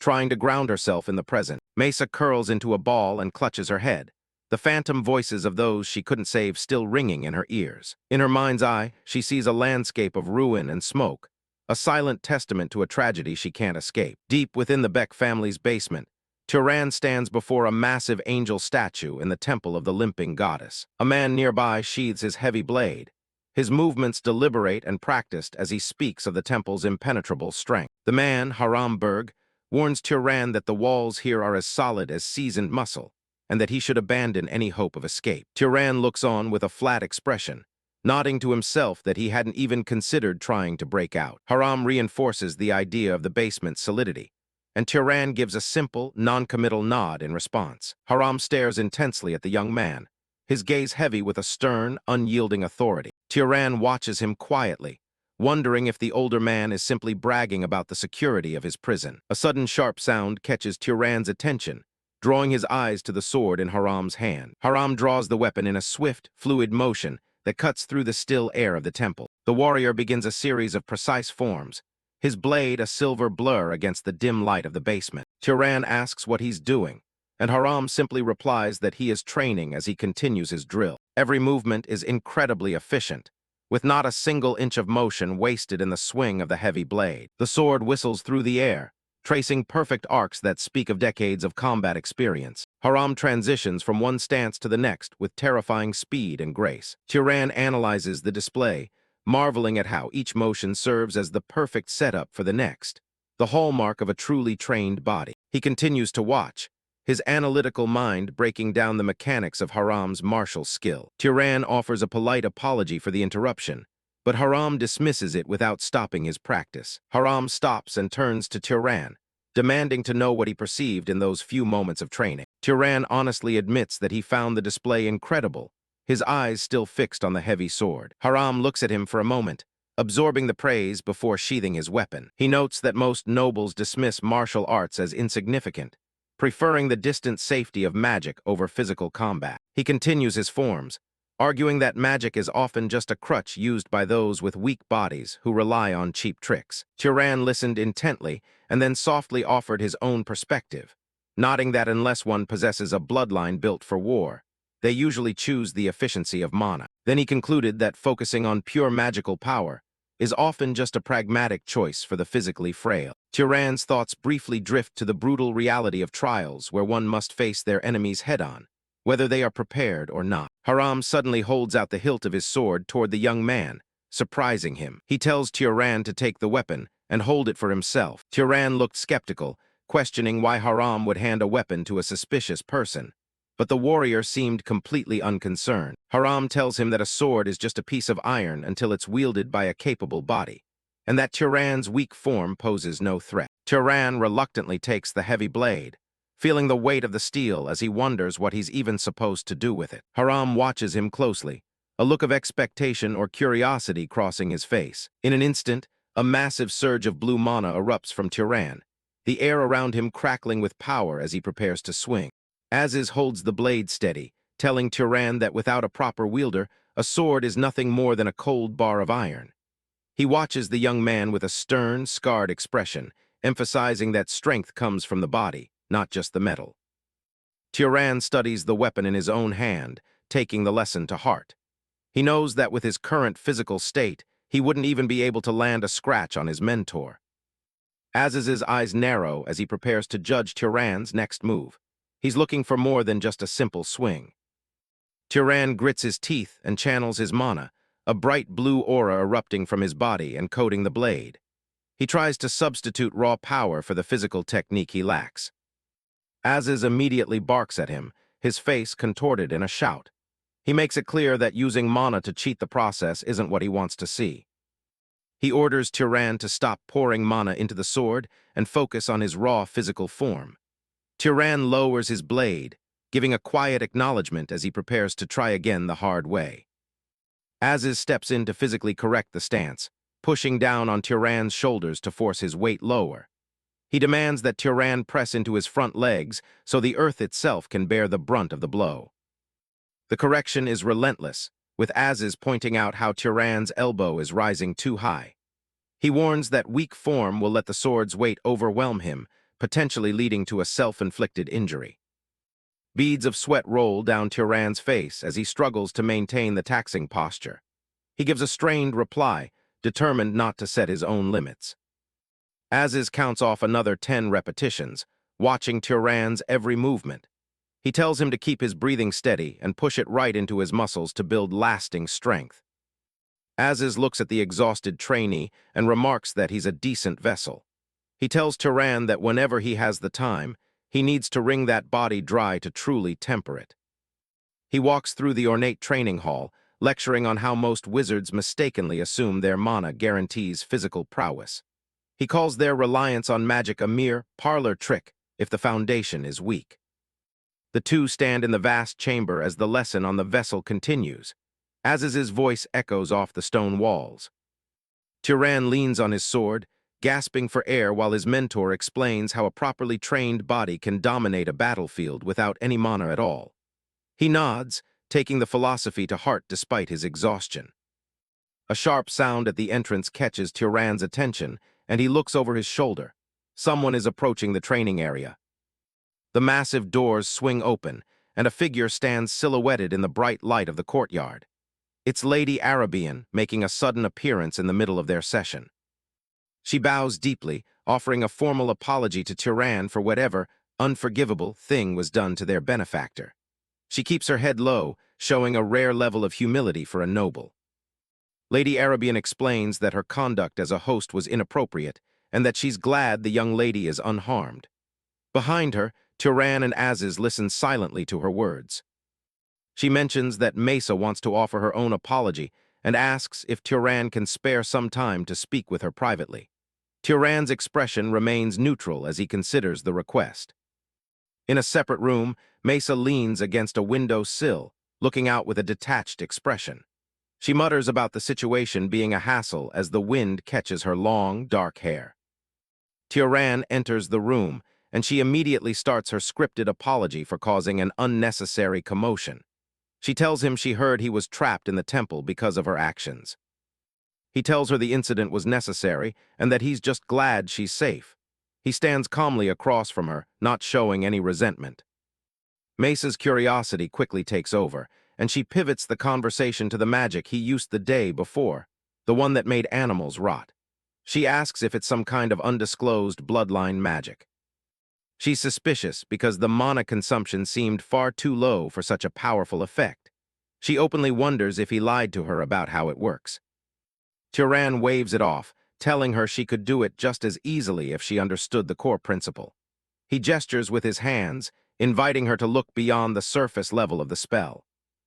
Mesa, assuming he's holding out for a price, muttering that he won't teach it for free. She stands with her back to him, clearly weighing her options. She points out that without revealing the method, there's no proof it isn't just hidden bloodline magic. She looks over her shoulder, trying to catch his reaction. Turan gives a light shrug and says he doesn't really care whether he wins the argument or not. His indifference seems to bother her. That answer hits a nerve, and she snaps at him, demanding to know how she's supposed to look if things just end like this. She wants a clear resolution to their rivalry. She offers a deal. If he tells her the secret of that magic, she'll teach him one of the Arabian family's secret arts in return. It's a significant trade for a noble house.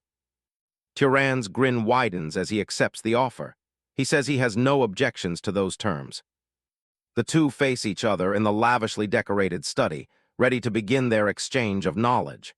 The tension between them seems to have shifted into a tentative partnership. Turan explains that the rot is actually just a form of bioenhancement. He points out that he's using microorganisms that are too small for the naked eye to see. Mesa looks at the rat she had been experimenting on, realization dawning on her. She finally understands why her own attempt was so inefficient compared to his. She admits it's her loss and acknowledges that she only succeeded through clumsy brute force in the end. She looks down at her gloved hands, conceding the point. Turan tells her he already considered that a part of their wager. He stands calmly as they continue their discussion. He explains that when discussing magic skills, the amount of mana someone recklessly pours out shouldn't be the deciding factor. He's teaching her to value efficiency and logic over raw power. Mesa pulls her collar up and looks away, asking if he can tell Aziz that the duel was a draw. She clearly doesn't want the man getting cocky about a win. She decides Turan needs proper compensation for his lesson and starts rummaging through a nearby drawer. She finds something she thinks will serve her purpose. She pulls out a simple wooden comb, claiming that it'll do the job for what she has in mind. She holds it up to the light, showing it to him. After that, she began to brush her hair. A few strands followed the motion of the comb, lifting off her shoulder as if by magic. She showed Turan how her hair was drawn to the comb and asked him how he would explain this phenomenon. Turan watched with a curious expression as the strands followed her hand. Turan stands calmly before Mesa, explaining that the strange phenomenon she felt was simply static electricity. He breaks down the science behind the secret art, making it sound like a simple principle rather than magic. Mesa's eyes widen in genuine shock as she realizes he knows things she's never even considered. She stares at him, stunned by his depth of knowledge and the realization that she was outmatched in understanding. She looks down at the comb, muttering about how profound the concept actually is. Turan remains composed, waiting for her to process the explanation while she grapples with her own ignorance. She finally looks up and tells him she'll think more about how to repay him, determined to find something he doesn't already know. Turan accepts the terms with a simple nod, and they agree to continue their mutual exchange of knowledge. Mesa suggests that they train together from now on until she comes up with a proper way to settle her debt. She looks at him with a serious, competitive gaze, already planning their next session. She's quick to clarify that it's only to repay her debt, not because she actually needs his help. Turan just smiles, well acquainted with her prideful attitude and the way she hides her interest. Turan agrees to the arrangement, suggesting they meet in the garden every evening starting the next day. Mesa seems satisfied with the plan as they finalize their training schedule. The scene shifts to a banquet table overflowing with an incredible variety of stews, roasted meats, and fresh vegetables. It's a lavish spread prepared for a grand occasion. They are gathered in a grand, sun-drenched dining hall for a formal banquet hosted by Lady Arabian. The atmosphere is quiet and dignified despite the abundance of food on the long table. Milo, the blonde-haired son of the house, looks over the table in disbelief. He remarks that even his own birthdays never saw a feast prepared this lavishly. He continues his surprise, noting that anyone who saw this would think the Lord of Arabian himself had come to visit. He seems genuinely impressed and a bit confused by the scale of the meal. Turan senses the motive behind the hospitality, realizing there's no way this is just an ordinary meal. Lady Arabian tells Milo to be quiet, maintaining her composed demeanor as she looks toward Turan. Lady Arabian brings the conversation back to their earlier discussion about a reward. She mentions that her son promised a powerful magic tool as the price for his own life. She asks Turan if he has something specific in mind that he needs. He takes a moment to consider the offer, his expression thoughtful. He tells them he wants something focused on defense. He looks around the table, explaining his reasoning to the group with a calm voice. He points out that while it's easy to harm others with magic, protecting oneself is a much harder task. He specifically requests an item that can guard against surprise attacks. Lady Arabian notes that he's made similar items before, and it shouldn't be difficult. However, he admits they don't have anything ready to hand over right now. Milo asks if he may be the one to make it for Turan. Lady Arabian warns him to stop if he's not planning on dragging their house's honor through the mud. Haram Berg, sitting across from him, confidently declaring that he will be the one to create the tool. He explains that he just finished a commission from the main house and has plenty of spare time. Lady Arabian looks at her son, questioning his methods. She emphasizes that for surprise attacks, the item must be something Turan can carry at all times. Haram explains his plan to embed mana into a piece of jewelry like a ring or a necklace. He wants to draw out their guardian bloodline's defensive power. Haram Berg notes that Milo is already a skilled wizard who isn't far behind his own level. Milo sits there with a serious expression, taking the responsibility seriously. He adds that a magic tool made by the head wizard of an enchanter bloodline is a significant gift, especially one that takes a full month to craft. The gravity of the offer is clear to everyone at the table. Turan starts to worry that the gift is a bit excessive for what he did. Lady Arabian quickly dismisses his concern, asking if he thinks her son's life is worth so little.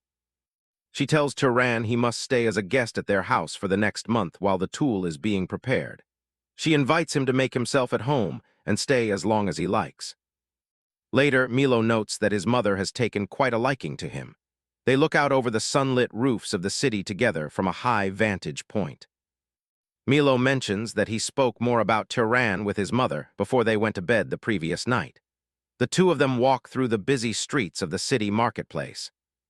Milo tells Turan that his magic talent is on par with Mesa's, and he's impressed that Turan never neglects his physical training. He seems to genuinely respect Turan's discipline. He admits that his mother originally wanted to stop looking down on him as just a wandering noble without any backing. She's clearly reevaluating his worth. Turan realizes that it sounds like Lady Arabian is trying to recruit him into her house. He looks at Milo, seeing the truth in the young man's words. Milo explains his mother's tactic of giving generously to put someone in debt before introducing them to social temptations. He smiles, well acquainted with her recruitment strategies. He looks up with a mischievous grin, mentioning that several adults in the house were brought in exactly like that. Turan finds the whole situation a bit troubling as he listens to the family's secrets. Milo tells him not to worry too much, as the magic tool is just a way to buy his favor. He clarifies that Turan won't be forced into anything he doesn't want, even if he accepts the gift. Milo defends his mother's methods, saying she isn't lacking in refinement. Turan just gives a small wave, seemingly overwhelmed by the family's complex social games. Milo asks if Turan has anything else planned for the rest of the day. They stop in the middle of the street to talk. Turan mentions that he promised to train with Mesa in the evening, but wonders why Milo is asking. He looks at his companion with a neutral expression. Milo realizes they still have a significant amount of time before the sun sets. His eyes light up as a new idea comes to him. Milo slings an arm around Turan's shoulder, insisting that he come on patrol with him instead. He promises that Zavillan has plenty of things to enjoy, even if it isn't the capital. He teases Turan, asking if he really intended to spend the whole day holed up in a corner training magic. He seems determined to show him a good time. Turan's expression is blank as he admits that was exactly his plan. He doesn't seem particularly interested in the local entertainment. Milo drags the reluctant Turan through the city streets, telling him that life is too short not to enjoy it.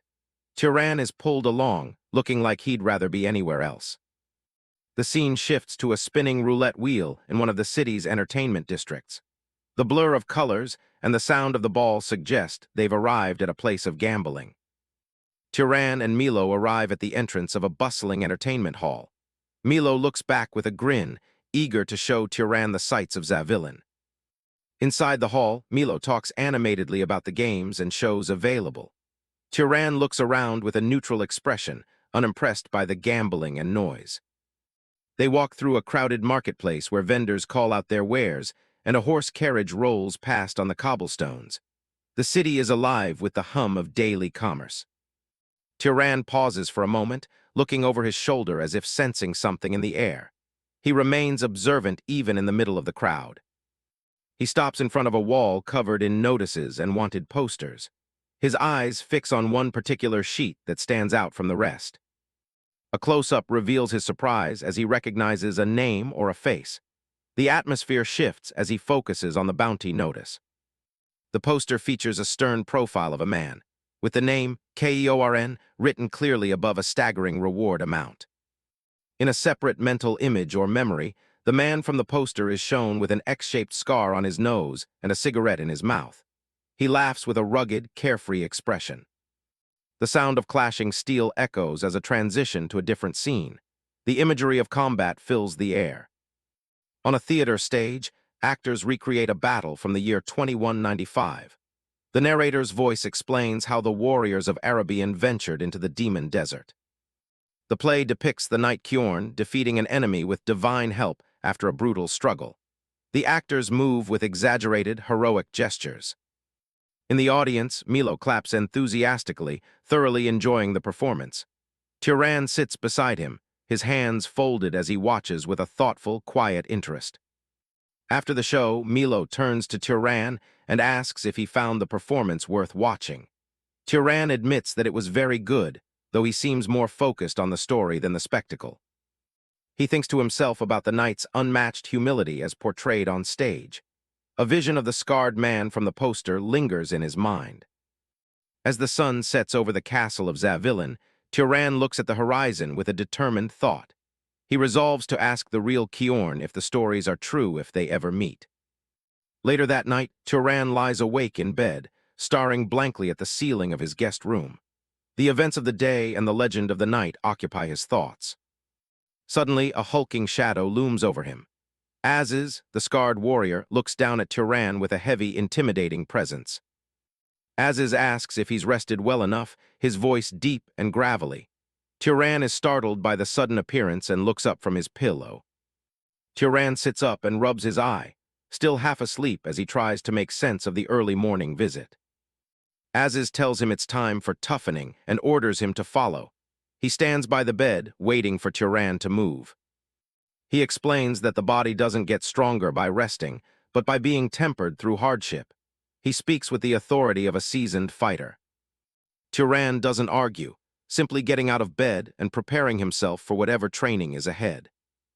He looks toward Aziz with a steady gaze, deciding that he'll gain more through this training than he would by just playing around with Milo.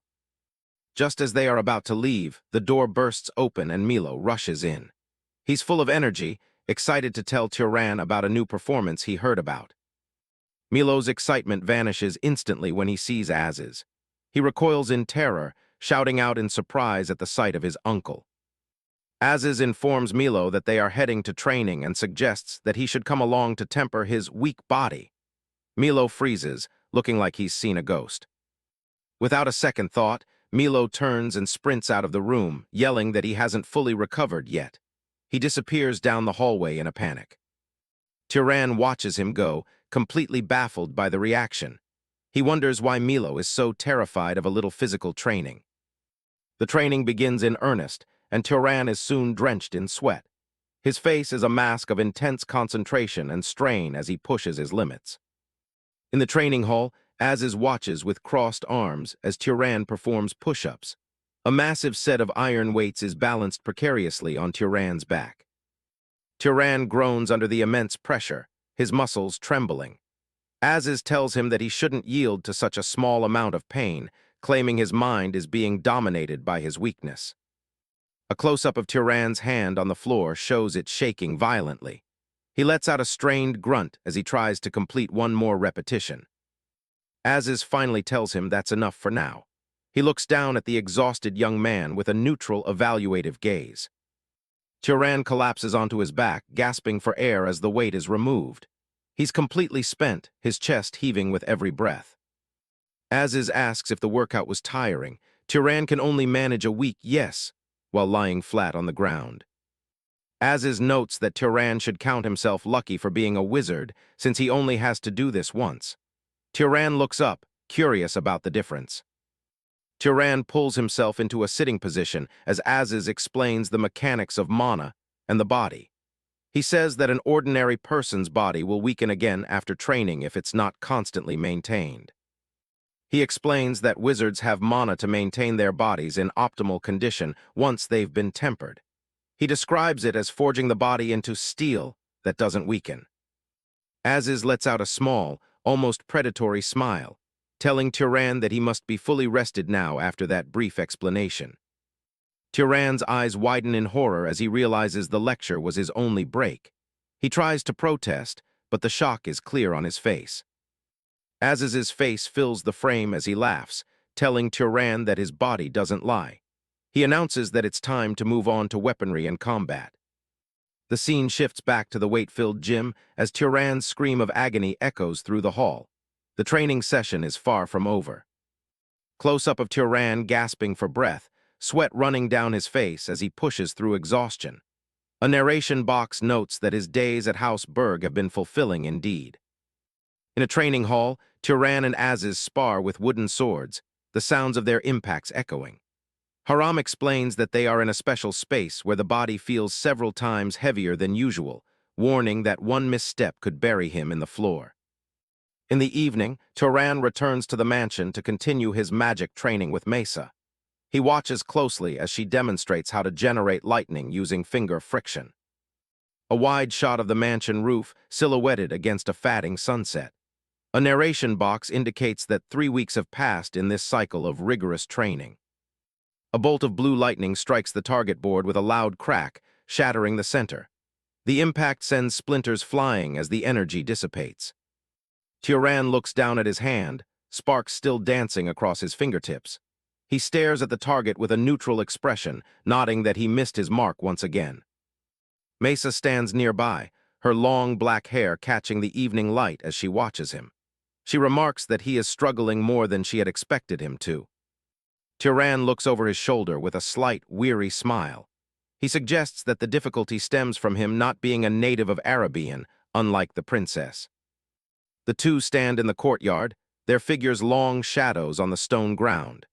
Mesa admits that it is difficult for her to teach him, as she never had to consciously think about how to aim her lightning. Melissa asked if it wasn't just a matter of shooting it to hit the mark, looking skeptical. Turan countered that the task was significantly harder than one might think.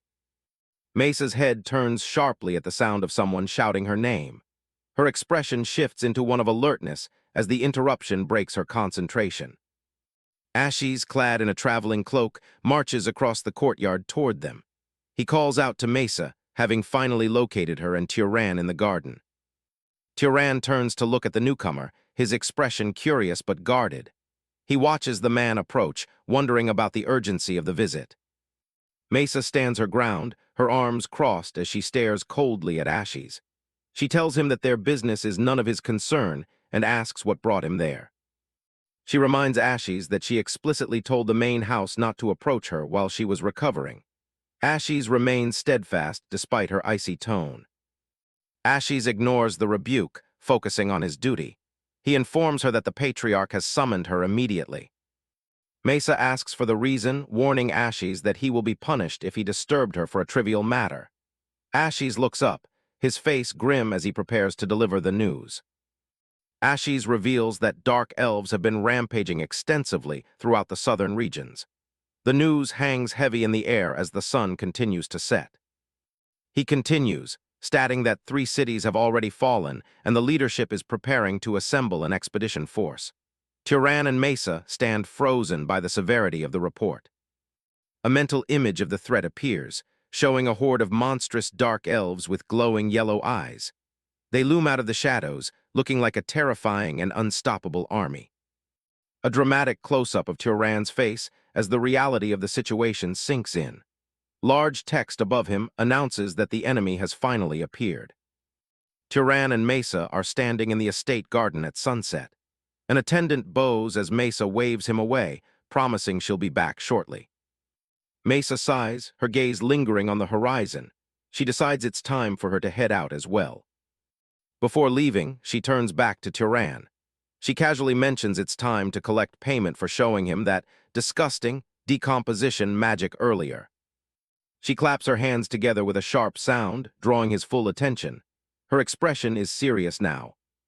She leans in, asking Turan if he knows that electricity actually flows through the human body.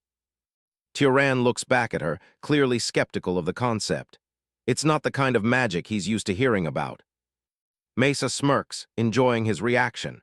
She explains that this knowledge is a closely guarded secret of the Arabian family. She offers a deal. His debt will be paid if she teaches him how to master this properly. She notes it will definitely be a huge help to his combat training. She starts the lecture, explaining how every sight and sensation is just a tiny electrical signal sent to the brain. Whether it's through the eyes or the nose, it's all just data traveling through pathways. Turan closes his eyes, absorbing the theory as she continues. It's a completely different way of looking at the body. A visual of an eye crackling with blue energy illustrates her point. Those tiny electrical signals are the key to everything.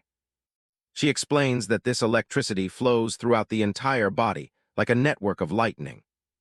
The focus shifts to the legs, showing the glowing pathways of the nervous system. If you can control the flow, you control the machine. She suggests that if one can accelerate those signals, their physical response time would explode. A massive surge of blue lightning coils through the body's frame. Turan opens his eyes, and a star-like spark of blue mana ignites in his pupil as lightning arcs across his face. He's trying to tap into that current. The two stand opposite each other in the silent courtyard as the sun continues to dip. A blue butterfly flutters between them. Mesa begins to move, her image already beginning to blur. She starts to flicker like a glitch in reality. In a flash, her image warps and shifts right in front of him. She asks him how he likes the demonstration. Turan can only laugh, sweat beading on his forehead. He's stunned by the sheer speed she just displayed. He decides to give it a shot, his own head crackling with unstable blue sparks as he tries to force the mana into his nerves. It's a violent, buzzing sensation. The feedback is immediate.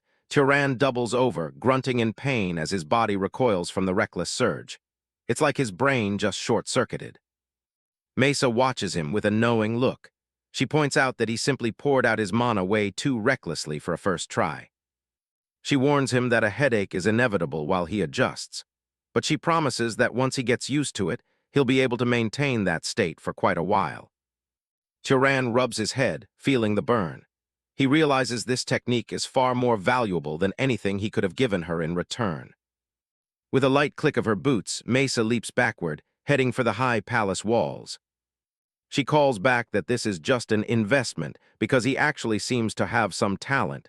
She doesn't bet on losing horses. Turan watches from below as she effortlessly vaults into the air, a trail of white wind behind her. She warns him that if he learns an even more incredible spell in the future, she'll collect it all back, along with his debt for today. He's left standing alone, staring up at the empty sky where she vanished into the sunset. A high-pitched hawk's cry echoes through the air as the scene shifts away from the palace. A bird of prey soars high above a sprawling stone city under a clear blue sky. A few feathers drift down through the air. This is Morgan City, the bustling heart of the Dakin Plains. A massive army is lined up in the streets, looking like a black tide. The citizens are out in force, arms raised and cheering wildly. "Glory to Arabian!" echoes through the stone streets as soldiers march past. Turan stands in the crowd with the Berg family. He observes that while this is just a departure ceremony to hunt dark elves, the enthusiasm makes it feel like a victory parade. Milo's eyes light up as he spots a familiar face among the mounted soldiers. He starts waving enthusiastically, calling out to Mason in the departing ranks. The energy of the crowd is infectious. His father immediately grabbed the boy's arm, pulling him back. He sternly reminded Milo to maintain his composure and dignity as a noble of the Berg house. A booming voice cuts through the crowd's cheering. The head of the house is finally making his entrance, and the atmosphere shifts instantly. Soldiers stand at stiff attention, their boots clicking on the pavement as a powerful presence approaches through the gateway. Turan watches intently, his expression grave as he senses the overwhelming pressure radiating from the newcomer. A man in a dark tunic and flowing blue cape walks toward the front. His heavy steps echo with authority as the crowd goes silent. This is Battle Arabian, the current head of the house. His pale face and glowing blue eyes radiate a cold, overwhelming authority that commands the entire square. Turan leans over to Milo, nodding that Battle Arabian looks incredibly sickly. He's so pale that Turan wonders if his health is failing him completely. Milo nods, recalling old rumors about a brutal fight between the patriarch and the head of House Zahar. He wonders if it's lingering injuries from the past or just old age catching up. Despite the whispers, Battle Arabian slowly raises his gloved hand toward the sky. The air begins to hum with static as mana starts to coalesce around him. The people in the crowd look up in absolute awe, their faces lit by a flickering golden light. They wait with bated breath for a display of the legendary Arabian power. One man stares upward, his eyes wide as the clouds above begin to swirl. The sheer pressure of the magic being gathered is enough to make anyone's skin crawl. Massive, dark storm clouds suddenly blanket the sky, churning with violent energy. Lightning begins to arc through the darkness, casting long, jagged shadows over the city below. Blinding bolts of golden lightning strike down with a deafening roar. The sky literally tears open as the patriarch unleashes his elemental fury for all to see. The crowd erupts into frantic cheers, shouting for the glory of House Arabian. Some fall to their knees, praying for the Lord of Thunder to protect his descendants. Turan watches the display from the edge of the square, his eyes fixed on the man at the center of the storm. Even in a weakened state, Battle's power is enough to command the elements themselves. The lightning illuminates the entire city, turning night into day with a single pulse of mana. It's a terrifying reminder of the absolute pinnacle of magic a human can reach. Turan stares intensely, his mind racing as he processes what he just saw. He realizes the gap between them, but there's a flicker of resolve in his eyes. One day, he'll reach that level too. Later, a hand holds out a sturdy, braided bracelet featuring a glowing blue core in the center. It hums with a faint, steady magical frequency. Haram explains that just wearing the device will give his physical stamina a boost. He stands with Lady Arabian while Turan listens intently to the mechanics of the treasure. He adds a warning. If Turan injects his own mana, the effect becomes much stronger, but it drains energy fast. It's best used as a trump card rather than something to keep active constantly. Turan takes the bracelet, turning it over in his hand with a look of genuine surprise. He recognizes that this isn't just a common tool, it's an incredible treasure. Haram notes that an item this well-made wouldn't even be common among the great houses. It's a high-tier artifact that provides a massive advantage for someone on the move. Lady Arabian steps forward, her hands folded politely as she looks at Turan. She has one last thing on her mind before he departs. She asks him directly if he has any interest in formally joining House Arabian. It's a prestigious offer that most would kill for, but her tone is calm and inviting. Turan bows his head respectfully but doesn't hesitate to decline. He explains that while he's grateful, his path currently makes settling down in one place impossible. The lady sighs softly, admitting she already heard as much from Milo. She asks him to forgive an old woman's lingering attachments, acknowledging that he has his own work to do. Turan thanks her again, promising that he will never forget the hospitality he received during his stay. He assures her that the Berg family will always be his friends. He walks away down the long stone corridor, the sounds of the palace beginning to fade behind him. His mind is already focused on the road ahead. His sharp gaze narrows as he steps out into the training courtyard. There's one more person he needs to see before he leaves for good. Aziz and Milo are waiting for him in the open square. The atmosphere between the master and student is heavy with unspoken respect. Aziz doesn't say much, simply tossing a sheathed dagger toward Turan. The protagonist catches it midair, feeling the weight of the gift. The master explains it's a specialized magical device. Nothing flashy, but it's durable and the blade is incredibly sharp. It's a practical weapon for a practical man. Turan clutches the dagger to his chest and bows deeply to the man who pushed his body to its limits.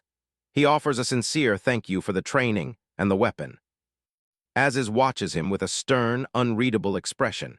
He's a man of few words, and his silence carries the weight of a final lesson. A small, almost imperceptible smile touches the corners of the warrior's mouth. He's clearly satisfied with the student he's sending out into the world. Without another word, Aziz turns and walks back toward the training hall. His job here is done, and he doesn't believe in long-winded goodbyes. Suddenly, Milo drapes a heavy black cloak over Turan's shoulders, adjusting it with a wide grin. He's been waiting for this moment all morning. Turan looks down at the new garment, a bit confused by the sudden addition to his gear. He asks Milo what this is all about. Milo beams, explaining that these clothes are stain-resistant and will actually mend themselves if they get torn. He hands over a matching set of shirt and pants to go with the cloak. Turan looks at the boy warmly, touched by the thoughtful gift. It's clear that Milo truly values the bond they've built over the last few weeks.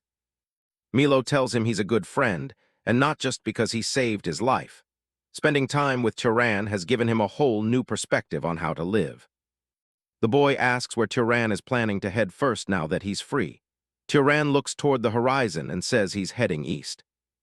Milo winces, warning him to avoid taking a ship if he can. He mentions the waves over near Carmen are terrible, enough to make even wine glasses dance on a table. Turan gives a small smile, keeping his real destination to himself. To reach the land of Zahar and the Elril Desert, he'll have to brave far worse than a few rough waves. Milo tells him to return safely and make sure he pays him back for the expensive cloak someday. It's a playful farewell that masks his genuine concern. Turan begins his journey, walking through a field of golden, waist-high grass. He passes a few commoners on the road, blending in as just another traveler. Standing on a hill, he takes a final look around, his new backpack secured and his cloak fluttering in the breeze. He's alone again, just the way he started. He takes his first firm step onto the dirt path leading away from the city. The long journey toward the secrets of his past has truly begun. Suddenly, Turan shifted directions and picked up his pace, his feet kicking up dust as he sprinted through the sun-drenched forest. He decided to test his speed on the open road.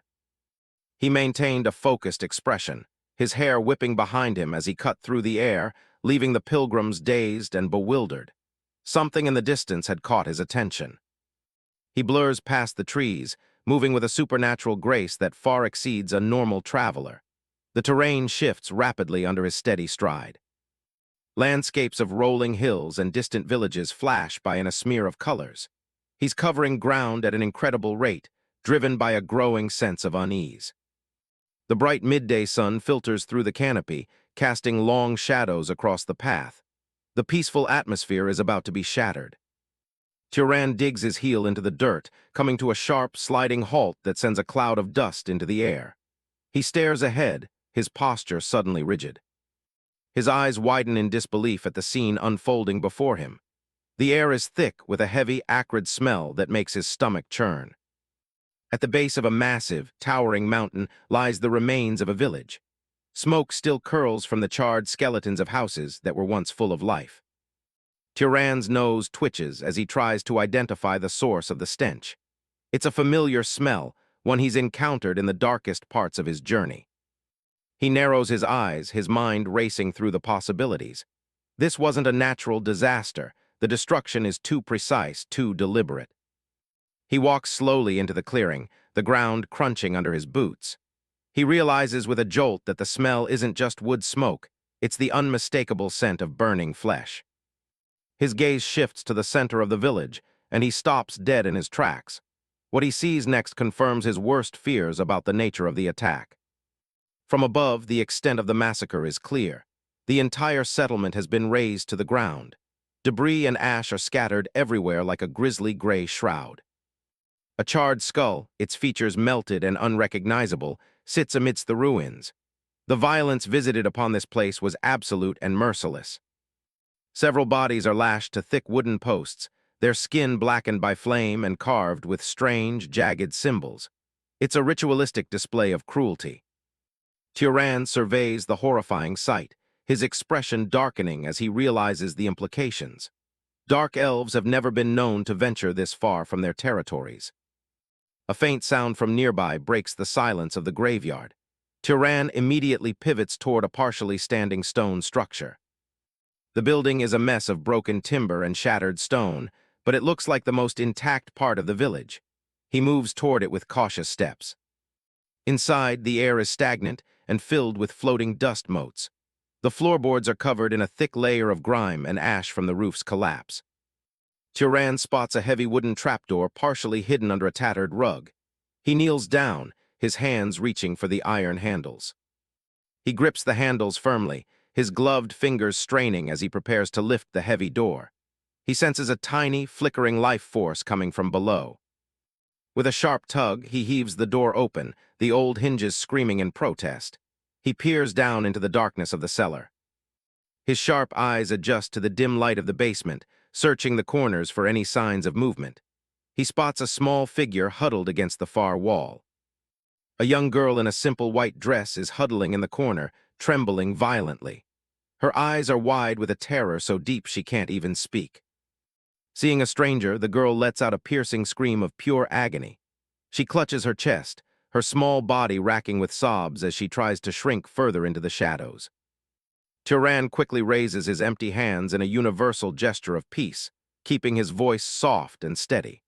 He tells her to calm down, explaining that he isn't her enemy and only wants to help.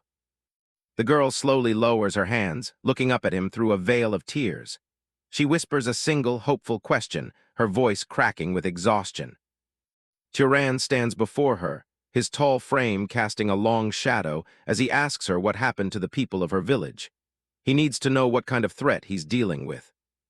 The girl's face pales even further as she recalls the horror, telling him about a mage who arrived and slaughtered everyone without mercy.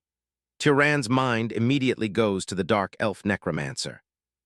The weight of the trauma finally becomes too much, and the girl collapses forward onto the cold stone floor. She has reached her absolute limit. Turan carefully scoops her up into his arms, checking her vitals with a practiced eye.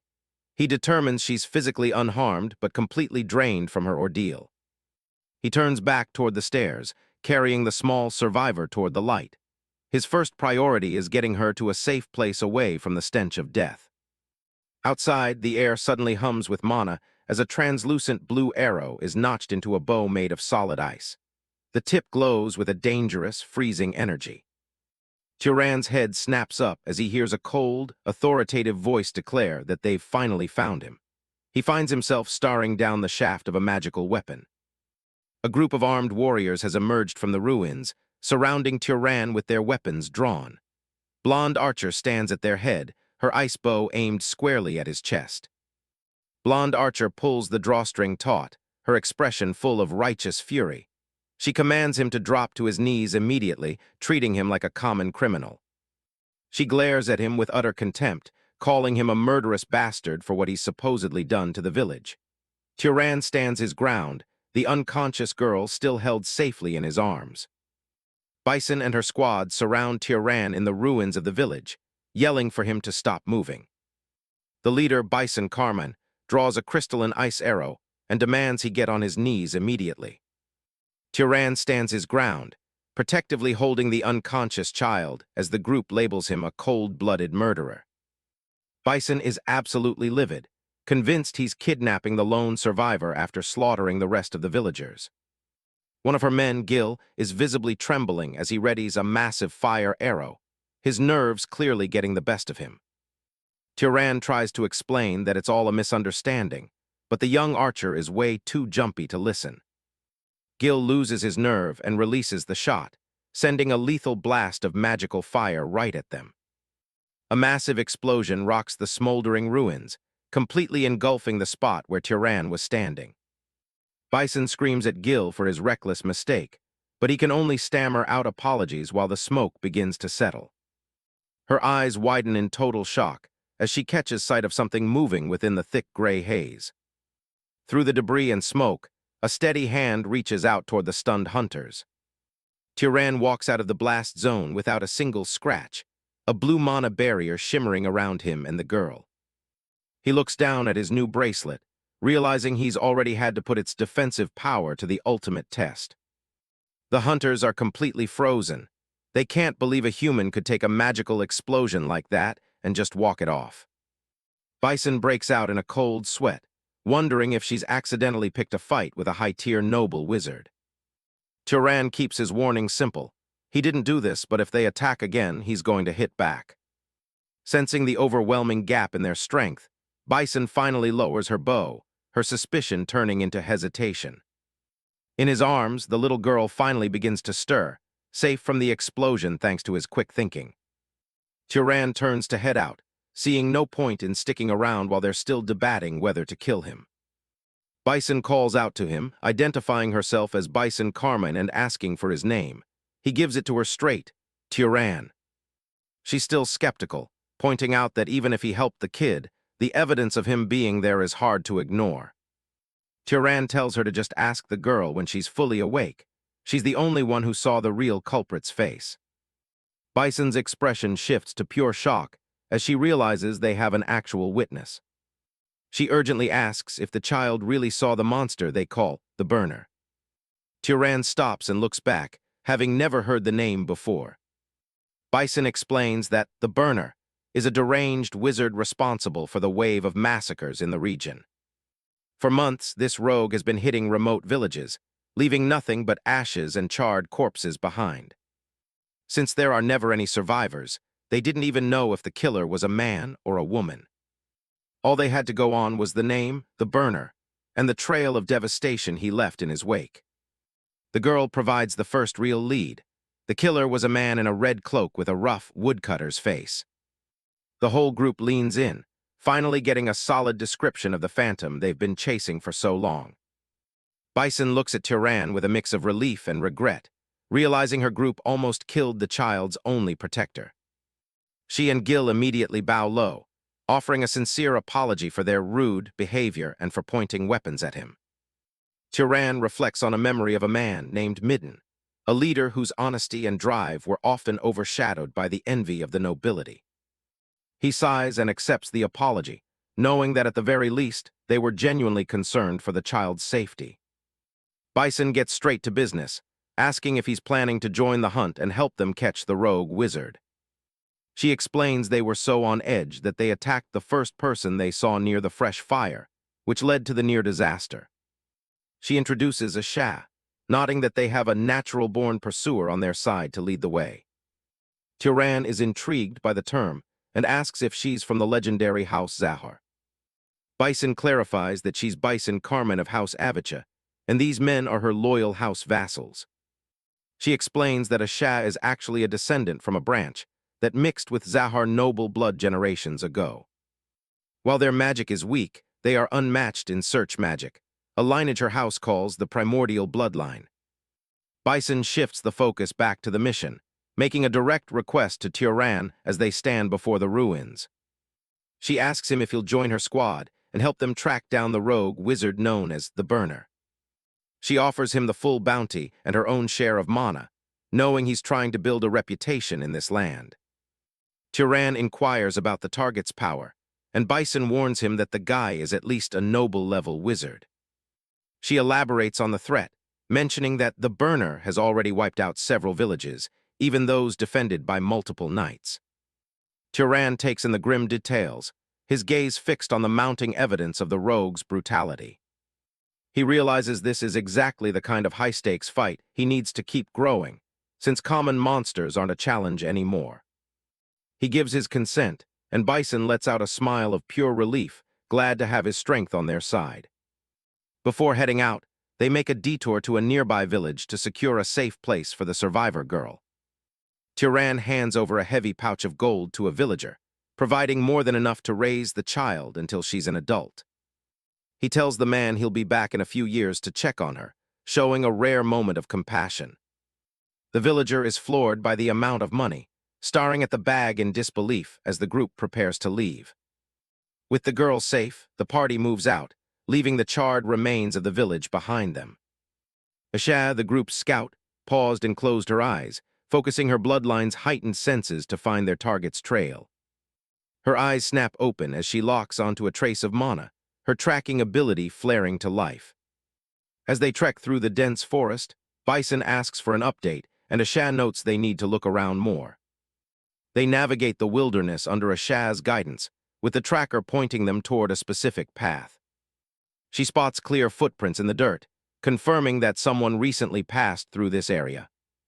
A broken branch catches her eye, another clue that their target is close and moving deeper into the woods. Asha pauses to sniff the air, her pursuer trait picking up the unmistakable scent of cold ash. She gets down low to examine the ground, and Bison asks what exactly she's managed to find. Asha reports finding footprints of an adult male that eventually led them right to the smell of burnt wood. She glances at Turan, noting that his scent would have made him an easy target if he hadn't changed his clothes. Turan watches her work, impressed by her quiet professionalism and how efficiently she handles the hunt. Suddenly, Asha's eyes widen as she catches a fresh scent, signaling that the target is nearby. She bolts forward without warning, leaving Bison to call out for her to wait and stay with the group. They eventually reach the base of a massive, rocky cliffside deep within the mountain range. Nestled into the jagged rocks is the entrance to a dark and forbidding cave. Bison directs Turan to stay at the front with her, while the rest of the squad follows closely behind. A small orb of blue light is conjured to cut through the oppressive darkness of the cavern. The group enters the tunnel with weapons ready, their footsteps echoing softly against the damp stone. Bison peers into the gloom, whispering a question to see if anyone is lurking further inside. Asha's eyes glow with a faint blue light, as she confirms there is indeed one person waiting for them. As they round a corner, they see a lone figure standing perfectly still in the middle of a large chamber. Bison's face hardens, her eyes narrowing as she realizes they've finally cornered their prey. A torch mounted on the cave wall flickers, casting long, unsettling shadows across the rocks. They find a man in a tattered red cloak standing in the light, his back turned to the group. He turns to face them, revealing a gaunt, scarred face and a manic grin as he welcomes his guests. Turan asks if this is the man they're looking for, and Asha confirms the heavy scent of ash coming off him. Bison doesn't hesitate, drawing her ice bow and aiming right at him as she demands to know if he's the murderer. The man just smiles creepily, feigning ignorance while his eyes glint with a dangerous, unstable light. Suddenly, he thrusts his hand out, and a violent wave of fire erupts from his palm, filling the cave with heat. The rogue wizard unleashes a violent explosion of fire, the force of the blast shaking the very foundation of the cave. Members of the squad are thrown back, as the cavern is engulfed in a sea of blinding, searing heat. Turan stands his ground, his bandaged hand raised to conjure a shimmering mana barrier that deflects the flames. Behind him, Bison keeps her composure, her ice bow drawn and ready as the inferno washes over their defenses. The rogue's eyes widen in disbelief as he watches his most powerful attack be nullified by a simple shield. Bison takes advantage of the opening, letting fly a massive ice arrow that cuts through the heat like a frozen spear. The flying projectile impaled the burner's leg with sickening force, spraying blood across the cavern floor. The rogue falls to his knees, the magical ice instantly beginning to freeze his flesh and hinder his movements. He glares up with a mixture of pain and manic fury, his expression twisted by his failing attempt at murder. In a final act of desperation, he slams his palm onto the ground, channeling his remaining mana into the earth. A massive hand of solid rock erupts from the cave floor, its stone fingers reaching out to crush the intruders. Turan leaps away with clinical grace, realizing the target is proficient in both pyromancy and geomancy. The giant stone construct slams down where Turan stood, sending shards of rock flying in every direction. Mid-air, the wizard twists his body, preparing a counterattack while the terrain continues to shift violently around him. The burner looks up, his face illuminated by a sudden, intense glow of blue mana from above.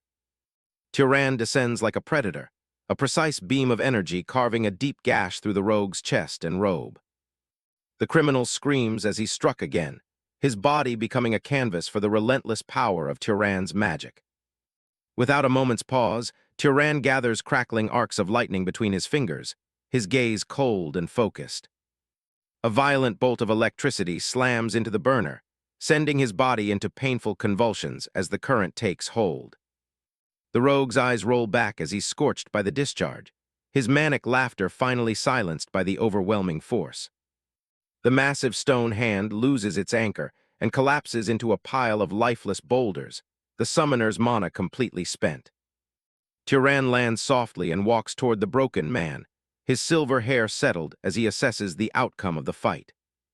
Bison approaches with a shaky breath, looking at the charred and battered remains of their target in awe. Turan reaches down and retrieves a few small, dark seeds from the dirt, examining them as if they held a secret. He tells Bison he'll handle the interrogation and asks her to check on the rest of her squad for injuries. Bison agreed and wove threads of blue mana around the rogue's limbs, binding him in a magical cage to prevent any further escape. Once the man is fully restrained, Turan uses the tip of his dagger to prod him back into consciousness. The burner groans and stirs, his head lolling as he slowly opens his eyes to the reality of his capture. He looks up at Turan with a bloody, missing-toothed grin that is more disturbing than any threat. Turan presses the cold steel of his knife against the rogue's throat, warning him that any attempt to use mana will be his last. The captive scoffs, asking who they are and how they managed to find a place that he thought was untouchable. He falls silent for a second, a dark shadow passing over his face as he contemplates his failed mission. Turan doesn't tolerate the delay, sinking the blade into the man's shoulder to force a more direct response. He states coldly that mercy is a wasted concept on mass murderers, his eyes showing zero hesitation. The burner begins to ramble about a divine voice, claiming that God commanded him to burn the sinful to gain power. The villagers and Bison listen from a distance, their faces contorted with disgust at the rogue's delusional justifications. He insists that this horrific path is a secret method to gain a noble bloodline, one he believes is his destiny. He remains fixated on his goal, muttering that just a few more victims would have finalized his transformation. Bison concludes that the man is nothing more than a dangerous lunatic who has lost all touch with reality. She finds it tragic that someone would commit such atrocities for a prize that cannot be earned through blood. The wizard looks away, his thoughts turning toward the fundamental laws of growth and power in this world. A memory of the village man surfaces, reminding him that even commoners can grow strong through the standard path of hunting monsters. Another memory flashes through Turan's mind. A smiling man with a plaid headband who once spoke of witnessing the acquisition of magical power. The burner remains lost in his manic whispers, convinced that burning just a few more victims will finally grant him the high-tier bloodline he craves. Turan observes the bound prisoner with a cold intensity, recognizing that the man's twisted logic might actually be a window into a dark truth about their world. His bandaged hand tightens around the rogue's limb as he contemplates the horrific implications of what he has just discovered. Deep in the shadows of the cavern, Turan's silhouette looms as he comes to a chilling conclusion about the grim secrets that govern their reality. The execution is swift. A single, clean stroke cuts through the burner's throat, ending the criminal's reign of terror in an instant. The body collapses onto the cracked earth. Turan and Bison stand with their group, watching the life drain from the man who had caused so much suffering. One of the knights looks away, his hand covering his mouth as he struggles with the grim sight. Bison notices his discomfort and asks what's wrong. The knight mutters that killing a man who is tied up and defenseless feels more like slaughtering livestock than justice. He can't shake the hollow feeling of the execution. Bison doesn't share his sentiment. She tells him not to be foolish, reminding him that they all could have died if things had gone differently. She stares at the corpse, nodding that after all the people he murdered, death is far too light a punishment for him. Sparing him would have been an insult to his victims. Turan reaches down toward the ground where a small, weathered book lies near the body, his bandaged fingers close around the spine. He kneels down to examine the find. The book appears to be some kind of journal or ledger kept by the criminal. He opens it to find a detailed map of the region, marked with several red crosses. This provides the definitive evidence they need to confirm the man's identity as the burner. Something on the next page catches his eye. His expression shifts as he realizes the contents are far more complex than simple maps. The pages are filled with strange combination formulas that Turan has never seen before. He wonders if the voice the man claimed was God provided this forbidden knowledge. Bison calls out to him, wondering what he's found. Turan looks back at the body, his mind already moving to the next step. He decides to take what remains. Standing over the body, he prepares to use his unique ability on the fallen wizard. Threads of green mana erupt from the corpse, swirling into the air and toward Turan's hands. He absorbs the essence, adding the dead man's power to his own. In a nearby city, an official from House Carmine, Marvin Voltas, presents a box to Bison. He congratulates her on catching such a dangerous criminal, calling her a rising star. Bison accepts the praise with a polite smile, though she remains humble about the achievement. Turan stands silently behind her, observing the transaction. Marvin mentions their plans to continue traveling and hunting monsters for a while. The city is bustling around them as they finalize their business. He hands over a heavy bag of coins to Turan. Turan weighs the reward in his bandaged hand as Bison asks about his own plans. Turan states that he is heading straight for the port city of Abacha. Bison looks surprised, realizing their paths are finally diverging. She leaned in and whispered a final warning about the secrets the burner had revealed. Turan nodded seriously, promising not to breathe a word to anyone about those nonsensical words. Bison and her team wave as they part ways. Turan turns his back on the group, his focus shifting toward the long journey ahead. He waves a hand in farewell without looking back. He knows there's no need to mention the lack of proof for what they learned. It would only cause unnecessary chaos. The journey takes him through the vast, rolling dunes of the desert. The wind howls across the empty sands, kicking up dust in the heat. Turan walks alone, his backpack weighed down with supplies. He has left the mountains far behind, moving toward the humid coastal regions. He stops for a moment, noticing a change in the air. The atmosphere is becoming increasingly humid as he nears the sea. He snaps his fingers, testing the elements in this new environment. A small spark flickers at his fingertip. He finds that his fire magic is sluggish, consuming more mana for less power. It seems the heavy moisture in the air makes handling fire quite tricky. On the other hand, the water in the air responds eagerly to his call. A perfect sphere of liquid forms effortlessly above his palm. The orb grows larger, pulsing with light as he manipulates it. The high humidity makes water magic significantly easier to channel than fire. He looks toward the bright horizon, where the sun reflects off the distant ocean. This realization will change how he handles himself in the coastal cities. Turan continues his march through the sand. The glaring sun beats down on him, but he doesn't slow his pace. He finally reaches the edge of a cliff, overlooking the massive port city of Abacha. Ships dot the harbor, and the sprawling stone buildings wait below. Inside the city, the architecture is grand and imposing. People move through the stone courtyards, though the streets seem tense and watchful. In a local tavern, a man gulps down his drink in a single, desperate go. He slams the mug down, his expression grim as he speaks to his companion. The sailors complain about having to traverse the desert and face the constant threat of pirates. They mention merfolk who harpoon their ships until the hulls look like honeycombs. Their companion listens with a weary look, asking if the situation is really that bad. The tavern is filled with the low murmurs of sailors dreading their next voyage.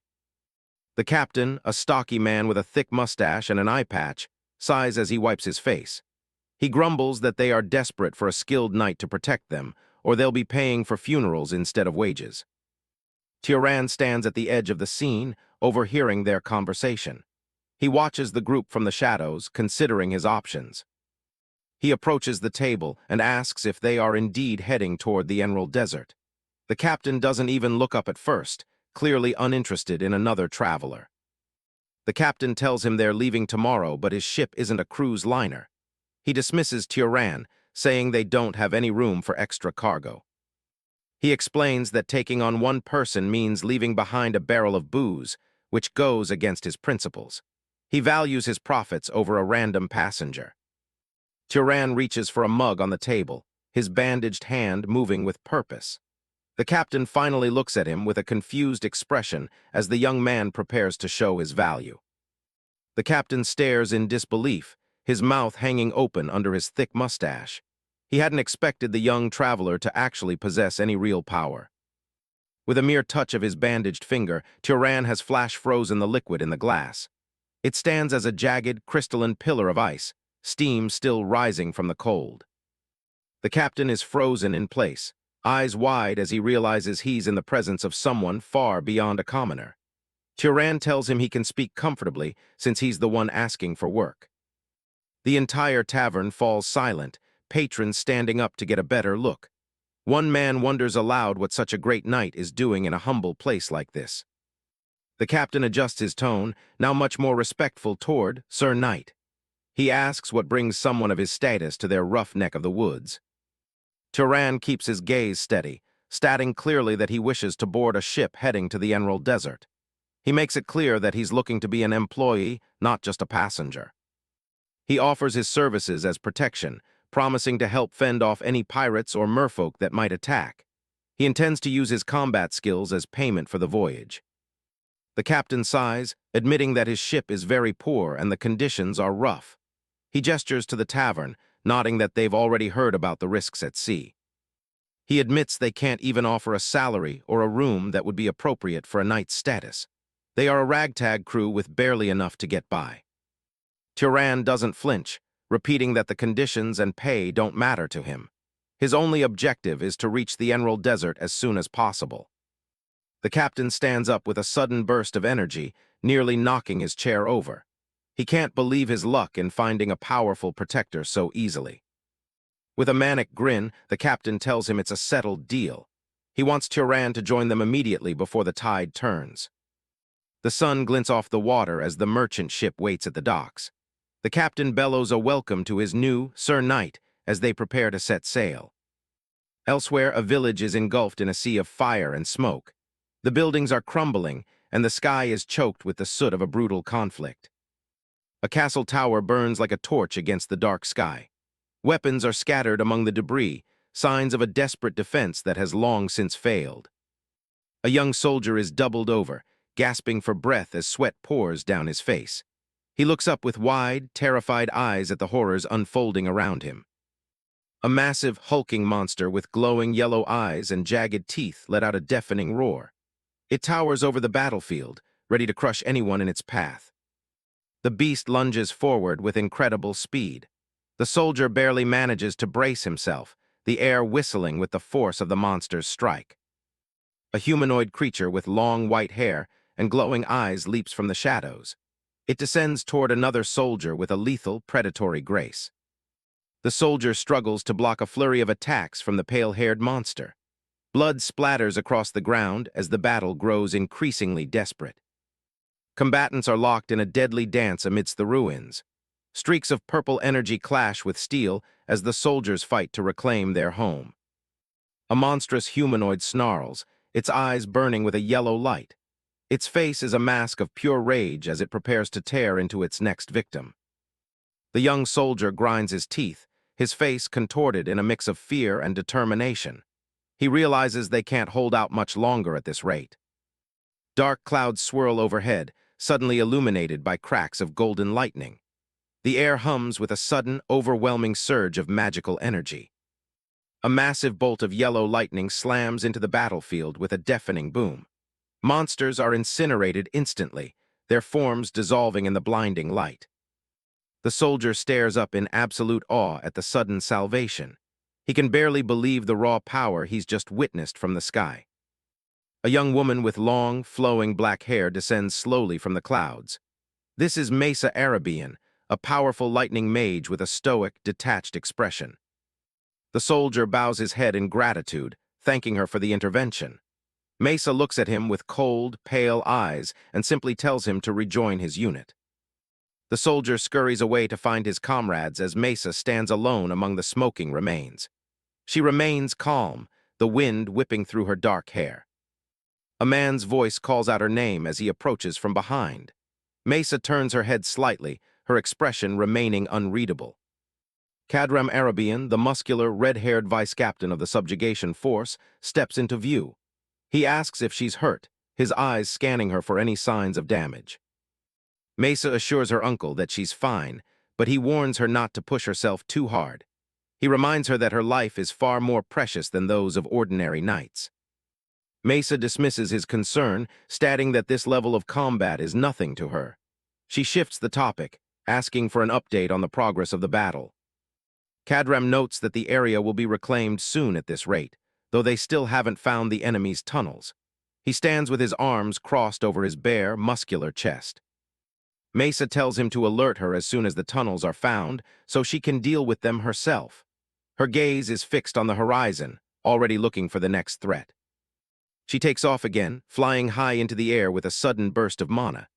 Cadram watches her go, a small frown tugging at the corners of his mouth.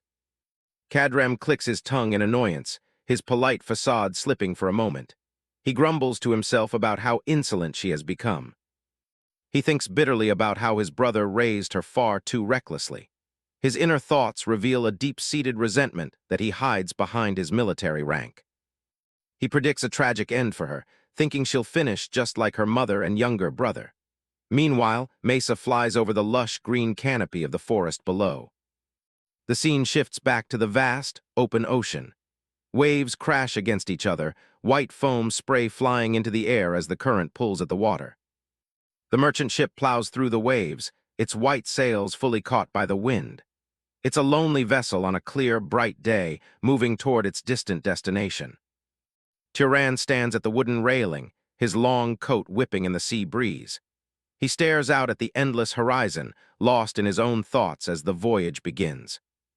Turan leans against the ship's wooden railing, his gaze fixed on the horizon. He contemplates his uncertain future, wondering how he will find clues about his father once he reaches the land of Zahar. He watches the crew members go about their daily chores on the sun-drenched deck. Despite the peaceful atmosphere, Turan knows that barging into Zahar without a plan could lead to disaster. He pulls out a small, worn piece of paper from his pocket. On it is a simple portrait of his mother, her soft smile a stark contrast to the harsh world he now navigates.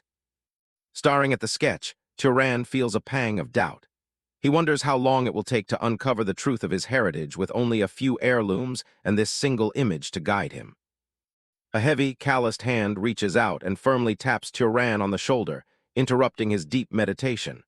The sudden contact breaks the silence of the sea breeze.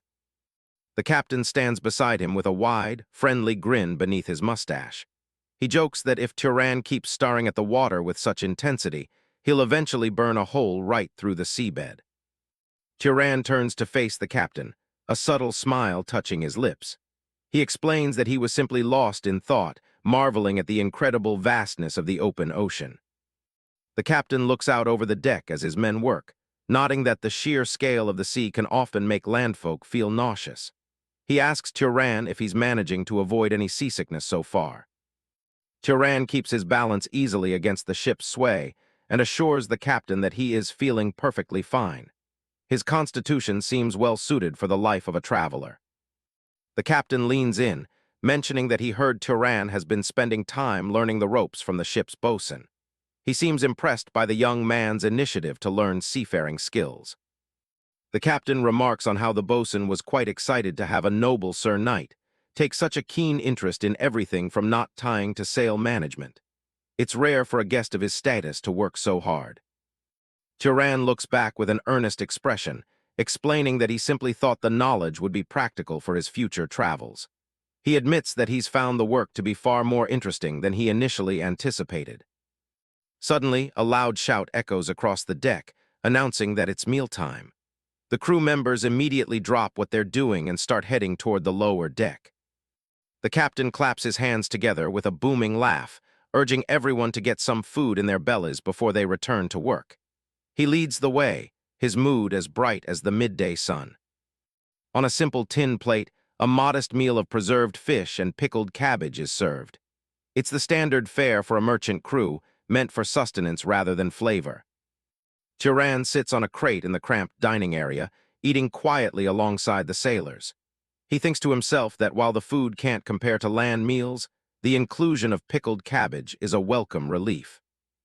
An older, bearded bosun sitting nearby explains that the cabbage is vital for their survival at sea. He warns that without it, they would have all succumbed to gum disease a long time ago. The bosun describes the gruesome symptoms of the disease, where a sailor's gums bleed until they eventually die. He notes that the only cure is regularly eating sour foods like the cabbage on their plates. He grins, admitting that while fresh fruit would be better, it spoils much too quickly on long voyages. The pickled cabbage might taste terrible, but it keeps the crew alive and healthy. Turan pauses with his fork, finding the piece of medical lore fascinating. He asks the bosun how such a specific remedy became common knowledge among sailors. The old man shrugs, speculating that someone must have discovered the connection long ago, and the knowledge simply spread. He adds a dark joke about how sailors used to eat merfolk raw before they knew any better. Their conversation is cut short by a frantic cry from the crow's nest. A sailor points toward the horizon, shouting that a medium-sized vessel has been spotted at 2 o'clock. High above the deck, the lookout peers through a long brass spyglass, his expression tense. Below him, the crew members start to scramble, murmuring about the possibility of pirates. Through the lens of the spyglass, a single-masted ship appears, cutting swiftly through the blue water. The lookout confirms that there is no house crest or merchant flag flying from its mast. The bosun looks up at the clear sky, a grim expression crossing his weathered face. He grumbles that things were going much too smoothly for such a nice day, and states his firm belief that the approaching ship is a pirate vessel. On the deck, the crew springs into action, opening large wooden barrels filled with an assortment of weapons. Sailors grab heavy axes, curved swords, and maces, their faces hardened for the coming fight. The bosun approaches the captain, asking if they should try to outrun the other vessel. He points out that the medium-sized ship is noticeably faster than their heavy merchant craft. The captain notes that if they are chased for too long, they will eventually be caught anyway. He suggests that their best chance might be docking at a nearby island if the wind stays in their favor. The captain presses the spyglass to his eye, his brow furrowed as he assesses the distance and speed of the hostile ship. He remains silent for a long moment, calculating their odds. Lowering the glass, the captain turns his attention to Turan, who stands calmly by the railing. He asks the young man if he'll be all right in the heat of a real naval battle. Turan offers a confident smile, his silver hair catching the light. He assures the captain that as long as there are no high-ranking knights or powerful nobles on the other ship, he can handle whatever comes their way. Bolstered by Turan's confidence, the captain bellows an order to turn the ship and engage the enemy head-on. The crew erupts into cheers, raising their weapons in a defiant roar. From a high vantage point, the two ships are seen drawing closer, their hulls cutting white lines through the turquoise sea. The pirate vessel maneuvers aggressively to pull alongside the merchant ship. The pirate ship draws close enough for the shouts and taunts of the attackers to be heard clearly. A group of rough-looking men stand on the railing, laughing and demanding the merchant crew surrender their lives. Turan stands at the forefront of the crew, his expression flat and unimpressed. He asks the bosun beside him if pirates actually keep their word about sparing those who surrender. The bosun scoffs, replying that sparing usually means being thrown into the sea after having their legs cut off. Turan acknowledges this with a simple nod, his boot stepping firmly onto the deck as he prepares to move. With a sudden, explosive burst of speed, Turan leaps across the gap between the two ships. He moves like a blur, his black cloak billowing behind him as he targets the nearest cluster of pirates. Turan landed in the middle of the pirate deck with lethal precision. He kicked a pirate down in a single smooth motion, catching the attackers completely off guard as they scrambled to respond. A group of shirtless pirates, their chests scarred from many battles, stares in pure shock at the lone intruder. They grip their swords tighter, their faces contorted with confusion and sudden alarm. Below the ships, the water is churned into a frenzy of bubbles and white foam. The ocean seems to react to the sudden surge of mana as Turan begins to manifest his powers. Sharp shards of blue ice suddenly materialize in the air, swirling around Turan in a deadly vortex. A pirate leader shouts in a panic, desperately ordering his men to kill the knight before it's too late. The ice shards streak forward with the speed of arrows, piercing through the pirates with terrifying force. One man is thrown backward, blood erupting from multiple wounds as he screams in agony. Turan's voice remains steady and low as he speaks, his expression hardening as he looks upon the pirates. He decides that if they are truly the kind of men who live by such cruelty, then they deserve no mercy from him.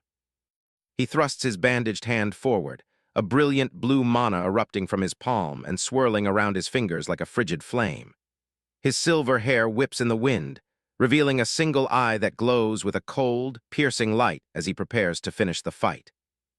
Ice shards rain down from the sky, catching the pirate boarding party completely off guard. They have no idea they've just charged into a wizard's trap. The jagged shards tear through the attackers, painting the wooden deck in sprays of red. The pirates are decimated before they can even draw their swords. Turan's lips curl into a cold smile as he watches the carnage unfold. For him, this isn't a struggle, it's just business as usual. He raises a hand, his fingers glowing with the freezing blue light of his mana. He's not done yet, and the air around him begins to crackle with frost. The deck is already a graveyard of frozen bodies, but Turan stands unmoved in the center. He watches the survivors with a detached, predatory focus. The remaining pirates try to rally, shouting for their lives as they realize the monster they've boarded. They know if they don't kill him now, none of them are making it off this ship. They surround the wizard, weapons drawn, but he just stands there, unbothered by their numbers. The sheer scale of his power makes their blades look like toys. His ice-blue eye glows with a lethal intensity. He's tracking every heartbeat on the deck, waiting for the perfect moment to strike. Water surged up from beneath the sea onto the deck, knocking back anyone who dared to get too close. It was a literal wall of frost that kept them at bay.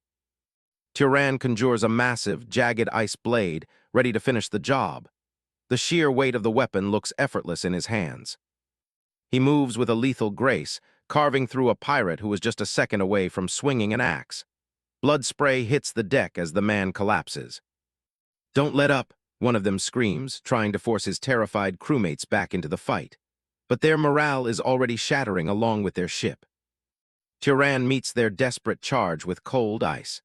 He blocks their blades with his own conjured weapon, the metal ringing against the supernatural frost. A single wide sweep of his blade sends shards flying, cleaving through anyone in its path. He's clearing the deck in one efficient motion. With his combat skills freshly tempered by Az's, Turan impaled several pirates before they could even scream. He doesn't even break a sweat, his expression as frozen and unyielding as his magic. There's no pity in his gaze, only the calculation of a predator. He steps into a lunge, his movements a blur as he strikes down another man. The speed of his attack is impossible for an ordinary human to track. Turan catches a spear mid-thrust, his grip firm and unshakable. He doesn't even flinch at the weapon centimeters from his face. He drives an ice shard straight into his attacker's chest, ending the fight instantly. The pirate's eyes glaze over as the cold takes hold. The wizard glances over his shoulder, his face splattered with blood but his mind focused.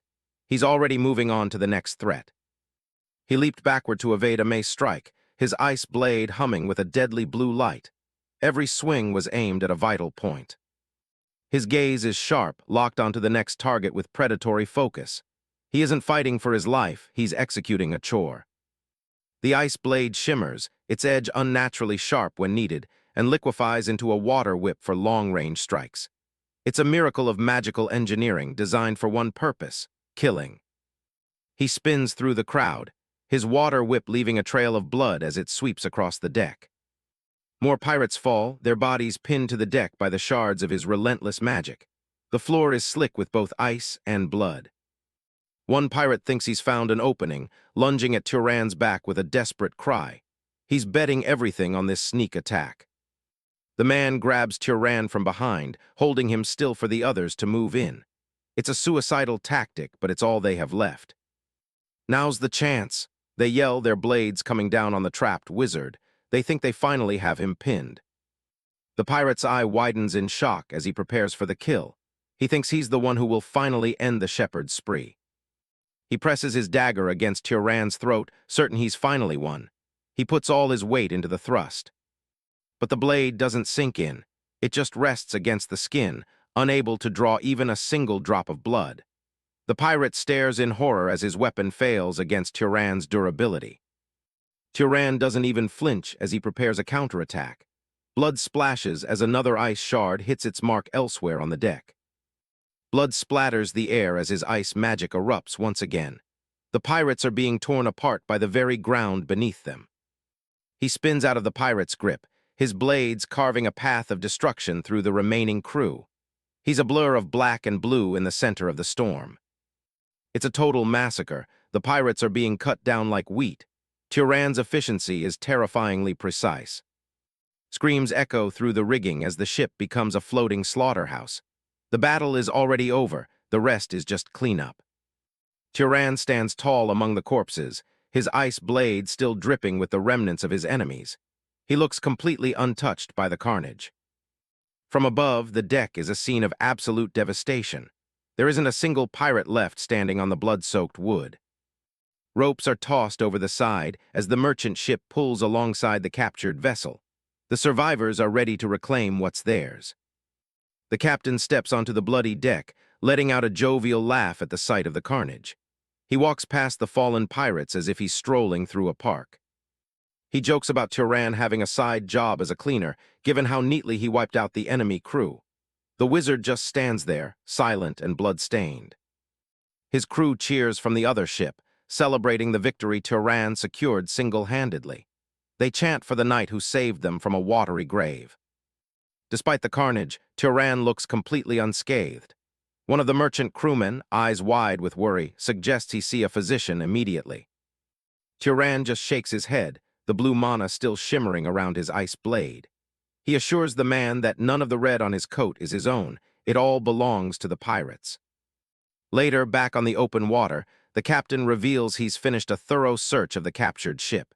He's practically beaming with the news of their haul. They've retreated to the captain's quarters to discuss the details. It turns out the vessel was a merchant ship that vanished from Abacha years ago, presumably taken by the very pirates they just finished off. The captain explains that the pirates tried to cover their tracks with a fresh coat of paint, a typical low-life move. He spreads a map across the table, his one good eye focused on their current position. Since Turan handled the entire boarding party alone, The captain makes it clear that the ownership of the ship belongs entirely to him. He leans back, waiting to see what the wizard plans to do with his new prize. Turan takes the news with his usual stoicism, simply blinking at the sudden acquisition of a massive merchant vessel. He asks what's typically done in a situation like this. The captain explains there are a few options on the table. They've both settled in for a long discussion, the cabin lit by a warm, golden glow as they talk business. One option is returning it to the original owners in Abacha and hoping for a reward. The captain speaks from experience, his mustache twitching as he describes the humble act of asking for a payout. However, that path involves mountains of paperwork and catering to bureaucrats. It could take months just to see a single copper coin from the legal owners. The captain points to another spot on the map, suggesting the Northern Sea Islands. He thinks it's better to just sell the ship there since they're already heading in that direction. His finger lands on a specific island as he explains that the locals are always desperate for ships. Selling to those in need is the quickest way to get the highest price possible. But moving a vessel that size requires a crew, and Turan is just one man. The captain notes that he'll have to mobilize several of his own boys to get the ship to port. Turan, ever the pragmatist, agrees that he can't sail it alone and should pay for the help. The captain laughs, appreciating a man who understands how the world works, and suggests a 10% service fee. Turan counters with 20% if the captain handles every aspect of the sale. He holds up two fingers to emphasize the point, his expression calm and focused on the deal. The captain practically explodes with laughter, clutching his chest at the generous offer. He knows plenty of people in the islands and promises to get them an incredible price. Their business meeting is abruptly cut short when a crewman bursts through the door. He's panicked and shouting something about finding a mermaid on the pirate ship. The captain slams his hands on the desk, his shock evident as he wonders if they're being attacked by mermaids now. Turan just looks on, his gaze sharp as he takes in the new information. The crewman clarifies that it's not an attack. They found a captive mermaid hidden below deck. The captain's shock turns into a different kind of intensity as he hears the news. Turan and the captain immediately head out to investigate the find. They descend into the hold of the pirate vessel, the air thick with the smell of damp wood and salt. As they walk, the captain's crew is busy cleaning the blood-stained deck. They're scrubbing away the remnants of the battle, making the ship look like a merchant vessel once again. The captain and Turan walk through the corridors with the crewman who reported the find. The mood has shifted from business negotiation to curiosity about this important guest. The captain asks if Turan wants to see the mermaid for himself. Turan agrees, but his first thought is practical. He asks if mermaids actually sell for a high price. They descend the stairs into the dark, lower hold of the ship. The captain explains that a pretty female mermaid would be worth a fortune on the mainland market. He describes how the rich lords who have nothing but money and aging bodies are obsessed with anything mysterious or exotic. A mermaid is the ultimate prize for their collections. They reach a heavy wooden door at the end of the hall. The captain gestures forward, his tone hushed as they prepare to see what the pirates were hiding. Turan steps into the room and stops, his ice-blue eyes landing on the captive. He takes in the small figure huddled in the corner without saying a word. The captive is a young mermaid with blue-tinged skin and jet-black hair, bound tightly with thick ropes. He looks up at the intruders with a mix of fear and defiance. The captain's face falls as soon as he gets a good look at the captive. He sighs, nodding that it's a shame, but the mermaid is clearly a male.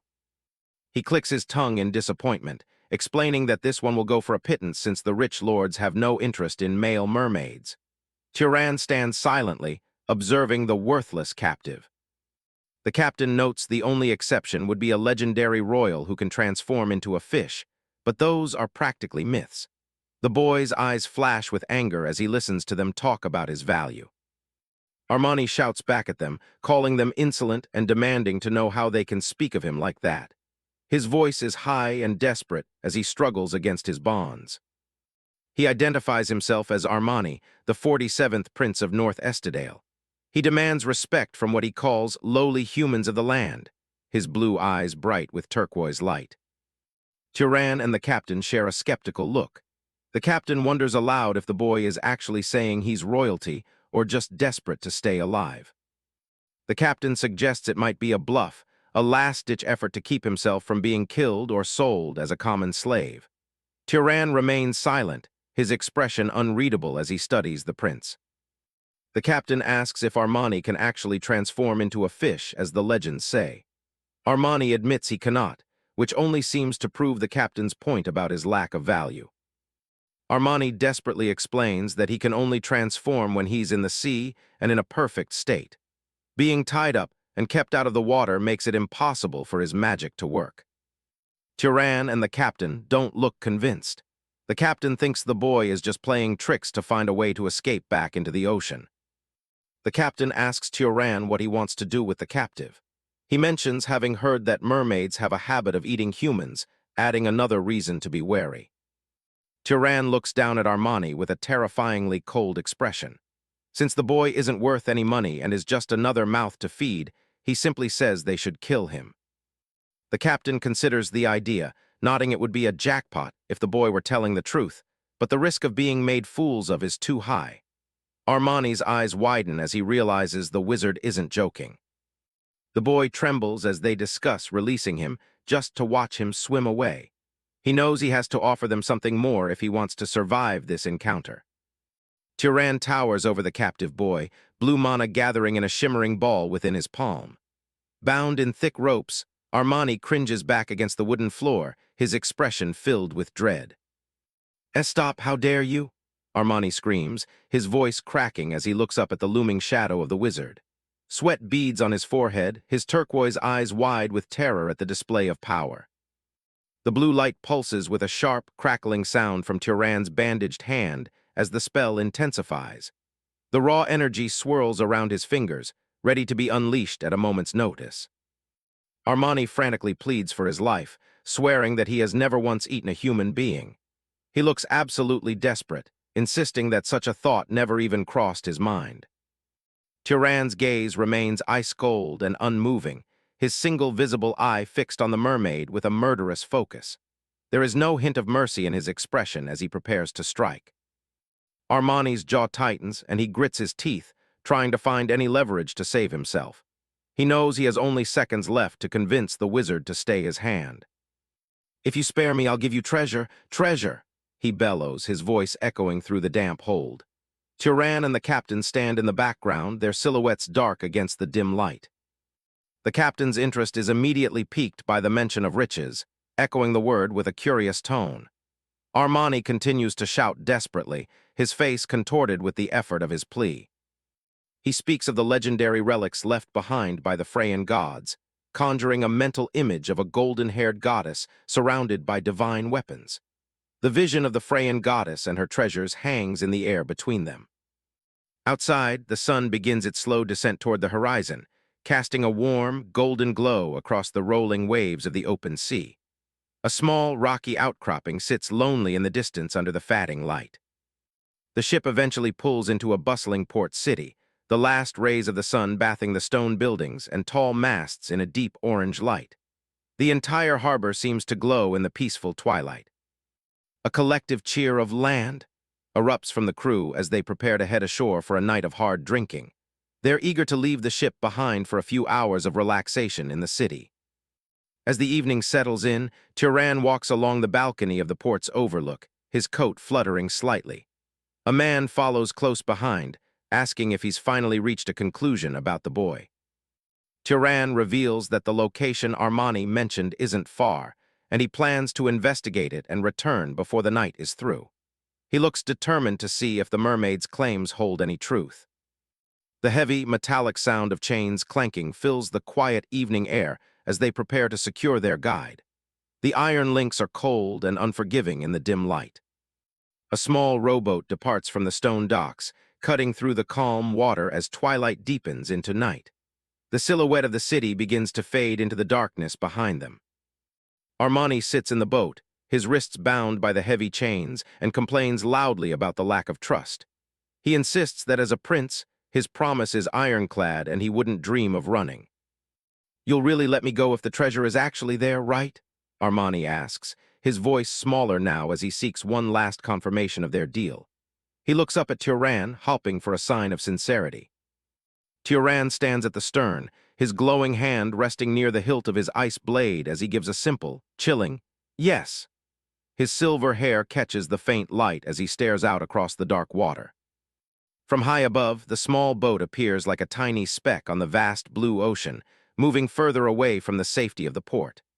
Armani warns Turan not to be disappointed by the treasure's nature, as it is sacred to his people. The full moon hangs high in the clear night sky, its pale light cutting through the scattered clouds. Turan simply tells the boy to stop talking and lead the way. The boat glides through the dark water under the watchful eye of the moon.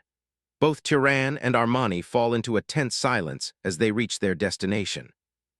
Leaving the boat behind, Turan dives deep into the ocean, swimming down toward the darkened structures on the seafloor. He moves through the water with surprising grace, heading for the shadows below. Beneath the surface, Turan navigates the silent, blue world, his silver hair flowing as he looks around.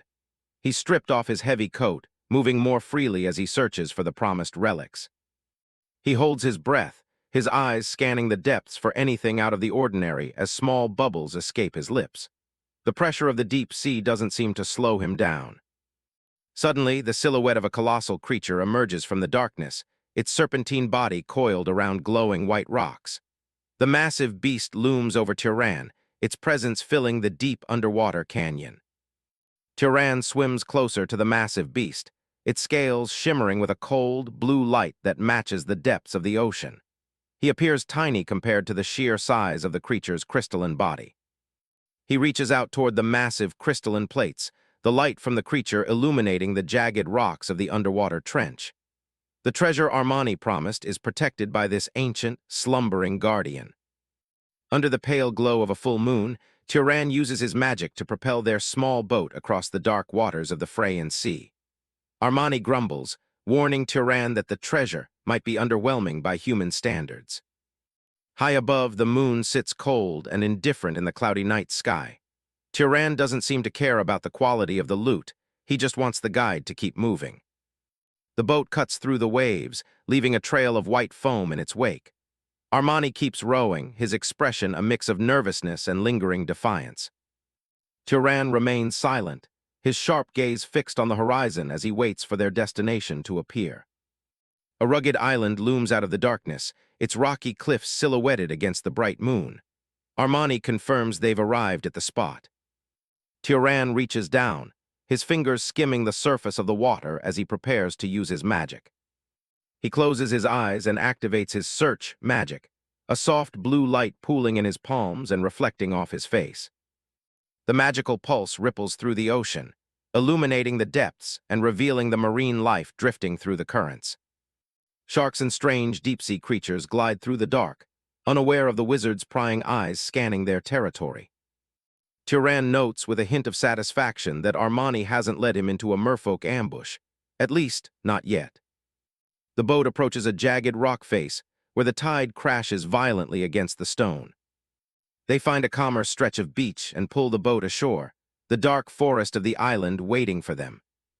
Leading Armani by a heavy chain, Turan walks through the dense woods, the boy stumbling slightly as he searches for a landmark. Armani suddenly stops, peering through the trees as he spots the clearing he remembers. Turan steps forward to see what has caught the boy's attention. In the center of the forest lies a glowing inland pool, the abyssal spring, its waters shimmering with an eerie light. Turan looks down into the depths, questioning if it's as shallow as it looks. Armani admits it's actually about 300 meters deep. The wizard stares at the boy, who shrinks back under the silent, intense scrutiny. Armani lets out a cry as Turan begins wrapping thick ropes around a nearby tree trunk. Turan ties the boy securely to the tree, ignoring his frantic questions about whether this is just more imprisonment. Armani shouts in a panic, realizing that if Turan dies down there, he'll be left here to starve to death. Turan sheds his coat and tells the boy he'd better hope for both their sakes that he makes it back.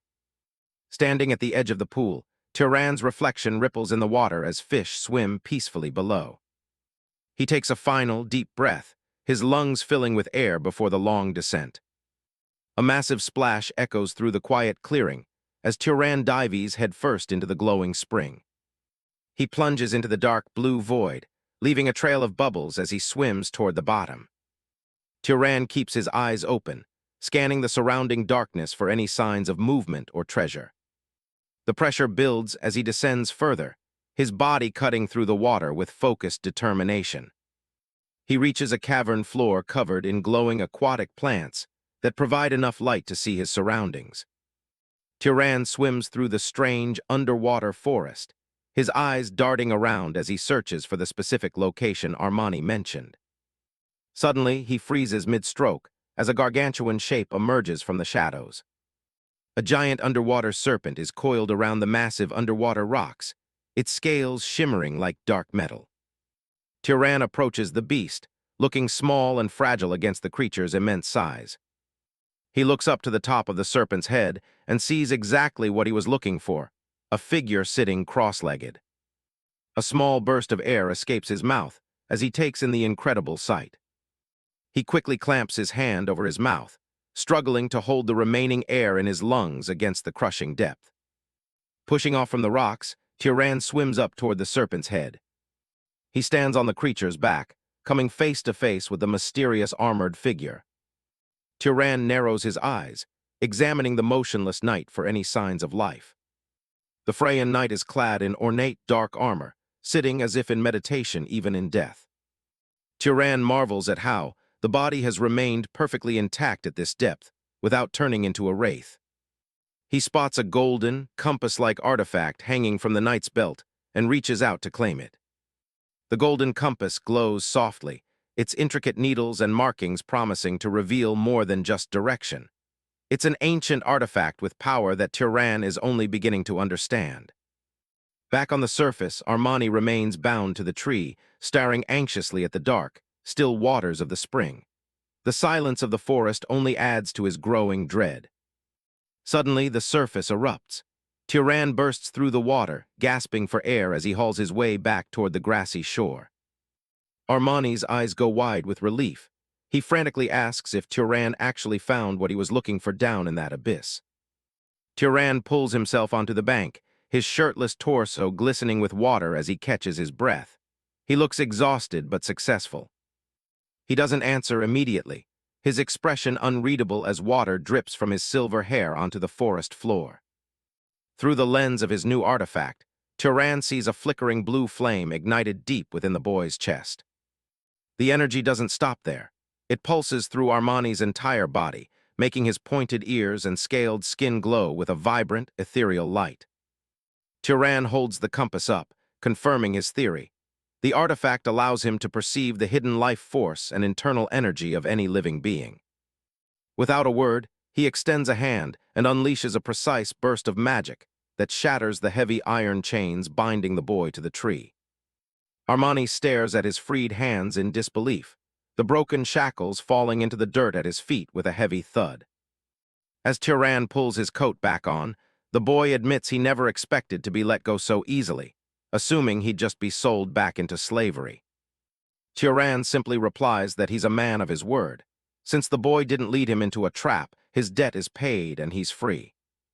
Overwhelmed with gratitude, Armani calls him a kind demon and promises to spare Turan's life if their races ever go to war in the future. Turan brushes off the promise as sentimental nonsense, already focused on his next move as he turns away.